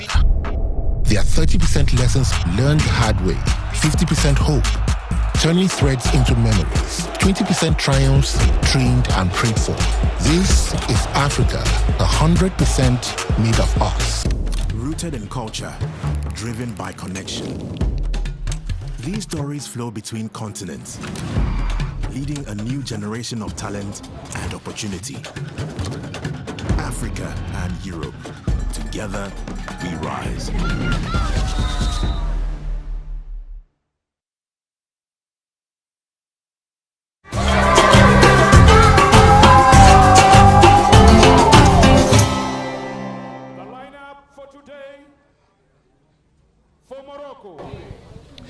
So next up, semi-final number 2 in the boys' competition. Morocco against Senegal here at Ngoni Stadium in Norton, about 45 minutes outside of Harare. Sunshine and a little bit of breeze at the moment on this lovely pitch at the Moors Ngoni Stadium. Morocco second in their group, Senegal topping theirs. The fans have trickled in to watch the action for free. If you're in Norton, in Harare, you can come and watch today and tomorrow for free. Action starts at 9:30 tomorrow. You must first collect a free ticket from the Genesis service station just outside Ngoni Stadium here. Umbrellas are advised at the moment, lots of sunshine. They've got the memo correct there. It's a football-loving community, is the town of Norton. And this is the home ground of a PSL club Moors. Tomorrow it's the finals day, today semi-finals. We've got some of the teams still around and watching on. That's Benin, who just went out heartbreakingly on penalties to Uganda.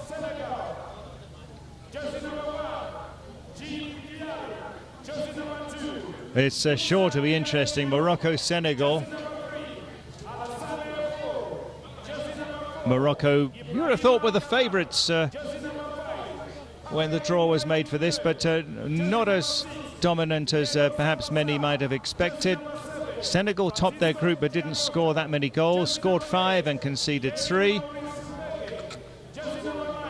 The winner is going to play Uganda, who've won on penalties a few minutes ago against Benin.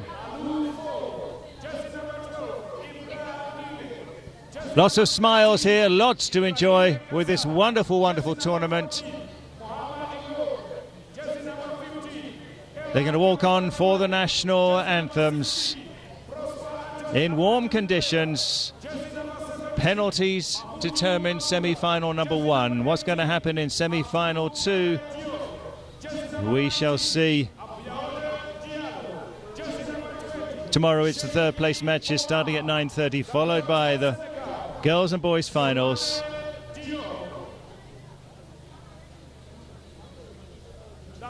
As they come on, we'll have the national anthems shortly on a hectic, hectic day. Day 4 of the CAF African Schools Football Championship. After 3 days at Gateway High School, the group stage concluded in just 2 days. Yesterday it was the 5th to 8th placement games. Today it's semi-finals, and tomorrow it is finals day. And the CAF president Patrice Motsepe will be here to witness the finals. Morocco, captained by Elouzi, who's got a goal at the tournament. He's been playing well so far.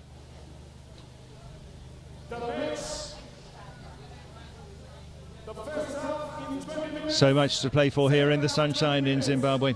Up front for them is Ziad Benardi. Game is due to kick off in 2 minutes, but because of that penalty shootout in the first boys semi-final, we're a tad behind time. Joining me here, one of the official legends at the tournament, the wonderful, the amazing former Banyana captain, Amanda Tlamini. Afternoon, Amanda. Good afternoon, Steve, and good afternoon to everyone that's joining us. This one is difficult to predict, isn't it? More so after a very tight first semi-final. Yep, I thought free scoring teams throughout the tournament. But as we know, once the tournament progresses to the semis and finals, it gets a little bit more tighter. Very, very marginal in terms of the precision and how they need to execute the game plan. But certainly excited to see who gets to have the bragging rights after this. Certainly, it's been such a hectic day. We're going to finish off with 2 giants clashing here. Of course, the Senior Africa Cup of Nations finalists in Morocco and Senegal. The pulsating sounds of the CAF anthem. Lovely conditions right now. Hot sunshine, but some cooling breeze. 13 there is El Mabrouki with the long hair for Morocco. He's there right back. Our referee is from Kenya.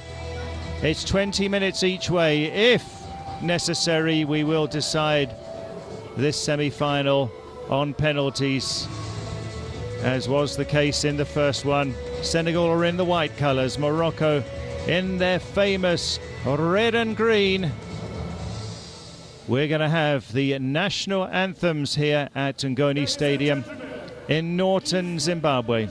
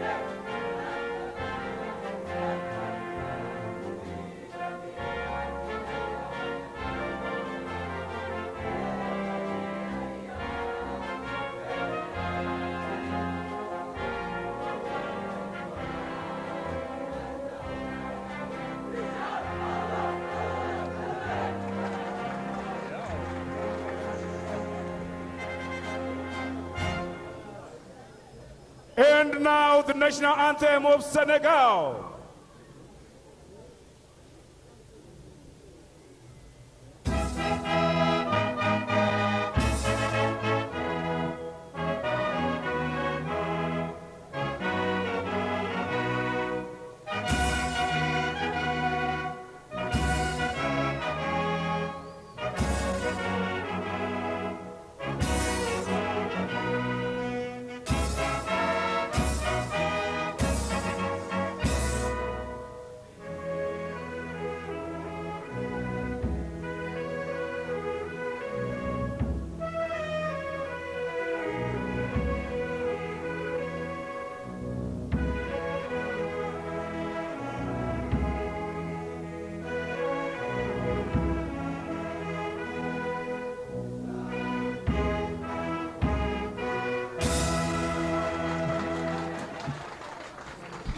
Well, sung with passion, especially the Moroccans there, as we're almost ready for Morocco-Senegal semi-final number 2 at the CAF African Schools Football Championship 2026 here in Zimbabwe.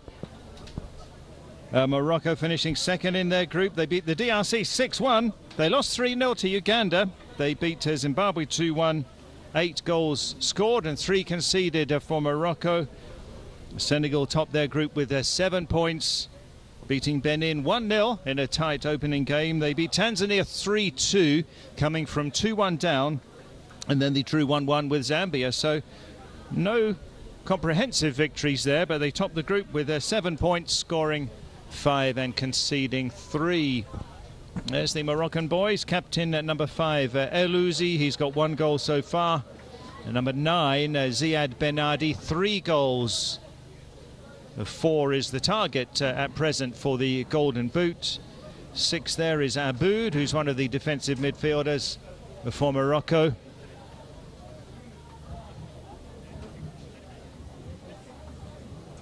So then Morocco lining up with Ziad Benadi leading the line, the number 9. Elias, number 19, is in an attacking role as well. He's got 1 goal. Number 11, Duplous, has scored 3 goals as well. So he's one to watch out for as well. Looks as though they're going to start with a single striker in a 4-2-3-1, but we'll see when they get underway if they will be sticking to that. For Senegal, C up front has been very dangerous with 2 goals. Referees from Kenya, Ochieng, the assistants from Comoros, from the DRC and from Uganda, all coming through the young referees workshop for the 5 days ahead of the tournament. Plenty of fans watching on here. Some are from the participating teams, others are from this football loving community of Norton. We are pretty much good to go. 20 minutes each way, penalties if required. Number 20, C, the danger man up front for Senegal. Cheers from the crowd for Morocco. They have won the support of the fans here in Norton. Goalkeeper had just gone to the technical bench for Morocco. He's running into position now.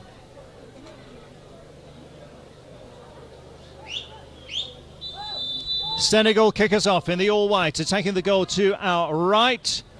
Morocco in their traditional red and green. It is indeed a sole striker up front for Morocco. As C wins it for Senegal. Early attack, it's C! And they've scored seconds into the game. Senegal have led after 18 seconds. Bara Gueye. It only took 18 seconds.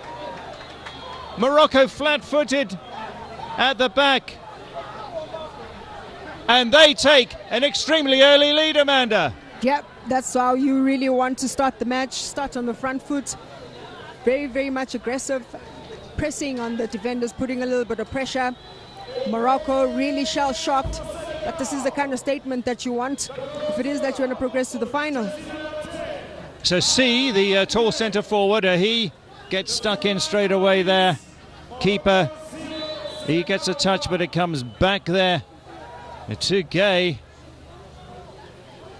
They could not clear their defensive lines.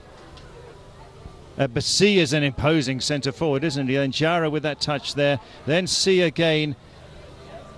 Headed in by the captain. Second goal of the tournament for Bara Gueye. Well, the other games we waited and waited for goals. We've got one after just 18 seconds in this contest. Wow. Didn't see that coming. To be honest, Steve, I kind of felt that Morocco will be rushed off the ball, especially because Senegalese have been really aggressive throughout the tournament. And this maybe is a sign for Morocco. They're going to have to play the ball a lot quicker. Yeah, certainly they are. The fans enjoyed that. Here's Aboud, one of the two defensive mids for Morocco. Duplous, who's got 3 goals. Just goes past to him now. Bara Gueye's playing in midfield, the captain for Senegal. Early action here. Wow. Of course, massive rivalry between these two countries, and the CAF president, Patrice Motsepe, today is in Morocco. Yesterday he was in Senegal. He will actually be having a news conference this evening. Now, nicking through there, but offside is Elouzi. CAF president Patrice Motsepe is coming here tomorrow for the finals. So he'll be heading from Morocco. It's just been so many stars and celebrities, VIPs here, and the CAF president will cap it off. Senegal looking for a second here. C was right on the edge of the 6-yard box. What urgency they've started with, Amanda. No, certainly. This is how you stamp your authority. They too have the experience of being semi-finalists and coming through to the final knockout competitions. This time around, they certainly don't make a mistake. Oh, yeah. Corner kick then, first of the game. Very high, this one, over the head of everyone. Senegal didn't dazzle really in the group stage, but they did enough, and sometimes that's actually a good way to play a tournament, isn't it? Not to overexert in the group stage. And then leave it for these knockout games. The goal came after 18 seconds, if you're just joining us. Bara Gueye scored for Senegal. It's quite a height difference in the goalkeepers. I saw that when we had the national anthems. It was very clear, yeah? Yeah, no, of course. I think the height will be a factor, certainly where set pieces are concerned, but maybe even just for strikers. They have to, for Morocco, need to try and play the ball just on the ground for the goalkeeper to make it a little bit difficult for him. Absolutely. Quickest goal of this tournament coming after 18 seconds. Bara Gueye. And Morocco have got work to do here. Aboud and Bellamine are the two central mids. They will give chase here. They've got some pace. Mamadou That's a little bit risky as well from a keeper El Gerari. There's the goal scorer, Gay. He's got the keeper off his line. Oh! It's a brace for Gay. 5 minutes in, Bara Gay makes it 2-0. The captain with a brace. Captain fantastic, taking his chances. You look at the awareness, the composure as well to really beat the goalkeeper off his line. I thought goalkeeper could have done a lot much better, but the hard work from Mamadou, not giving up on that ball, putting that necessary pressure. Well, he drew the keeper out, didn't he? Made his contribution as a forward. Oh, El Gerari looking disconsolate. See, well, I mean, he had to commit, I guess, but then he's given the ball away to the opposition. Quick thinking. Oh, quick thinking. That's just exceptional. And this is how you make a mark and make a name for yourself. That's just pure brilliance, individual brilliance at its best. And the name is Bara Gay, the captain of Senegal's under-15s. Was wondering where all the goals had gone to today. We had just 2 in 3 games, and now we've got 2 in 5 minutes here.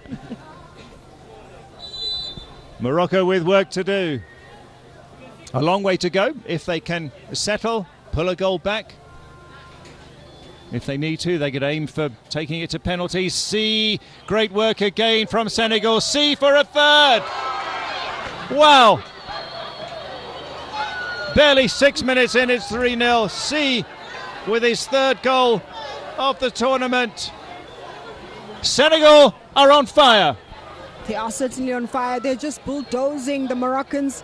I think the Moroccans need to really get out of the change room and really start in this game.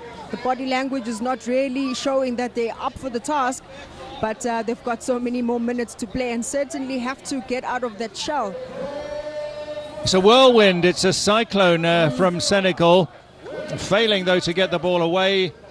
That's a lovely lay-on. He might have tried the shot himself, but does the right thing. That's a beautiful assist from Kader. Yeah, that's the costly error, isn't it?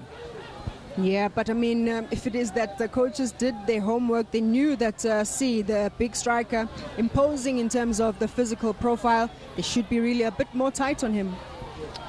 Well, this is amazing. They're coming for more.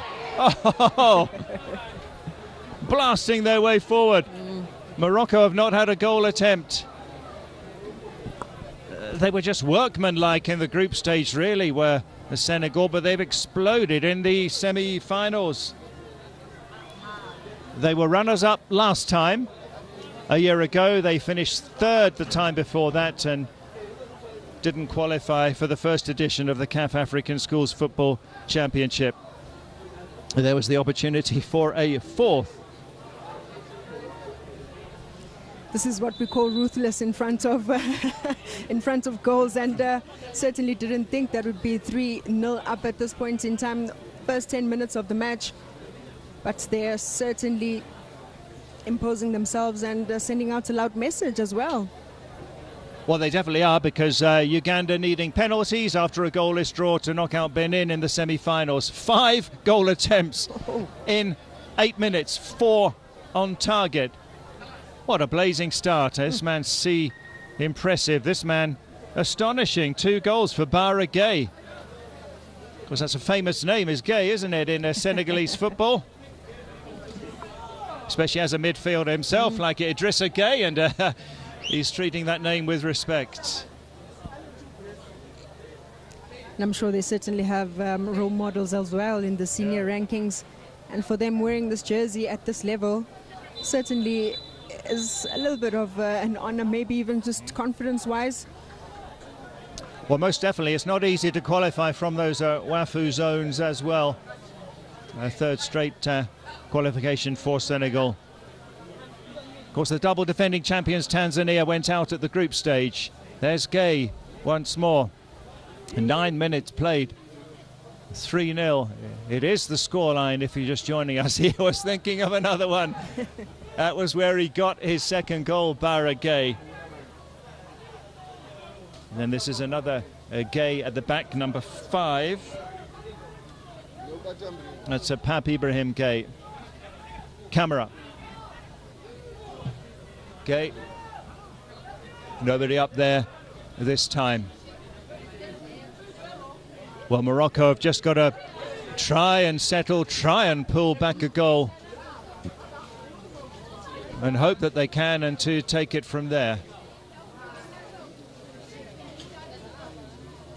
Well, so much happening around this tournament besides the games, the young reporters workshop, the young referees, the safeguarding, also the medics, data analysis as well, and all of the legends here and the grassroots festival yesterday. What have you enjoyed most, Amanda? Certainly has to be the grassroots festival. We had more than 100 kids yesterday, just rotating in between circuits and having absolute fun.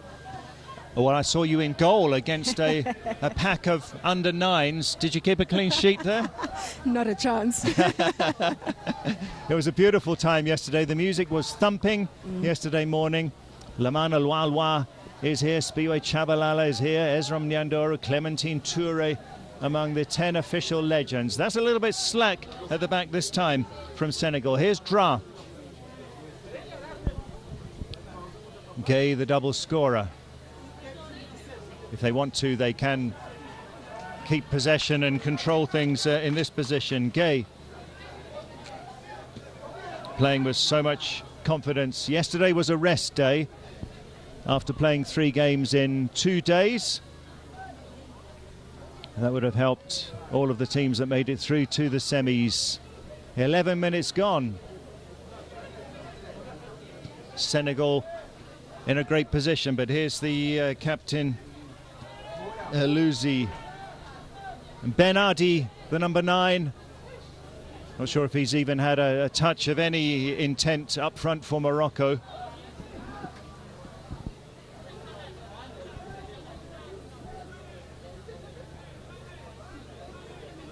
So it's Dra, the left back for Morocco, to dispatch this one. Not a bad cross there, but that'll be put away by foul. Aboud. 2 men on him was too much. Is there a break on? 2-on-2 here if they are quick enough. Mamadou, who did so much to set up that second goal. I think the likes of Rude in that midfield need to be a little bit better in terms of taking care of the ball, quick plays into that final third, because once they pick pockets, this is the Senegalese, they are so quick in their transitions. That's the problem, isn't it? You want to push up, but then the risk of being punished on the break is very high. Yep. 3-0 Senegal lead. Tea is one of the midfielders for Morocco. That's a loose ball. Foul. Gay, beautiful ball. And Mamadou. He's offside.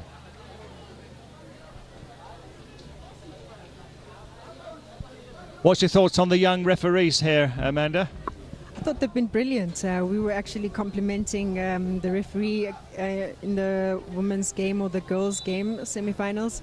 Just the assertiveness, not being shy, also to call out to the coaches if they step out of their technical area, just asserting themselves to say, this is my job, this is what I'm doing. So the confidence is coming forth, but also the decisions have really been impeccable from the referees. Aged 15 to 20 from all over the continent, these young referees. There was a red card in the girls' semi-final. Yep. Morocco got a red card for protesting after the final whistle, saying there should have been more stoppage time. I don't remember any other red card though, yeah? No, not at all. Here's Elouzi, goes long, but toiling up front there is Benadi, the number 9 for Morocco. Gassama. Well, his passes are precise. Gay. This is Wad. That's a beautiful ball through. Another chance. Kader. The touch was wrong, though. Yep, that first touch really let him down. But once again, it's in that engine room where the creativity, the passes keep flowing. And he's just signaling there that the pitch is a little bit bobbly. But this is a good practice for them towards the final.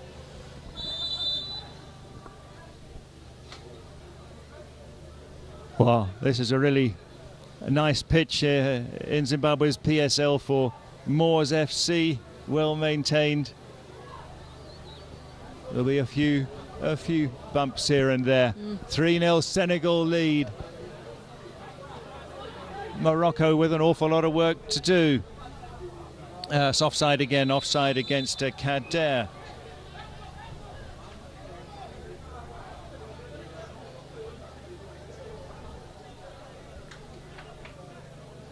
So the first goal came after 18 seconds. Bara Gay, then he got a second goal on 5 minutes, catching the keeper off his line. Mamadou Sy got the third on 7 minutes. We've got 5 minutes to go to half-time here.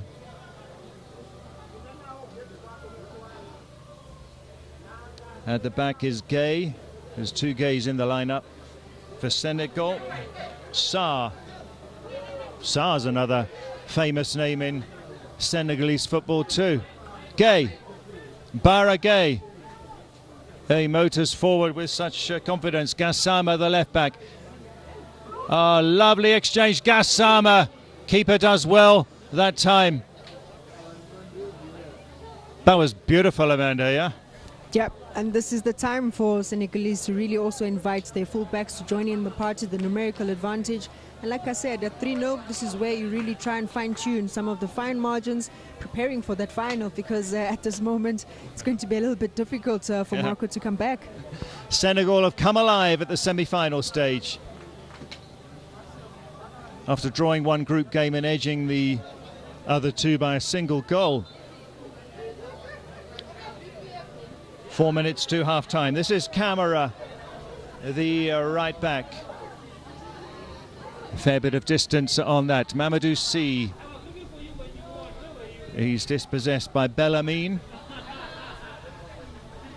Goalkeeper El Gerari wasn't happy that he was caught off his line, but he'd had to go out and commit to get the ball outside of the box. It's been difficult for Morocco. And with their fabulous junior structures at every age level, they came here as one of the favourites.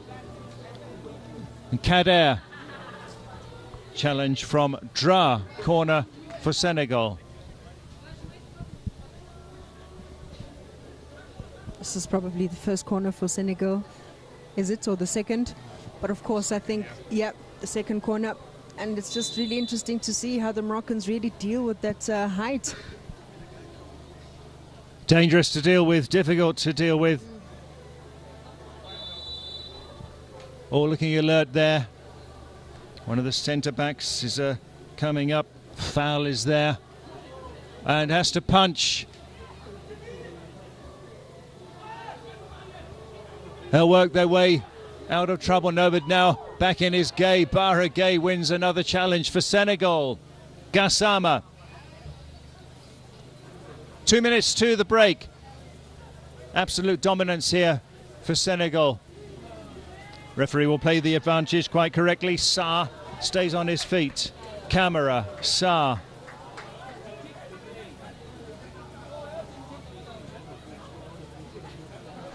Can there be something that Morocco could draw some encouragement from maybe before half-time? Let's see.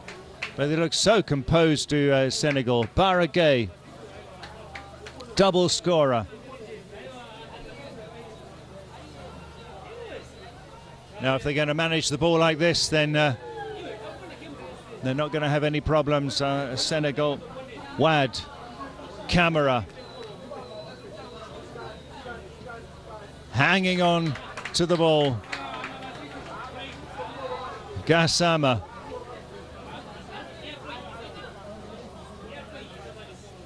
%58 possession Senegal, 42 Morocco.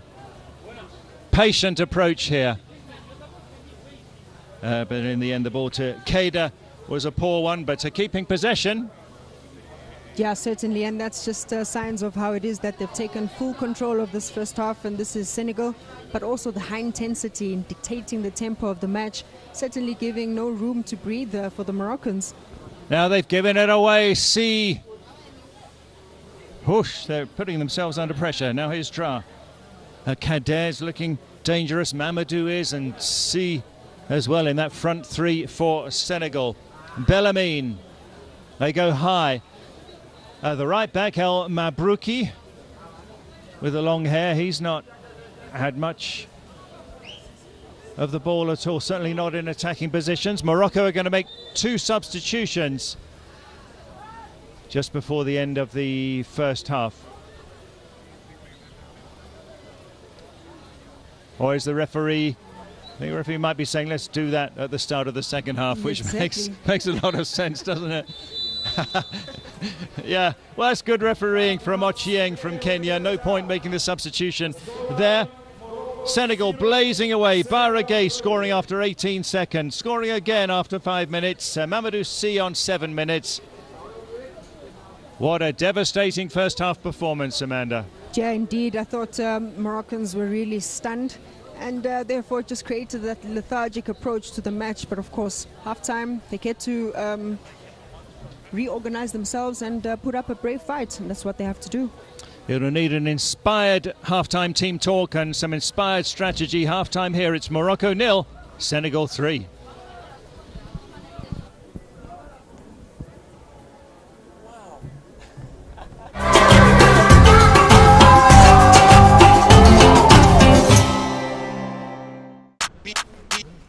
These jerseys aren't 100% polyester. They are 30% lessons learned the hard way, 50% hope, turning threads into memories, 20% triumphs dreamed and prayed for. This is Africa, 100% made of us. Rooted in culture, driven by connection. These stories flow between continents, leading a new generation of talent and opportunity. Africa and Europe, together we rise.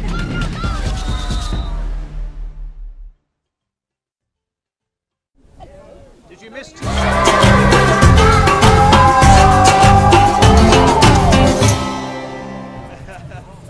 What does Africa have to offer? Not just on the senior stage, but also right here at the Africa Football Schools Championships. This is what they have to offer. It had to wait 40 minutes and we still didn't get a goal in the previous game. In 7, we had 3. Senegal cruising, Coach Kevin. I think we saw now the fastest goal in the tournament, and then 2 others that came not long after that. But yes, Senegal are overpowering the Moroccans at the moment, technically. I think they've had a good tactical plan to play against the Moroccans, and it succeeded. The Moroccans have to come out now and either lose this game 10-0 or at least give themselves a good motivation to get at least 2 goals back, because they always say 1 is a bad score in football, 2 is even more, it's even worse. But 3, the game is over. Well, the game is far from over, but they did have this screamer. How about this to bring back, as if we needed any more memories of back in the day? We're just about to get the screamer that I was talking about. Here's another opportunity. Down the right, down the left. Senegal in absolute dominance as Morocco were just scrambling from the very start of this game to find a footing in this particular match. They couldn't. Even when they had the opportunity to clear, pressure, wave after wave just kept coming back. It's unfortunate, Chico, that the Moroccan side, they're not quick and fast, and knowing the area they are, especially in your defending third, you need to clear your lines as quickly as possible. As you can see that Senegal are leading in terms of ball possession with 57 and Morocco at 43, and total attempts you can see that the dominance of Senegal, they've got 5 and Morocco has got 1. In terms of total passes, it's 79 versus 51, and in terms of accuracy, in terms of passing, Senegal are leading again. Corner kicks the same. That shows the dominance that Senegal has had during this first half, and I hope coming into the second half there will be no complacence. Clutching at straws, this Morocco side. No possession dominance, fewer total attempts, none on target. Couldn't string along more passes than Senegal. failed in pass accuracy, second best to this Senegalese side. Fewer corners, even the infringements, offsides. Senegal saying whatever we can dominate, good or bad, we're taking control, and take control they have. This is a far from the position that we thought we would see Morocco at halftime. I have to say this as you're joining us for the Africa Schools Football Championships in Zimbabwe. It is not the first time that they've been here. But even in the last time, against the team that's already in the final, it ended 3-0. Yes, I agree with you, Chico, but like we say now, Senegal have come with a good plan. They know the champions of last year are out. They're the second best chance to win this tournament. They've come with a good plan, and what is even better to watch is they are spreading the passes over on a bigger pitch.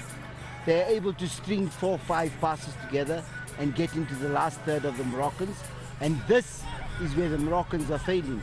When you look at their first goal in the first 2 minutes of the game, their centre-back makes a mistake by trying to hold the ball. And the second goal is where the goalkeeper, instead of just pushing it out for an out ball and then regroup again, no, he tries to clear the ball and he doesn't clear it properly. He clears it right into a Senegalese player who comes and scores the goal. Coach Rosemary, what would you like to see in the second half? I would like to see Morocco pushing a little bit harder. I know it's going to be very difficult on them in terms of the speed the Senegal team has, in terms of the reaction whenever they're pushing forward, and to know the exact areas they are in terms of defending and attacking. Whenever you are in your defending third, you need to clear your lines quickly as possible. And when you are in the middle of the park, that's the creation zone where you need to do your building up and maybe have those penetrating pass between the defense of the Senegal, which they failed to do in the first half, and to be more composed and as quickly as possible to mush out of their defending third as the Moroccan side.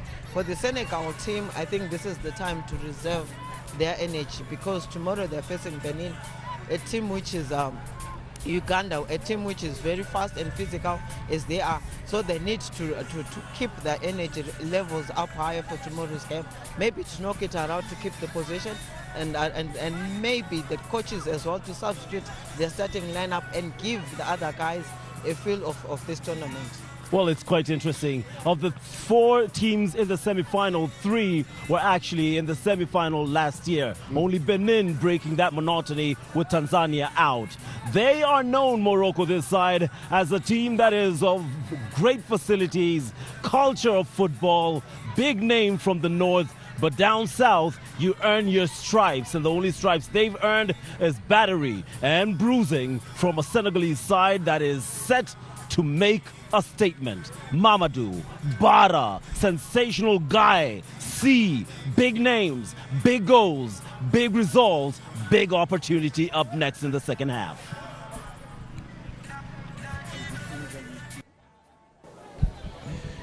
So, what a first half performance from Senegal. Is there any way back for Morocco? Before we start the second half, that double substitution is coming up now for Morocco. They're going to bring on Yahia,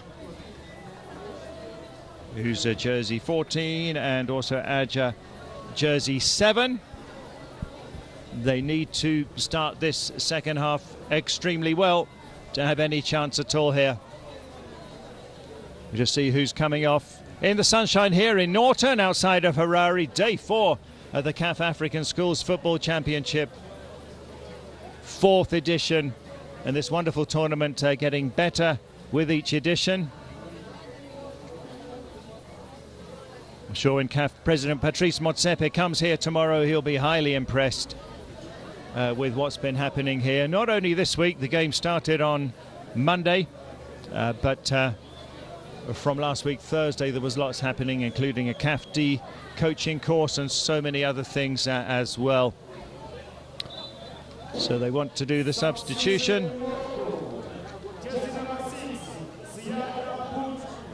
So Aboud is going to be replaced by Yahia.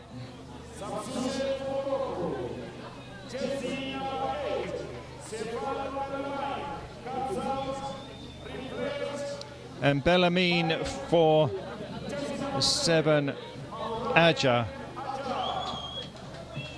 So those were the 2 defensive link men. They're both taken out. That's pretty interesting, Amanda, isn't it?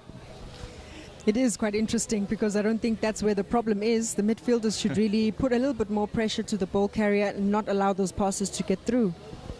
As much as Senegal were marauding when they were coming forward, Morocco didn't have much to offer in terms of attack themselves, so they've changed the 2 defensive links. That's a very poor ball from El Mabrouki under pressure again. Remember, Senegal scored only 18 seconds into the game.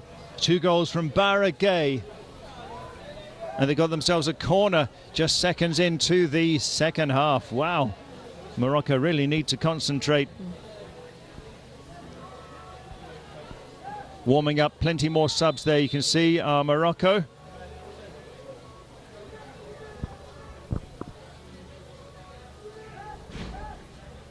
Another goal would surely put it beyond reach. Decent corners, running loose there. Gueye. There was a handball, no goal there. Bara Gueye got the ball in the back of the net, but it's not a hat-trick. There was an infringement of some sort there. Possibly a handball, but it's a blazing start in the second half for Senegal.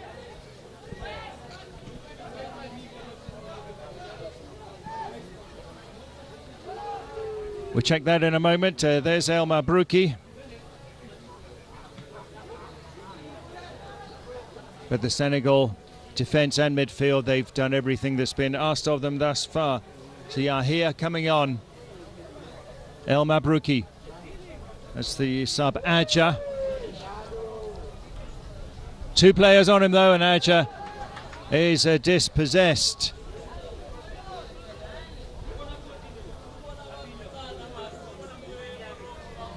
A brace for Bara Gueye. He was the top scorer and player of the tournament in the Wafoué qualifiers at the end of last year, was Bara Gueye, so came here with a big reputation. Certainly he has delivered in this game.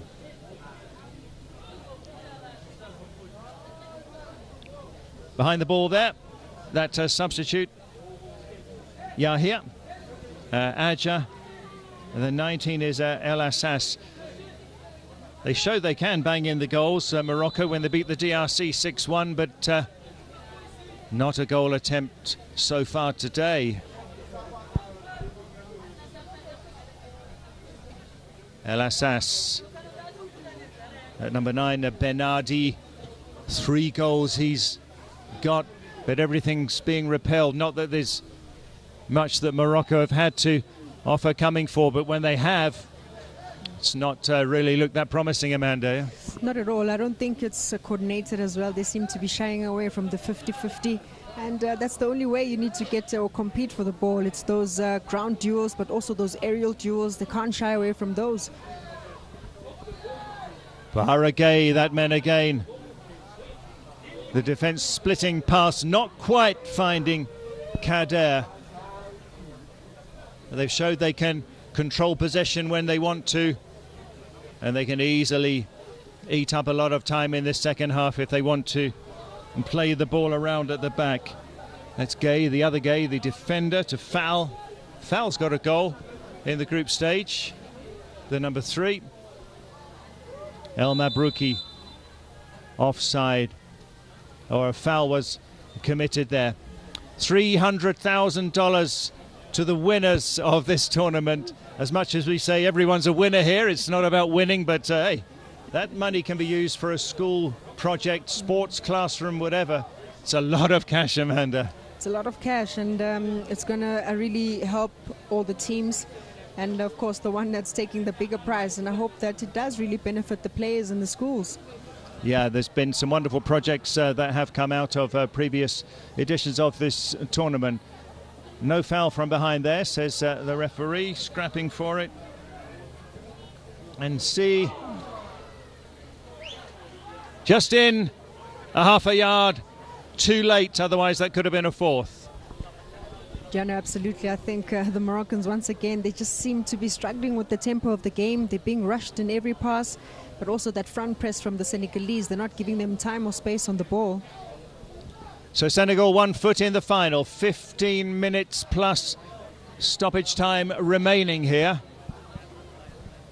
I don't know if the coach will think of taking players off early to rest them for the final.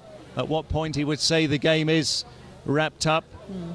I think fairly soon he might be tempted to do that, because you want to have the likes of Baragay and C fit and ready for tomorrow. Also, I think once the scoreline is at this point, you just have to give other players a little bit of a run onto the pitch, and experience is quite important. A lot of their squads have given most of their players a run. Mamadou, keeper out of his area again. That goal from long range came from a very similar situation there when the keeper was out, when he was being troubled by Mamadou.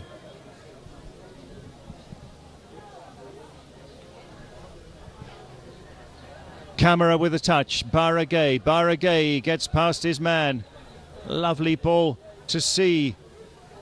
Baragay again. He is shining. What a combination, these two. C again. Will not be denied possession. Got a knock on the shin, I think, there, did he? That's just a knock on the shin. And that's the physical combativeness that we want to see from the Moroccans. Really not shying away in those 50-50. Just to try and unsettle the Senegalese, not to receive that ball comfortably enough. Yeah, indeed. 10 there, Baragay, 2 goals, 20. Sheikh Omar C, 1 goal. There is going to be a substitution. And C is coming off, as we suspected there. The centre forward is going to be given an early rest ahead of tomorrow's final.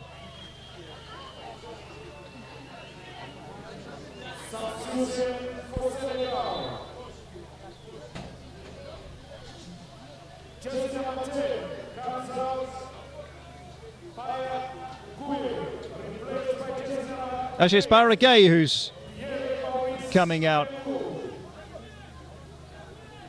for Mbenge. Third sub for Morocco. Yeah, Baragay is actually the player who's coming off. Pierre Mbenge replaces him. What a shift, Amanda. What a shift. I'm sure he's going to be proud, leading from the front, getting a goal. Definitely a confidence booster just ahead of the final. They're going to try from range again. It's 4. Spectacular. 2 long shots for Senegal. Sarr scores this time. 30 yards out. Not much the keeper could do there.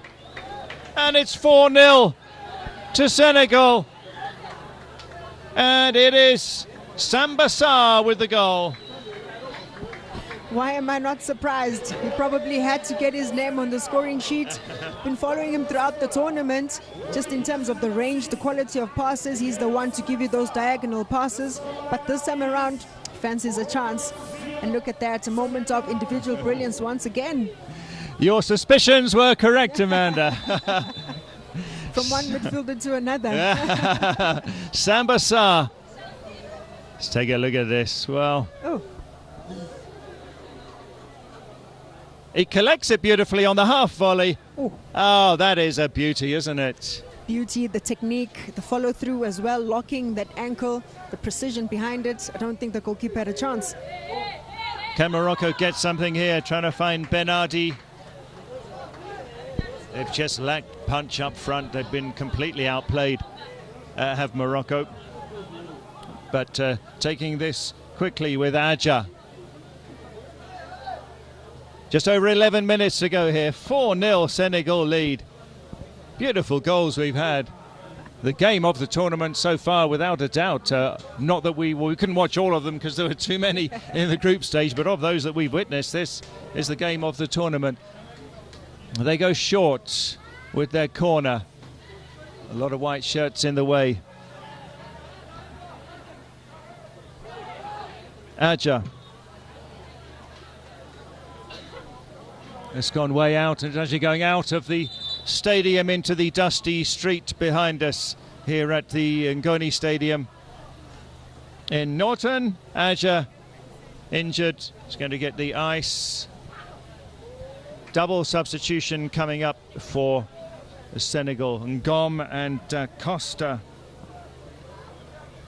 are ready to come on. See who else is going to get a rest. 10 minutes to go. Looks like Mamadou is one of them.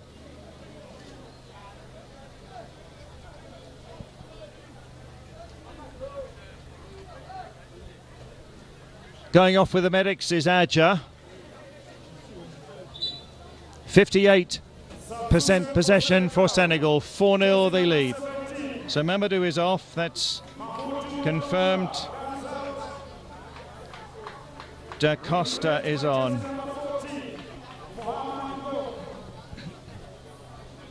And then Kada comes off as well.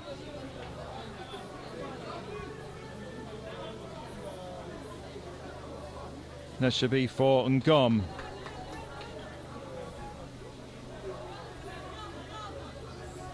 So that means most of the Senegal squad, if not all, will have got a run at this tournament, which is really good to see. Yeah, I think not only that, it builds so much camaraderie in the change room. And you need these boys to be really close to one another and show that sportsmanship once they go into that final. Certainly. C is still on then, the number 20. The other two strikers have come off.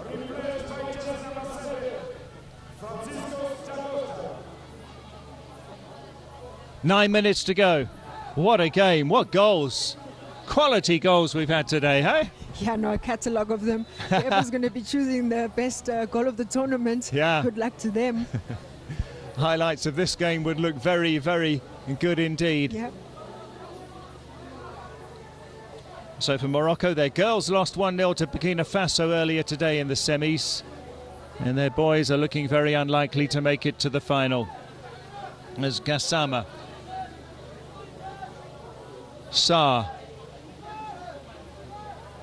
Yeah, he's composed in midfield.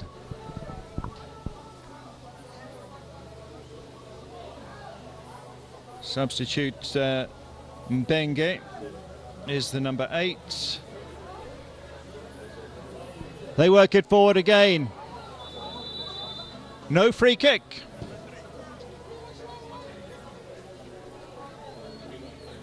The referee felt that was a fair challenge, our Kenyan referee. That'll be interesting to check. As C was brought down. Sheikh Omar C, 1 goal today. I think once again you spoke about the referees program, Steve, and this time around the referee doing the right thing. No foul, but certainly putting back the ball where the initial foul had happened. And I think for me that is total awareness. Well, great stuff. They were led by Felix Tango Arima, Zimbabwe's greatest ever referee, who's in charge of referees for this tournament, and a FIFA instructor, Kasafa head of refs. Can they get a 5th here? That's a lovely in-swinger, but taken cleanly by El Jarari.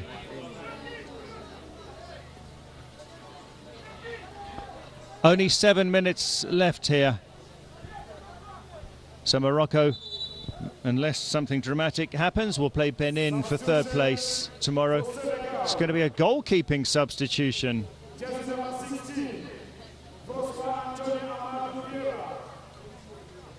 Pereira replaced by Tare.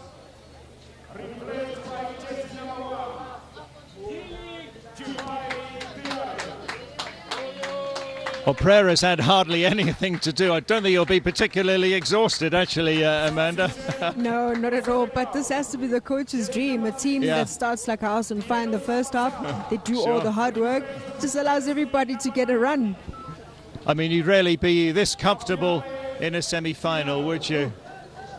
So the reserve keeper is going to get a few moments of glory, which is really nice to see. Jallo replaces Sarr as well.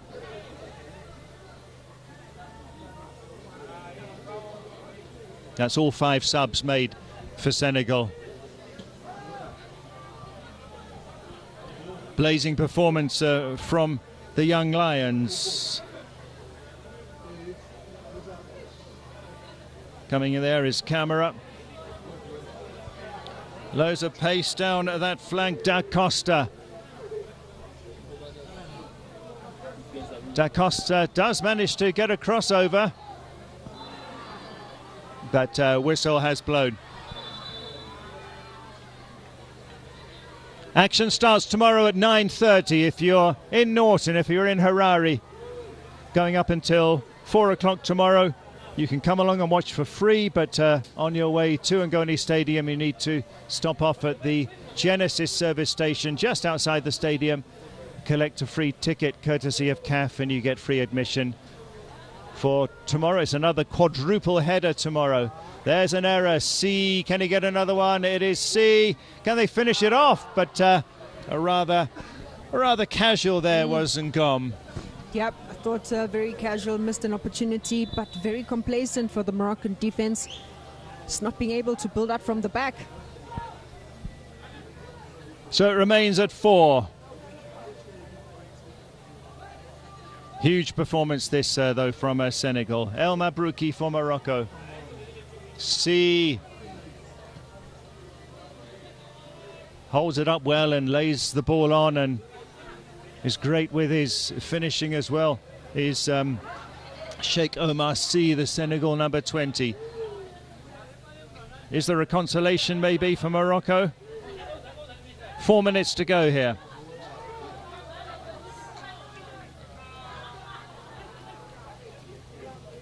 Now we're seeing them playing around. Lovely dances past 3 players. Superb from Jallo. A game full of skill. Wow, there's another darting run. And this is Da Costa. He's been good down that right flank. So the subs have shone as well, haven't they? Yeah, no, of course, this is a time, this is a platform. There, Da Costa, the number 7, with that touch. What an afternoon for Senegal. 3 minutes to go. The first goal, Bara Gueye, 18 seconds in. Second goal came on 5 minutes. Bara Gueye again. Adja now for Morocco. That's as close as they've come, yeah?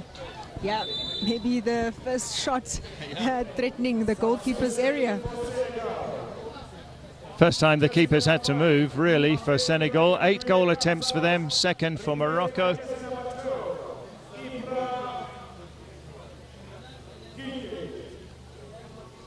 Well, Senegal are going to make a triple substitution, so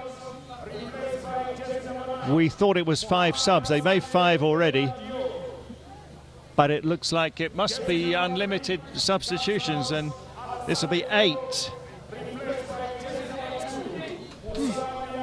Ibra, Diop and Musa are coming on.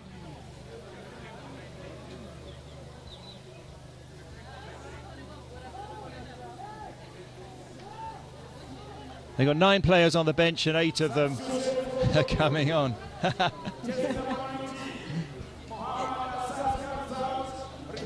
In my big age, I've never seen this many subs. No. But it's amazing that everyone really gets an opportunity to play. Yeah. In a competitive match, Yep. 5 is normally the limit, but relaxed for this tournament, which is really good, because you don't want to go home having not featured at all, do you?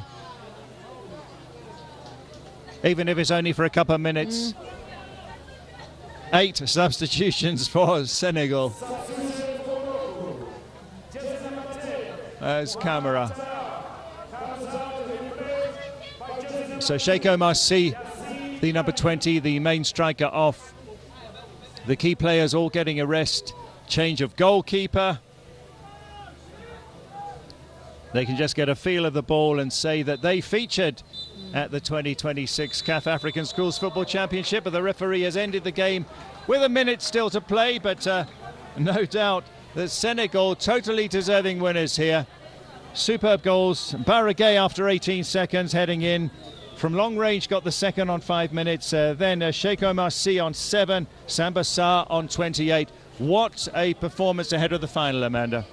Great performance, total control, good sportsmanship, really comforting the Moroccan players. Now they need to really show their bounce back ability. They've got third place to go to try and eliminate those defensive errors. But for Senegal, going into the final with great confidence, they were very effective, very efficient in front of goal. And yeah, of course, clinical composure. That was the story of the day. Oh yeah, what a performance, what a game this has been in terms of quality goals. So Senegal are through to the final. They'll play Uganda. It's Morocco against Benin for third place. It ends here. Morocco 0, Senegal 4.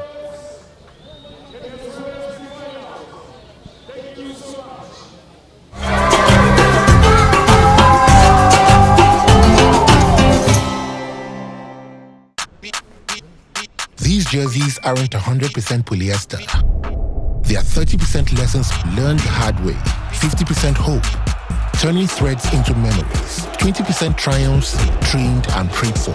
This is Africa, 100% made of us. Rooted in culture, driven by connection. These stories flow between continents, leading a new generation of talent and opportunity. Africa and Europe, together we rise.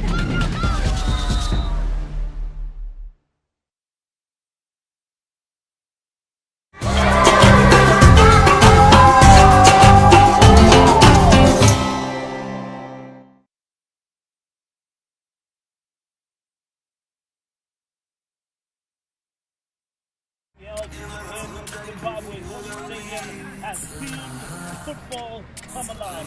Stadium has seen Senegal come alive. Goal after goal after goal. Sensational performance, and they started off quite early, and they did not stop until the very end. Coach Gavin, what a game. Yeah, Chico, I think I want to say what a day.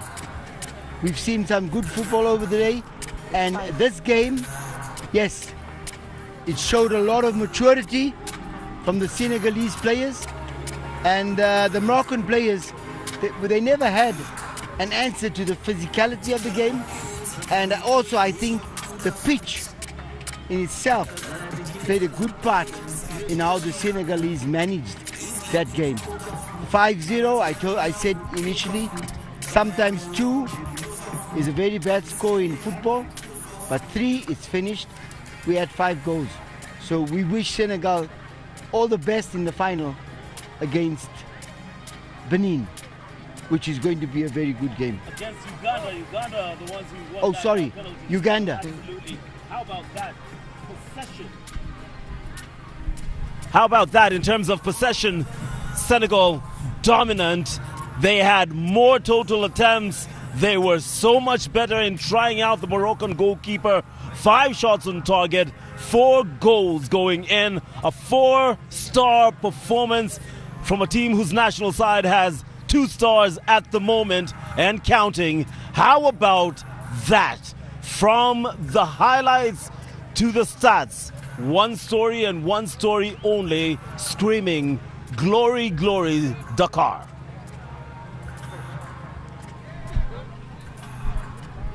I think Senegal did very well in terms of acquitting themselves against this Moroccan side. They managed to control the game in terms of going forward and in terms of making sure that they at times they could lower the tempo in the middle of the park where they could rotate the football. It's unfortunate that Morocco did a little bit in the second half, but it was not good enough to make any threats against this Senegal team. As you can see, the stats themselves show clearly that Senegal were more dominant and they did well in wanting maybe to win this cup this time, as they fell short last year when they lost to Tanzania, which are out of the tournament. Well, let me say this. Even in school, there are different classes, there are different streams, there are different lessons. That is the experience we've just had behind me on this pitch as Morocco, the North African side, was taken to school the West African way. What a performance from Senegal as they manage to celebrate not only on the afternoon, dancing away, singing their songs, love for the game, love for each other, celebration galore. Pereira, you talk about one keeper coming off for another.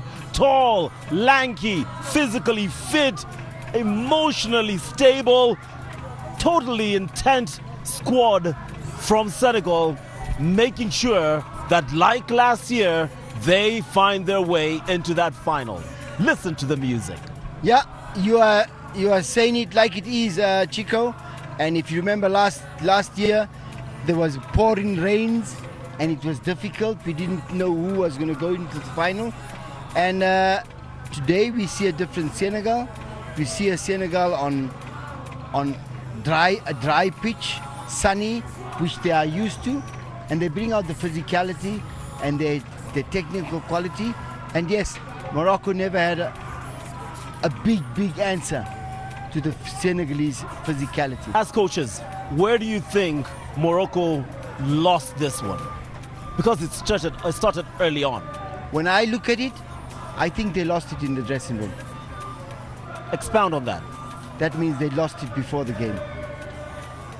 Coach? I think with the body language they came out with, and I look at once this, I'm only saying this because the goal came very early for the Senegalese, but once that first goal went in, Morocco did not respond positively in order to try and equalize or get as much passes together to improve their confidence in the game.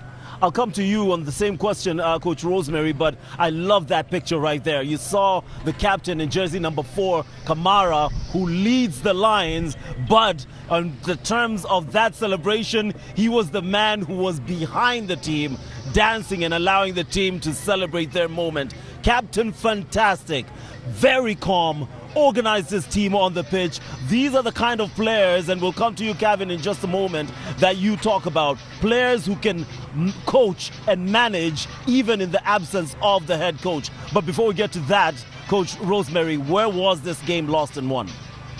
I think from the onset, Chico, as you have seen, that the team that had the hunger to win was going to do it as quickly as possible.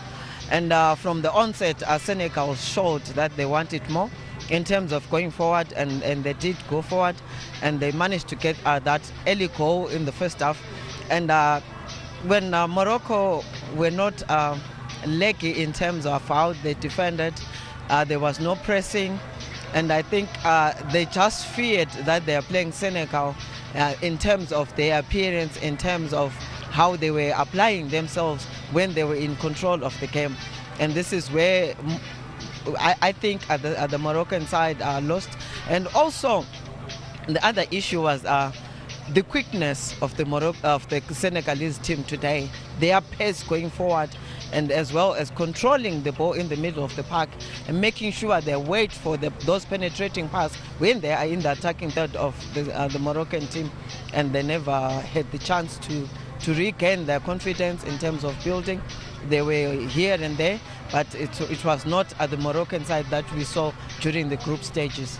Or perhaps it's the Senegalese side that silenced that side. Before we go to the results, I just want to quickly come to you, Kevin, about that leadership from Kamara, the captain. All right, so we'll come to that.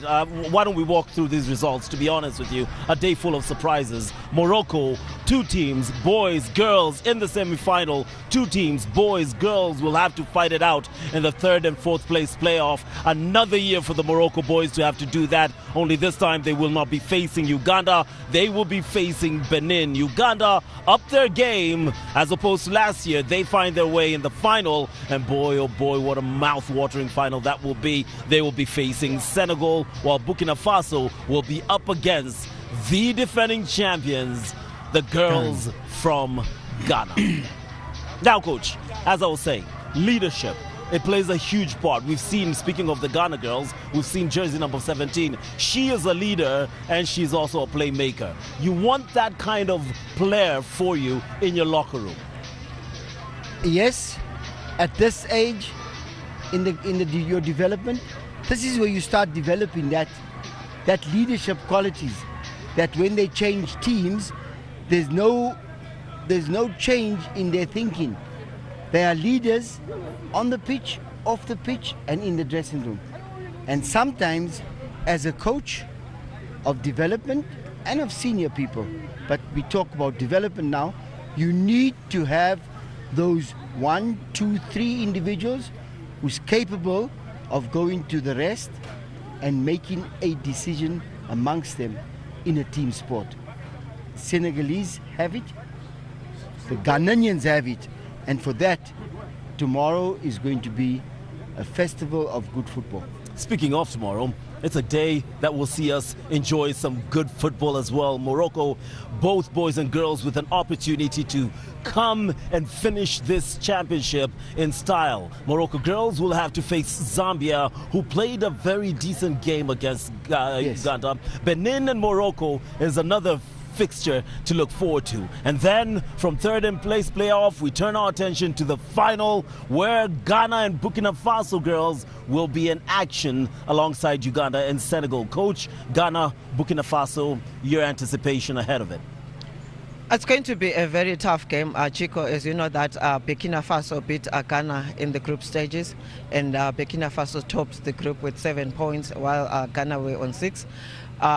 It is going to be very difficult for both teams how to acquit themselves going into this game. The best team that will settle early and maybe use their opportunities will win the game, but it's going to be entertaining. It's going to be a very tough game for both teams, and we hope for the best team to win and maybe Ghana to retain the trophy which they won last year. And but it's not going to be easy going through to that final of the ladies, and we are hoping for a good and exciting match tomorrow. East and West. For the girls, it's a all Western Africa final. Yes. That is a big statement. For the boys, it's West versus East. It's going to be tough because, like I said early on, Senegal come into the final, which they were pressing for to get there. Uganda, am I correct? Yes. They come here as, I think, a little bit of an underdog. Slightly underdog, because they didn't get past last year. So they come as a slight underdog into the final. And tomorrow, they both are physically strong. They both are quick. They both have some good technical players amongst themselves. So it's going to be a nice matchup against two countries that are probably evenly matched now. What I'd like to see is the Ugandan team test the Senegalese goalkeeper, because I don't think he's been tested yet.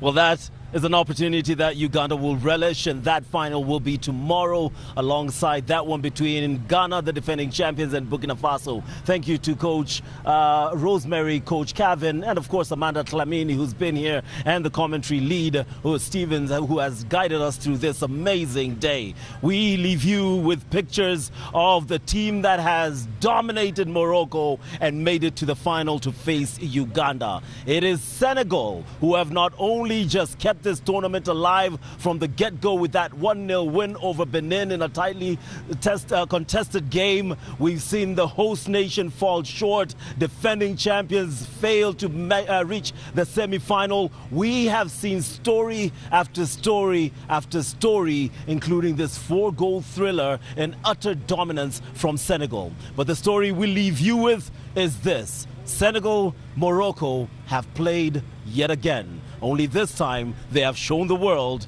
the game can end, the results can be agreed upon, and we can move on with football. We'll see you tomorrow. Did you hear that? Yeah. Did you hear that? These jerseys aren't 100% polyester. They are 30% lessons learned the hard way, 50% hope, turning threads into memories, 20% triumphs trained and prayed for. This is Africa, 100% made of us. Rooted in culture, driven by connection. These stories flow between continents, leading a new generation of talent and opportunity. Africa and Europe, together we rise.